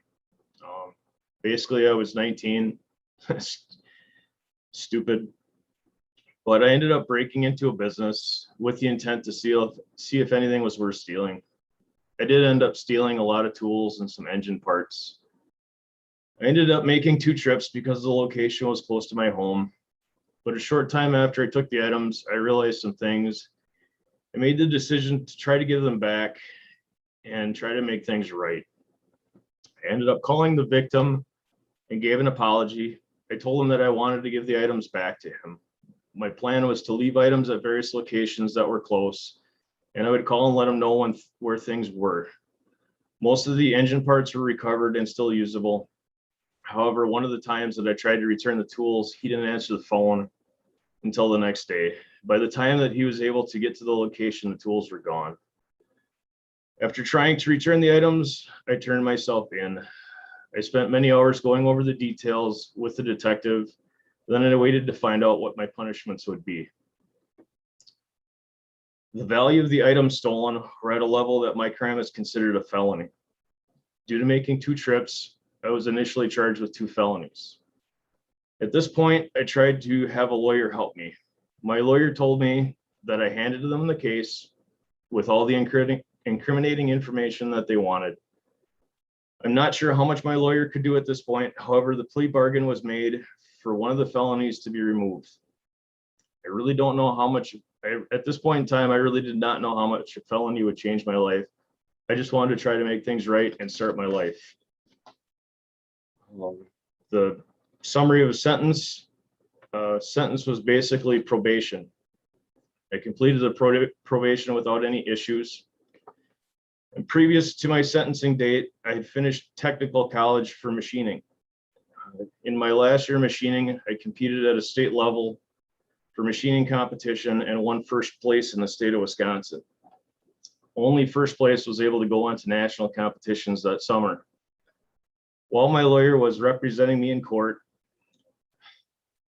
I can still remember the judge wishing me well at nationals and stating that obviously I was better at machining than as a thief. The summary of completion of sentence. I'd like to think that I've grown up a lot. I've put together a plan for my future, which again, this is 20 some odd years ago. I was married to somebody that I wanted to go the distance with. I started my own business, which is a machine shop, with the hope of having more opportunities than I could do for working for somebody else, and hopefully someday own my own product line of something. And I had great hopes of having my own widget someday. My wife and I were blessed with 2 children. And then after 8 years, I went through divorce. My customers are a wide array of businesses in the area, and many of them have gotten to the point that they simply rely on my abilities and put their faith in me. I've volunteered at our children's school quite often over the years until the COVID happened. At church, I am on the board of trustees and church council. And sometime in the future, if I can find time, I hope to be on the finance board. Our church family is aging, and it's my time to step up and do more and learn so that I can do and help the next generation take over. I've been a member of a couple local community groups for about 5 or 6 years. We ended up fighting off a potential CAFO that wanted to build in our community. I've made trips to various community water meetings. I've had plenty of time and effort into the speeches that I did at the local levels. I've even been in the Capitol in Madison a couple times for hearing on high capacity wells and water quality. At one of the hearings, I did my best to speak up on behalf of my neighbors and myself. Even though it was stated that applause was not to be accepted, I actually did receive quite an applause after my speech was completed. About 5 or 6 years ago, I inadvertently created a widget that I had hoped to do so many years previously. I created something that after a lot of efforts was patented this last December.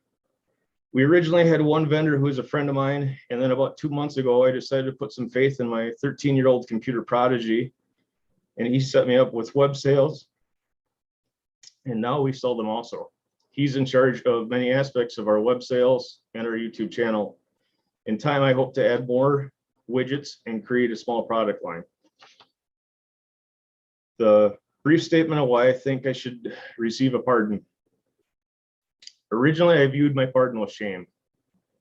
I went for approximately 10 years before I even considered trying to be pardoned in hopes to get some of my rights back. At that time, a pardon was not an option. My felony conviction has made me work extra hard to become somewhat successful. Putting in job applications for decent employment was not much of an option when they all ask about a felony. Finding that somebody special really isn't all that easy either. I'm an only child with aging parents that are in their early 70s. Neither of my parents have the best of health, and they've been holding on to family heirlooms for many years in hopes that I could legally own them someday. While my parents are divorced, they have both stated that they want to see me get past my felony before they pass.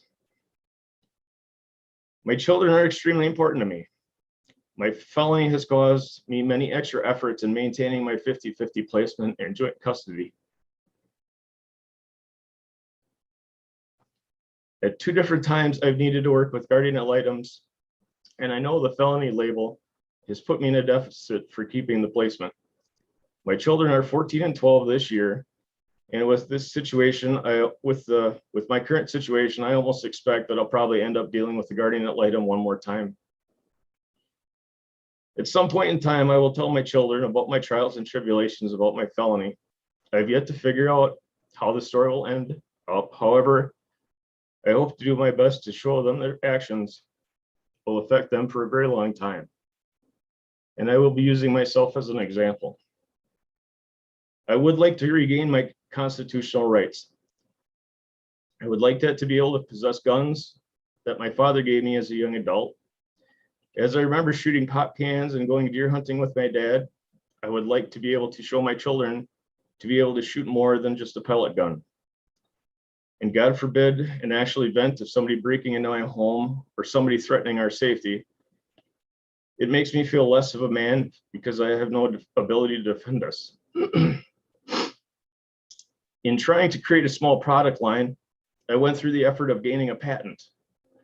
I went the extra mile of gaining a patent with hopes of gaining brand name recognition. Now that I have a patent, it adds the stresses of patent or potential infringement. Over the years, I've watched Shark Tank like everybody else. I've done it to try to gain insight. However, I didn't want to go that route because it just wasn't something I wanted. I didn't feel good about giving them part of my legacy in the machining world. In the last couple months, I've had sleepless nights due to comments on YouTube videos of my product being easy enough to copy. With trying to find multiple ways to protect my patented product, I decided to revisit Shark Tank. I spent a few hours reading up on how the process works and how difficult it is to even have a chance. Plus the fact you'd have to do a lot of preparation and wait upwards of 18 months. Then after looking up the application process and what it takes, literally the second requirement is you cannot be a convicted felon. I know I did wrong, and I don't know if I'll truly ever forgive myself for the shame in my actions. As I try to do things better for my children, my business, myself, and others, my felony has really caused some speed bumps that have slowed me down for the last 24 years, and unfortunately, some brick walls that cannot be overcome. If I'm granted a pardon, it will make things easier for me to do more for others. In the beginning, I had no idea what consequences would happen and the opportunities that would be lost. As life continues with the felony, I have continues to make things harder. It continues to make things harder than they would have been originally without. Please know that I do appreciate your time for this hearing, and I sincerely thank you for the opportunity.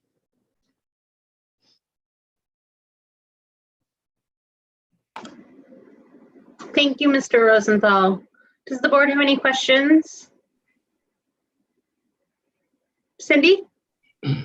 Maybe you covered this, Mr. Rosenthal. I apologize if I missed it, but you mentioned in your application that you volunteer at your kids' schools on some activities. Has your felony ever caused a problem with that? No, when I originally applied to volunteer, there's a fairly lengthy process, and I communicated with the people that handed that out, and I asked them if my felony would be a conviction because I did not want to hide it. I didn't want the added burden, but they told me that they looked at it as the fact that if it would have been something that would have been something concerning for children, that they would have looked into it at that rate. But for the charges and the conviction, and hopefully for knowing me a little bit, that they said that it wasn't going to be an issue. Okay, thank you. Any other questions for Mr. Rosenthal? Okay. Have a good weekend, Mr. Rosenthal. Thank you for speaking to us about your application today. Thank you, you also. Thank you. Jeffrey Fisher? Hi.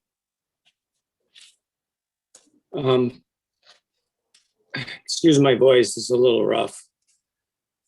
First off, I just want to say thank you for your time, the chance to speak. A little background on the whole thing.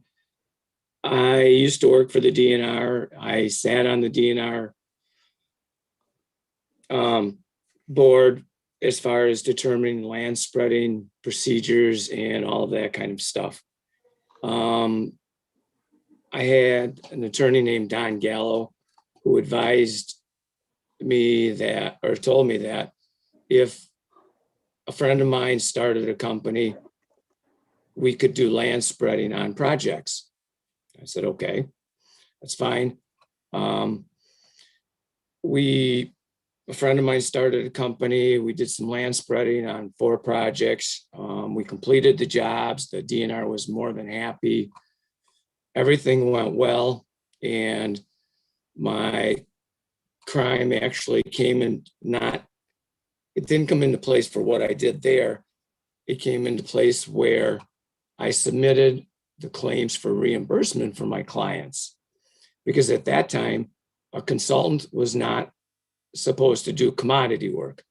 I didn't own the company or anything, but I was involved and used my knowledge, and the Department of Commerce decided that that was wrong. So they called it ineligible.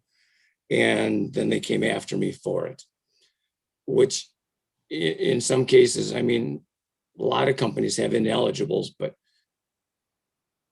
anyway. So that's what happened.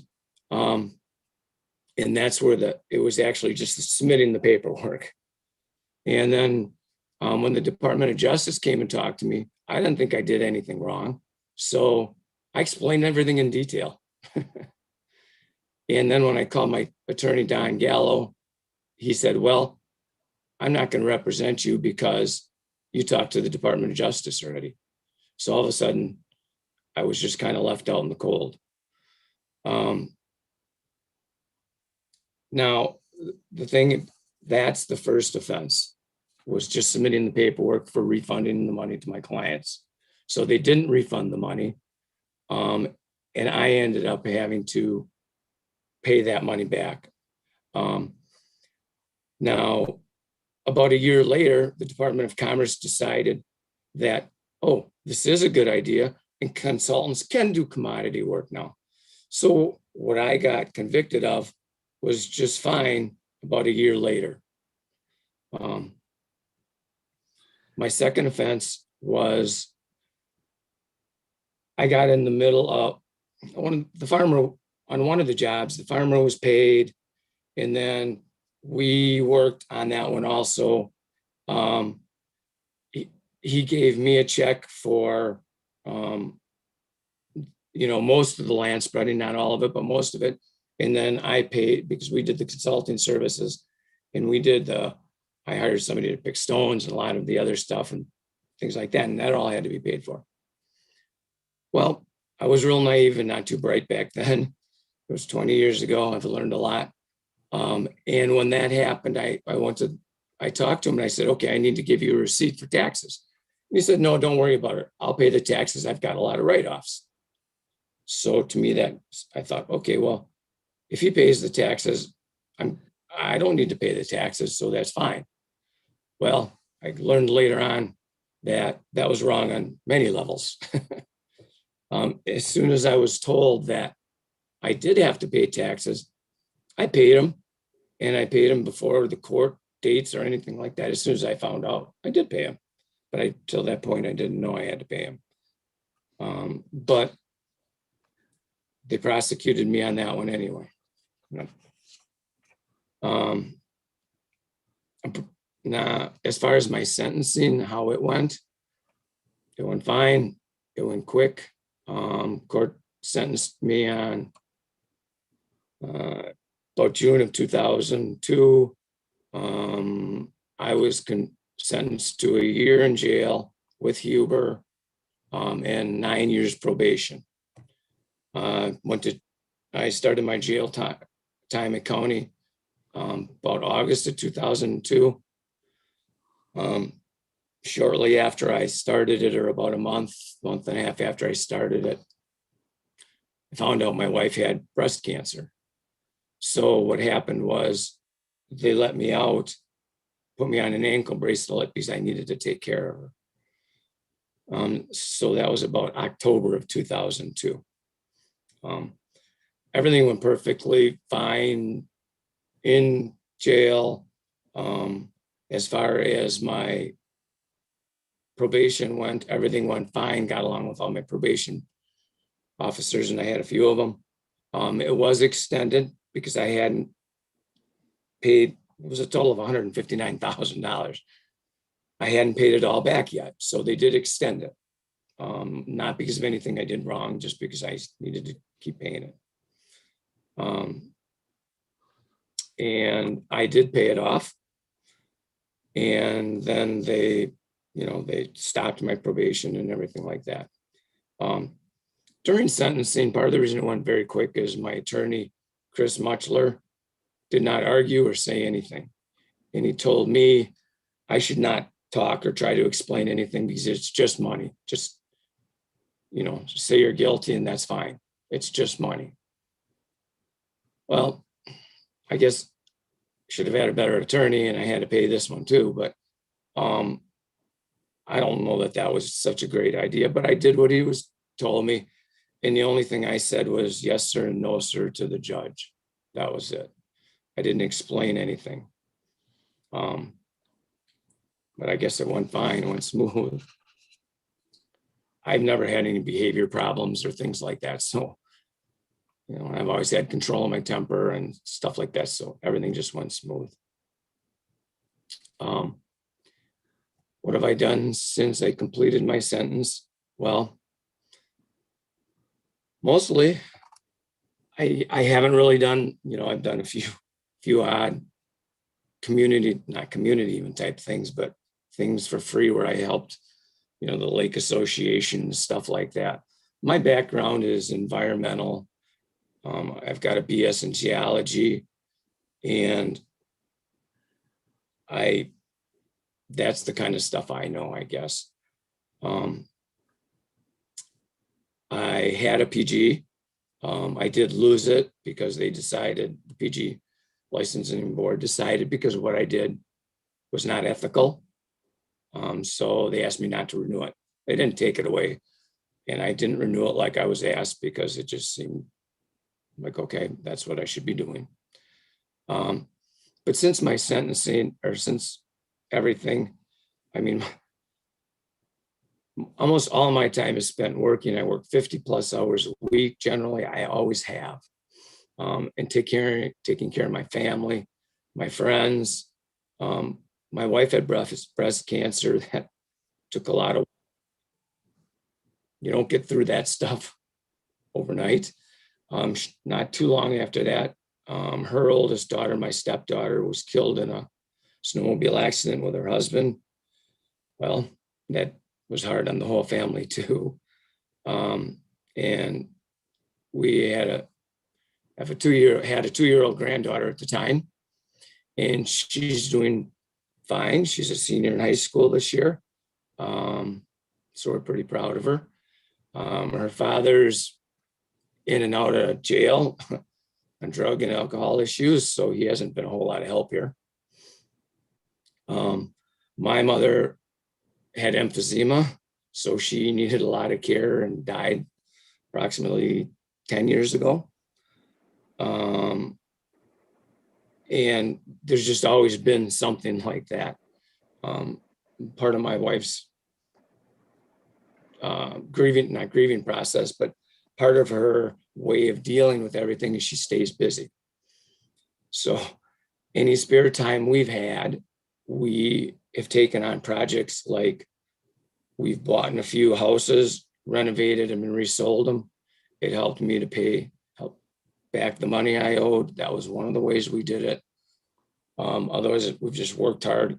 I don't drink, smoke, or go out to the bars or anything like that. So it's easy to stay out of trouble. All we do pretty much is work, or I do is work. Then about 4 years ago, well, okay, as far as my work history goes, I don't mean to interrupt. Just as a reminder, we have reviewed your application, so don't feel like you have to go over, things that were included in your application, just the major things happening. I don't want you to lose time for the board to be able to ask you questions. Okay, for my work history, basically, I sold my company. It was sold a few times, and I've maintained the same position. I'm a branch manager in charge of marketing, collections, billing, everything you can imagine. I've done that. We do about 1.3 million out of my office a year.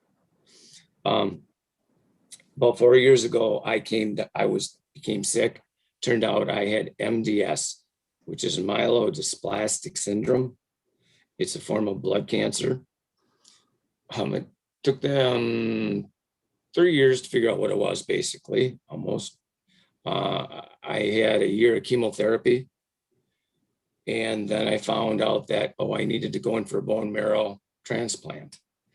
So I went in December of last year for a bone marrow transplant.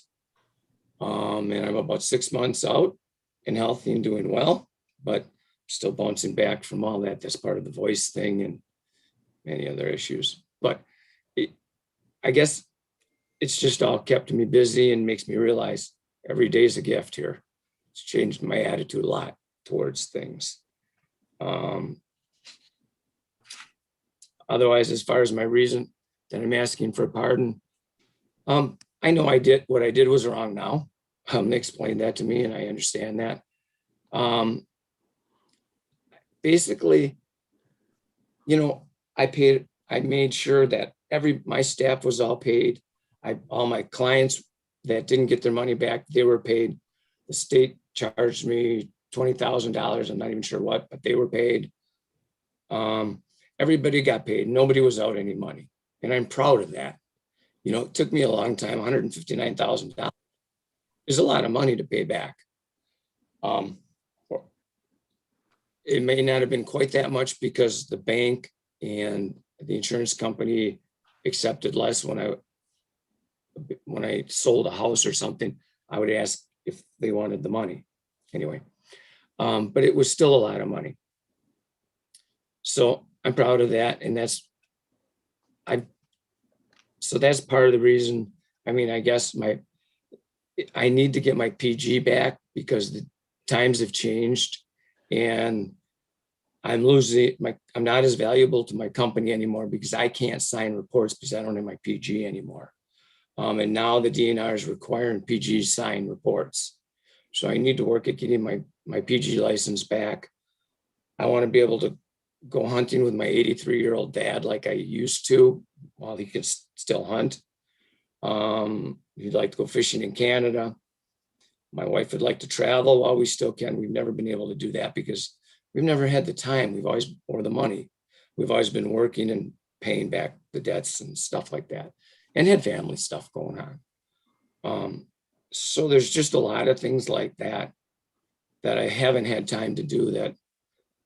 I think if I didn't have the felony, I would be able to do, and then the other thing after listening to everybody else kind of scares me is I'm not worried about being let go because I work very hard.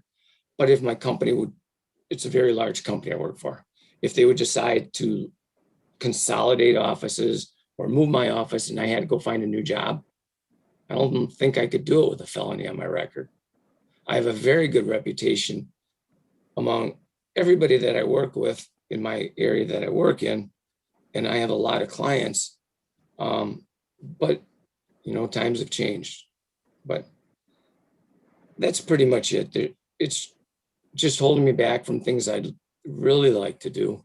But that's pretty much it. But Thank you, Mr. Fisher. Thank you Does again anybody, for your time. of course, does anyone on the board have any questions? Mr. Jerry Hancock?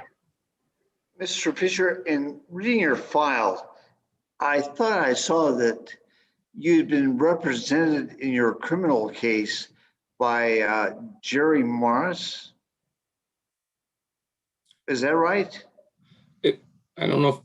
Well, first it was Mr. Mitchler. There were a few attorneys because after my first one in from Fond du Lac that just got another attorney here I knew in Ripon just recommended I use this Mitchler or whatever his name was, and he was not a good choice. And then I know a lot of attorneys through my business work. So I made a couple calls to people I knew. And then when my wife came down with breast cancer, he came up and represented me as far as, getting me out on an ankle bracelet so I could take my wife to all of her appointments and, her chemotherapy and all of that stuff. Okay. I'm not sure where that one came in. Thank you. Any other questions? No further questions, Mr. Fisher. Thank you for your time today. Okay, thank you, everybody. Thank you, everybody. Okay, have a great weekend. Thanks. Okay, and Was I off all the time? I'm sorry. oh no, you were on for all but the last 60 seconds. Oh, okay. Bye. Yep. Bye now. So we'll continue to move on the schedule. Just as a reminder, our board, we review applications. So we have the luxury of getting to look at all the materials that you submitted in advance of the hearing. So don't feel like you have to retell every part of your application. Try to keep it to what you feel are going to be, the major points and the most, what you think is going to be the most useful information for the board. But just know that we have that background going in, so you don't feel like you have to reread your entire application. All right. Marlon Benke. Yes, ma'am. Did you catch the introduction at the beginning of? Yes, I did. We're gonna, if you could please introduce yourself, and then the board might have some follow-up questions after your introductions. Okay, my name is Marlon Benke. 15 years ago, I got convicted of felony. My crime was I drove fuel truck for a co-op, and we had some false invoices. I made some false invoices, and when I delivered some fuel and kept the money back. At the time, we were remodeling our house, so we could use some extra money. We have 5 children, and I just thought that was a easy way to help pay off some of the bills. Over the years, I think it was 10 years, or not quite 10 years, that we were involved, or I was involved with this, and it came up to be like $5,000. So at that time, I was sentenced to 75 days in jail. After 1 week, I was put out on the bracelet program. I finished my sentencing. The reason I'm asking for a pardon is I've been approached by a couple of Newton or town officials and church board members to be on the consistory for them. And I guess with my background, I felt ashamed to even be in any kind of charge of people when I couldn't take charge of myself. I'm asking for a pardon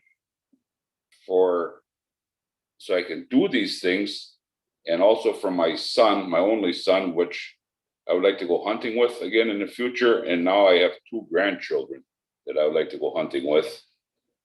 I guess in a short term, that's about what I have for you. Are there any questions from the board, Cindy?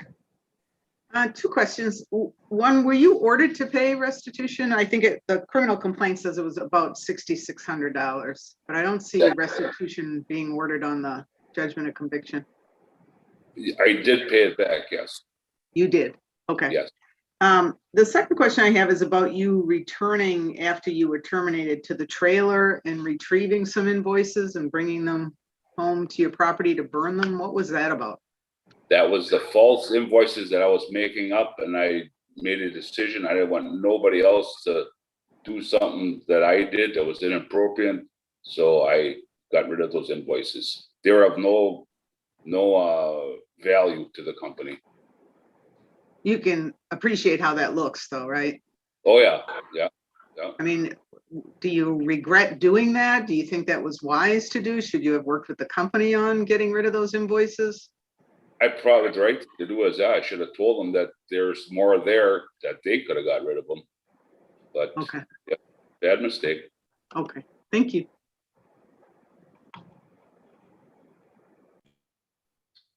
And Judge Cremers? Yeah, so Mr. Benke, the invoices you went and burned were unused invoices, the kind you were dumbing up to give to people. So they were blank, and your claim is that you were worried about somebody else finding them and saying, oh, and pulling the same scheme you were doing. Is that, right. Is that what you're saying to us?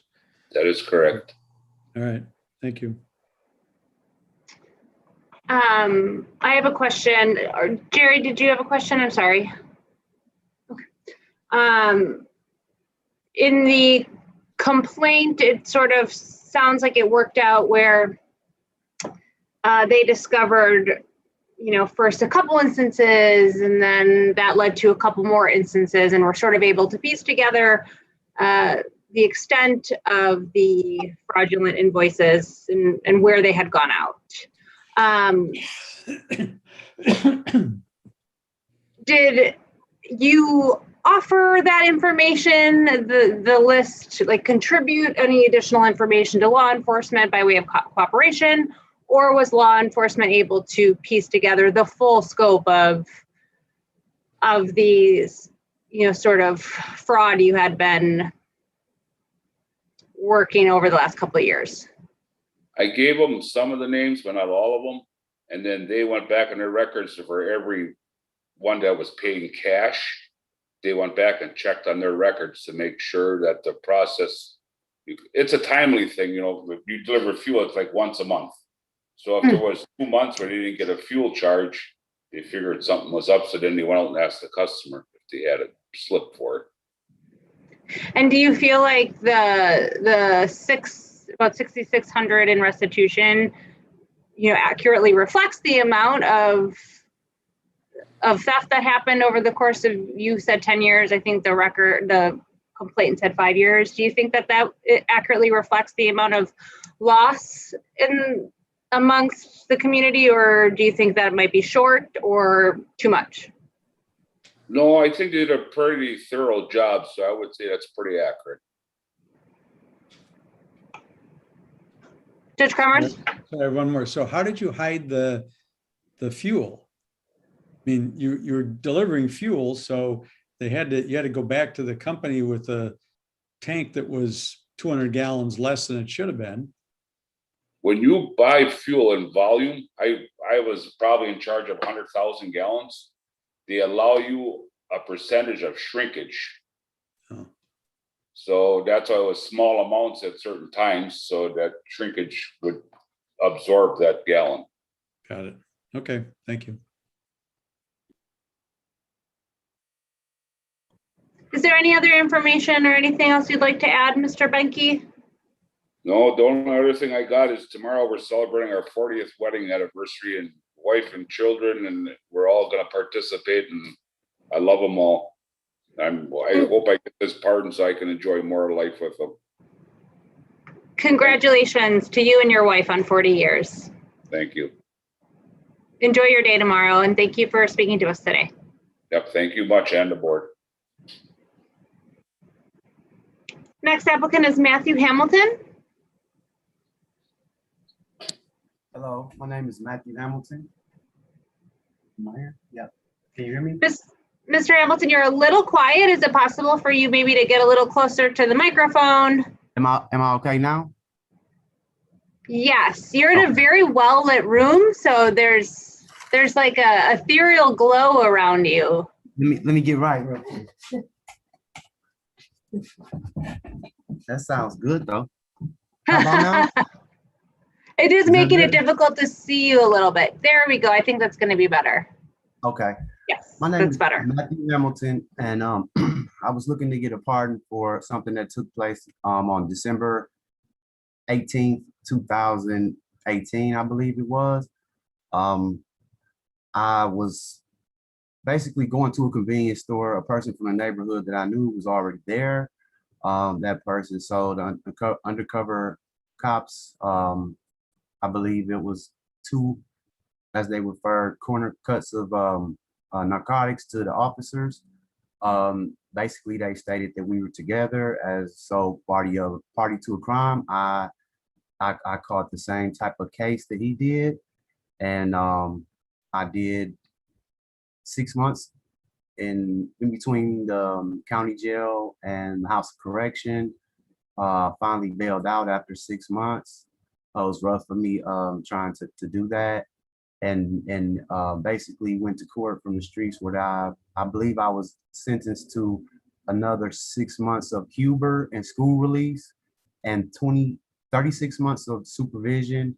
I completed all of those things. I went to school from CCC, which is a jail release program. Also, I completed the program with the probation department. Any restitution that they was demanding from the city in the case, I paid all of that.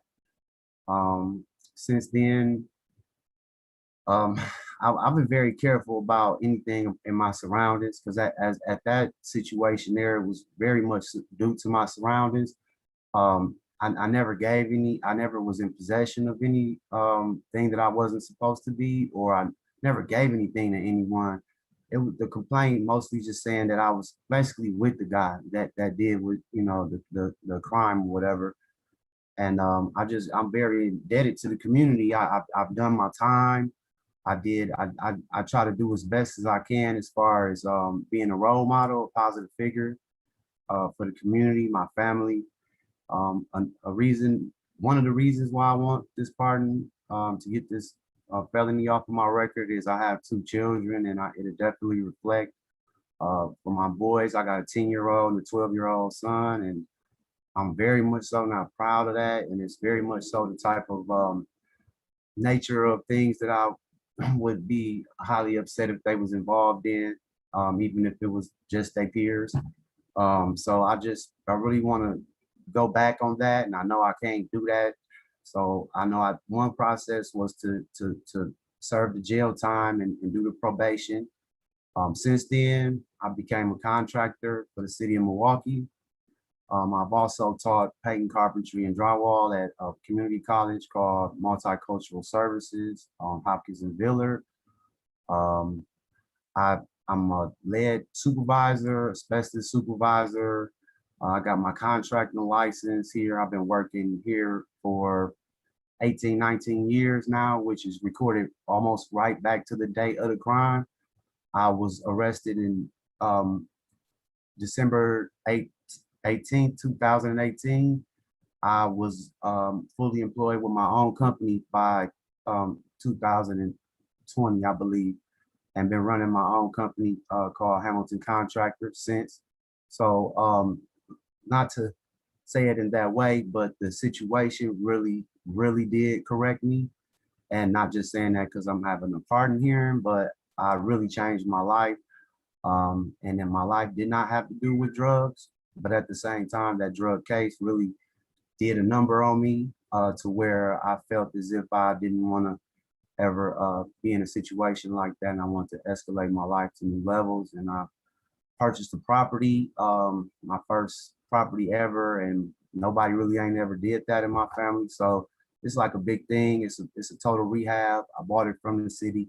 I work as an NIDC contractor for the city, which is I get a chance to help a lot of people that unfortunately aren't able to finance repairs on their homes, and due to code enforcement, a lot of times they end up losing their homes. So the city offers programs to help people restore their property, and they have other ways of financing that through the city or through grants that they don't have to pay back, which kind of gives me a way of doing professional work and being able to please the community in a way that they probably wouldn't, that some of my customers probably wouldn't be able to on a norm without the assistance from the city and the program in which I'm involved in. You know, would be more difficult. So yeah, and what else was it? I wanted to say that I really wanted to get the pardon for, if you read my app, I've just always been inclined to help people of maybe medical conditions or disabled conditions and stuff like that. And I've always end up having to have some type of position of the nature, whether it's a friend or a family member or myself. I was disabled for a year or so at one point in time. I'm currently a caretaker part-time now and a contractor right now. And my application explained about my fiance that passed away last year and was revived and now is struggling with neurological and body movement problems. So I deal with that along with assisting the community. Like I employ a lot of different people from the community, teaching them as I go along with some of the projects in which I undertake with them. And but I still would like to go further into the medical field. I would like to maybe pursue, you know, as I got older, I picture myself to be, I was challenged when I was younger. I had a lot of doubt in myself, but I no longer have the same doubts that I had when I was 17 and 18 years old. And I would like to pursue a college career, and I know that I can do that, and I'm more financially able to do that than I could have been coming out of high school. And I just really want to give it a shot. And I just feel that in anything medical, that drug charge is just, it's just gonna do it to me. It's not gonna allow me to really become what I would like to be in the medical field, especially a doctor or something like that. And that's basically where I would like to lead. I believe I'm inclined medically. I do a lot of studying of different things, and I would just like to study professionally. And I will hope that the Governor Egners and the Park Board will allow that for me in my future. Thank you, Mr. Hamilton. Does the board have any questions? Judge Cremers? Can you tell me, good afternoon, sir. Can you tell me what happened with the aggravated battery count in 2004 that was amended to a misdemeanor battery? Yes, sir.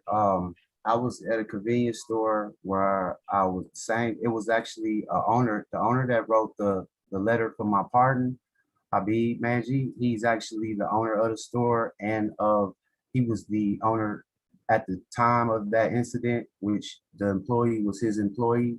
So as a reflection of, I was trying to have him elaborate on that for me, but he just really wrote a letter of recommendation for me for the drug charge and didn't mention much about the incident. Who was the victim? Who was the victim? The victim was his employee. It was a 19-year-old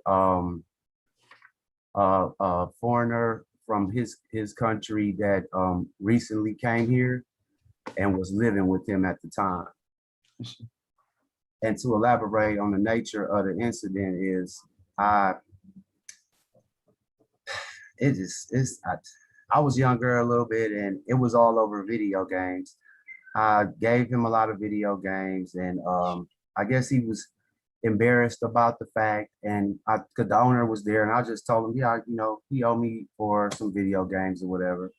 So he got mad, and basically he started like japping out, like a lot of arguing in different language and stuff like that. And in front of the owner, he pulled out a barbecue knife that was approximately 2 feet long, like a long wood handle knife with a short knife at the end. And he basically reached over and stabbed me twice with it. He stabbed me once in the groin area near my femoral artery. And the second time was a defensive wound to my hand, backing away from him. And at that point, and we wasn't even in a confrontation at this point. This was just him attacking me. It's on camera. Everything is on camera. I shouldn't have had no problem. As I exited out the store, he chased me out the store. I had a bottle in my hand and I struck him with the bottle as he was in the air, jumping in the air, doing a flying kick at me. He had both feet off the ground. And I had just got out of a wheelchair from like I said, I was in a wheelchair for a year from a bad fall. And basically he tried to take advantage of it. And so I stepped back and he was kind of like finna kick me, and I swung the bottle and hit him with the bottle. So basically they took me to jail, even though I explained the story of what happened. For 6 months that I was in jail, the lawyer, Thomas Flanagan, he was a paid attorney. He told me that the police cannot find the video camera. They took it the night that they came there, but for 6 months, they said they couldn't find a video camera, videotape. And then after a certain amount of time, they produced it from the Fond du Lac location. And at that point, the district attorney said that they was no longer willing to press charges. But since I did 6 months already, that they would just amend it down to a misdemeanor. So that way, all time served. And my attorney told me that would probably be my best option, because I told him that I felt that I wasn't guilty because I was being attacked by a knife while now I have a misdemeanor on my record for defending myself while being attacked by a knife. And I had to strike the man as he was attacking me for the second time in the midst of about 15, 20 seconds. And out for fair judgment, I would like for the pardon committee to access the video from that file and see exactly what I went through that day. Thank you.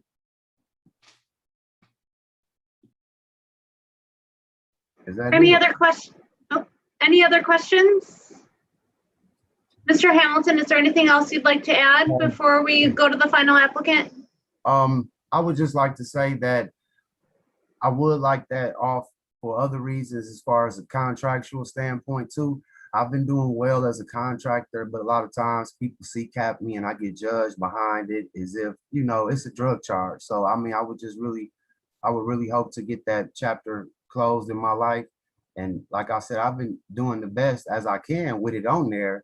I've always told you, you ain't gonna be able to do this and do that because it's a lot of negativity because of but I'm still persevering through it. I got all of my credentials that are from the state and from the governor's office, as far as my licenses and things of the nature. So I'm really not gonna give up. I just want to stay positive towards like driving in the future to show other people also too. It'll help me change the perception of other people that have records, that if I can come across some worker of mine and say, man, I got a record and, I'll just do this work here and there. Cause I run across a lot of people that say that, I want to get a different job, but, and I'll say, well, the governor, I just would like to use it. Like, look at me. I used to be, and when I was young, I had a rough start. Now I got a pardon. I do great things for the community. I just got through saving officer involved crash on 12 and McKinley over there, I believe. They hit each other. I was totally involved, went and got to help the people out, help the officer out, just trying to be a positive member of the community and would like to keep spreading it. So that's all I would like to say, but thank you. They not me out? I can't hear. I'm still on mute. I'm sorry. Thank you, Mr. Hamilton. Thank you, ma'am. Thank you, Pardon Board, and thank you, Governor Egan. And then last, but certainly not least, Mr. Culls, your patience today has been impressive. Okay. I'm not the best with the computer. Sorry. Here, oh, no, you're fine. Take your time.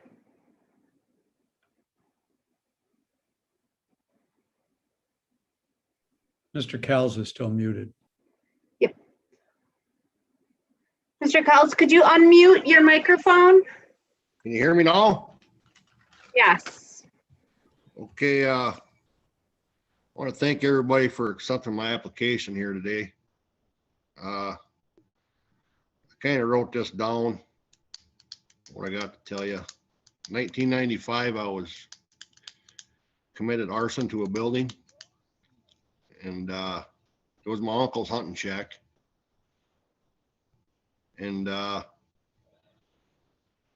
first off, my dad died when I was 10 years old in a car accident. And I spent a lot of time with my grandpa after that. He taught me how to hunt and fish, taught me a lot of things. And then he died when I was 15 years old. And years later, my mother told me she talked to my grandpa, and he was in the process of changing his will. And when he died, he was in the hospital and he never got to change it. So one day I called my uncle up and asked him about if he knew anything about the will, and he hung up on me.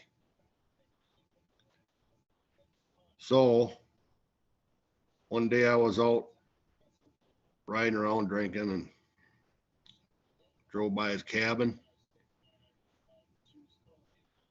And I got angry about the way he treated me and my sister and my grandpa. I didn't really hardly ever knew my grandpa or my uncle, and just made me angry. So I walked in there and I burned his cabin down. And about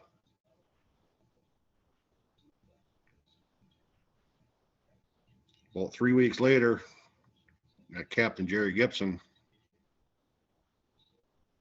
come and arrested me. And we talked it over, and he did everything possible to get me to lay the sentence I could so I could keep my job. The sentence I got was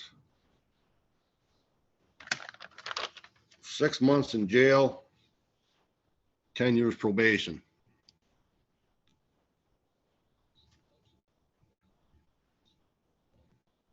I had to pay $250 restitution. For 12 years, I paid over $40,000 back to my uncle so he could have a new cabin. And I did all my jail time.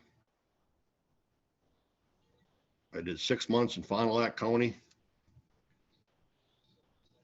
or 3 months in Fond du Lac County and 3 months in Forest County on the Huber Law. So I got everything paid back and got off probation. I know I had a couple probation holds during the 12 years. I had an OWI right after I committed the crime. And wow, I'm just very sorry that I did that to my uncle. What I put him and his family through. And the reason I'd like a pardon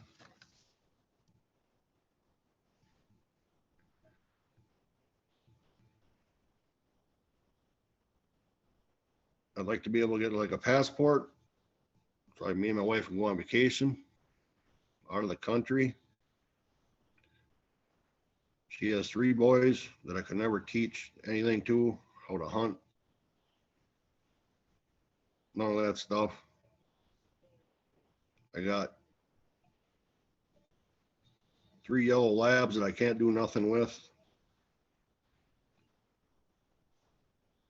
And I just like a pardon so I can maybe go on some hunting trips with friends, my wife's boys.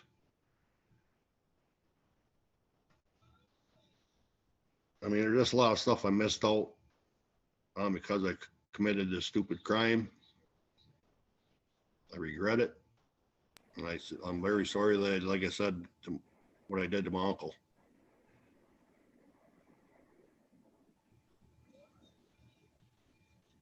And I had a lot more wrote down, but I don't want to take a lot of time up with you guys.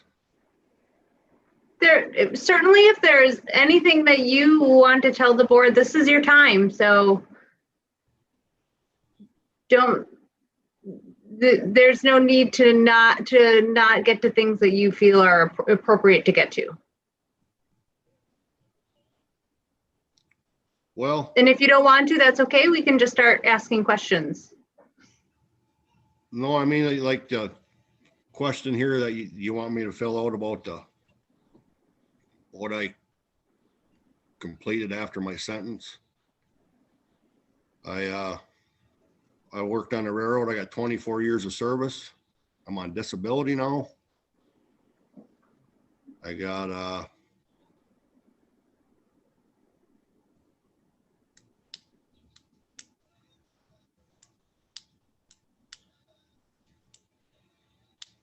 I've been on that since 2014. I pretty much couldn't do anything with the community because I was of my job. I've always on the road. I worked on the railroad from all the way from Canadian border to the Gulf of Mexico. I mean, I've seen a lot of stuff. Oh, I think I did a pretty good job after all the trouble that I've been in.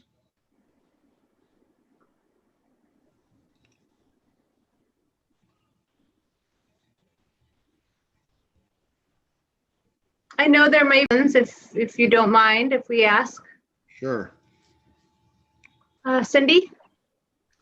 Yeah, after the crime, what was your relationship with your uncle? And is he still alive today? How has that relationship? Like I said, that day I called him, he hung up on me and I never heard from him again. I never tried contacting him again. I heard he put a restraining order on me. And to this day, I don't know if it's still in effect or I don't even know if he's still alive. His family don't contact me. They don't contact my sister. That's how he's always been. Even when I was with my grandpa, I never did. I think I seen him maybe twice. That was since my dad died until my grandpa died. 2 or 3 times. That's all I've seen him. So there's a letter in your packet from Jerry Gibson. Yep. Who was the arresting officer. Yeah, exactly.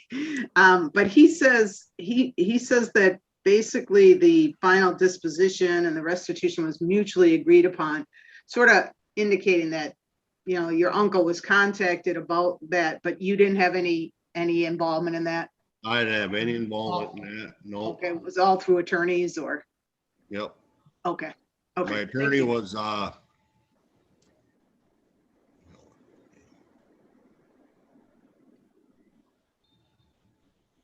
I can't remember what his name was. Gary Knutson. Okay, so he would have done the negotiation or, okay, thank you. They did all the work together and Jerry wanted me to keep my job so I could pay off the restitution. I know what I did was wrong. And I paid, I don't know, like it's $40,000 back.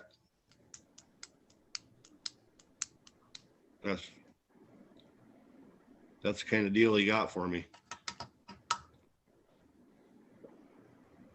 Reverend Hancock, did you have a question? No, my question, Cindy asked my question.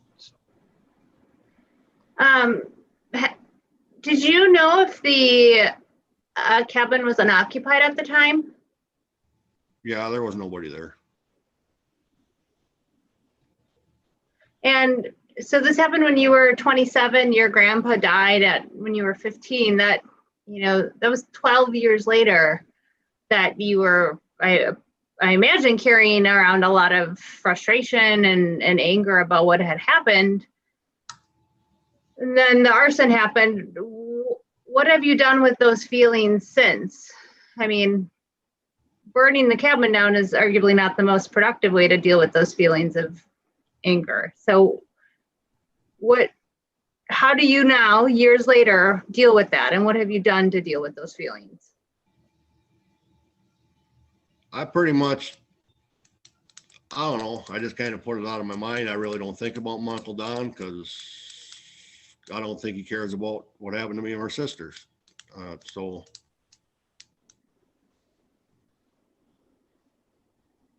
I just don't think about it. I don't think about him. I know his family, but he didn't want me in his family. It's all,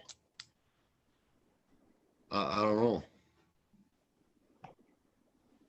He was, I don't know. I never really did know him. I met him a few times. And he never was really nice to me when I did meet him. So he never did come visit when I was with my grandpa. I was with my grandpa every other weekend. And like I said, he taught me how to hunt, fish. And my Uncle Don, he never did do any of that stuff. And we never did ever get invited to his hunting cabin. And I think I was up there once, and when I was there, you had to be planting trees. And that was the last time I was ever invited up there. Me or my grandpa. So I just don't think, that's all. Okay. Well, thank you for, sharing your story with us today. I know you waited a while because you were on this morning, not knowing what time you would be called. So your patience is very appreciated. Is there anything else you'd like to add? No, I just, like I said, I appreciate you guys accepting my application, and I was pretty nervous to do it. I mean, that's why I was on there at 8:30. I didn't want to miss it. I probably would do the same thing. Yeah. You have a good weekend, sir. Thank you. All right. Thanks a lot. Okay, so that concludes all applicants for today.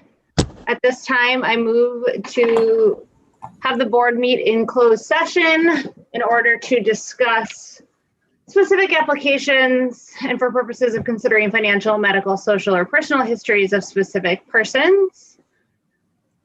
Do I have a second? Second. We'll move into closed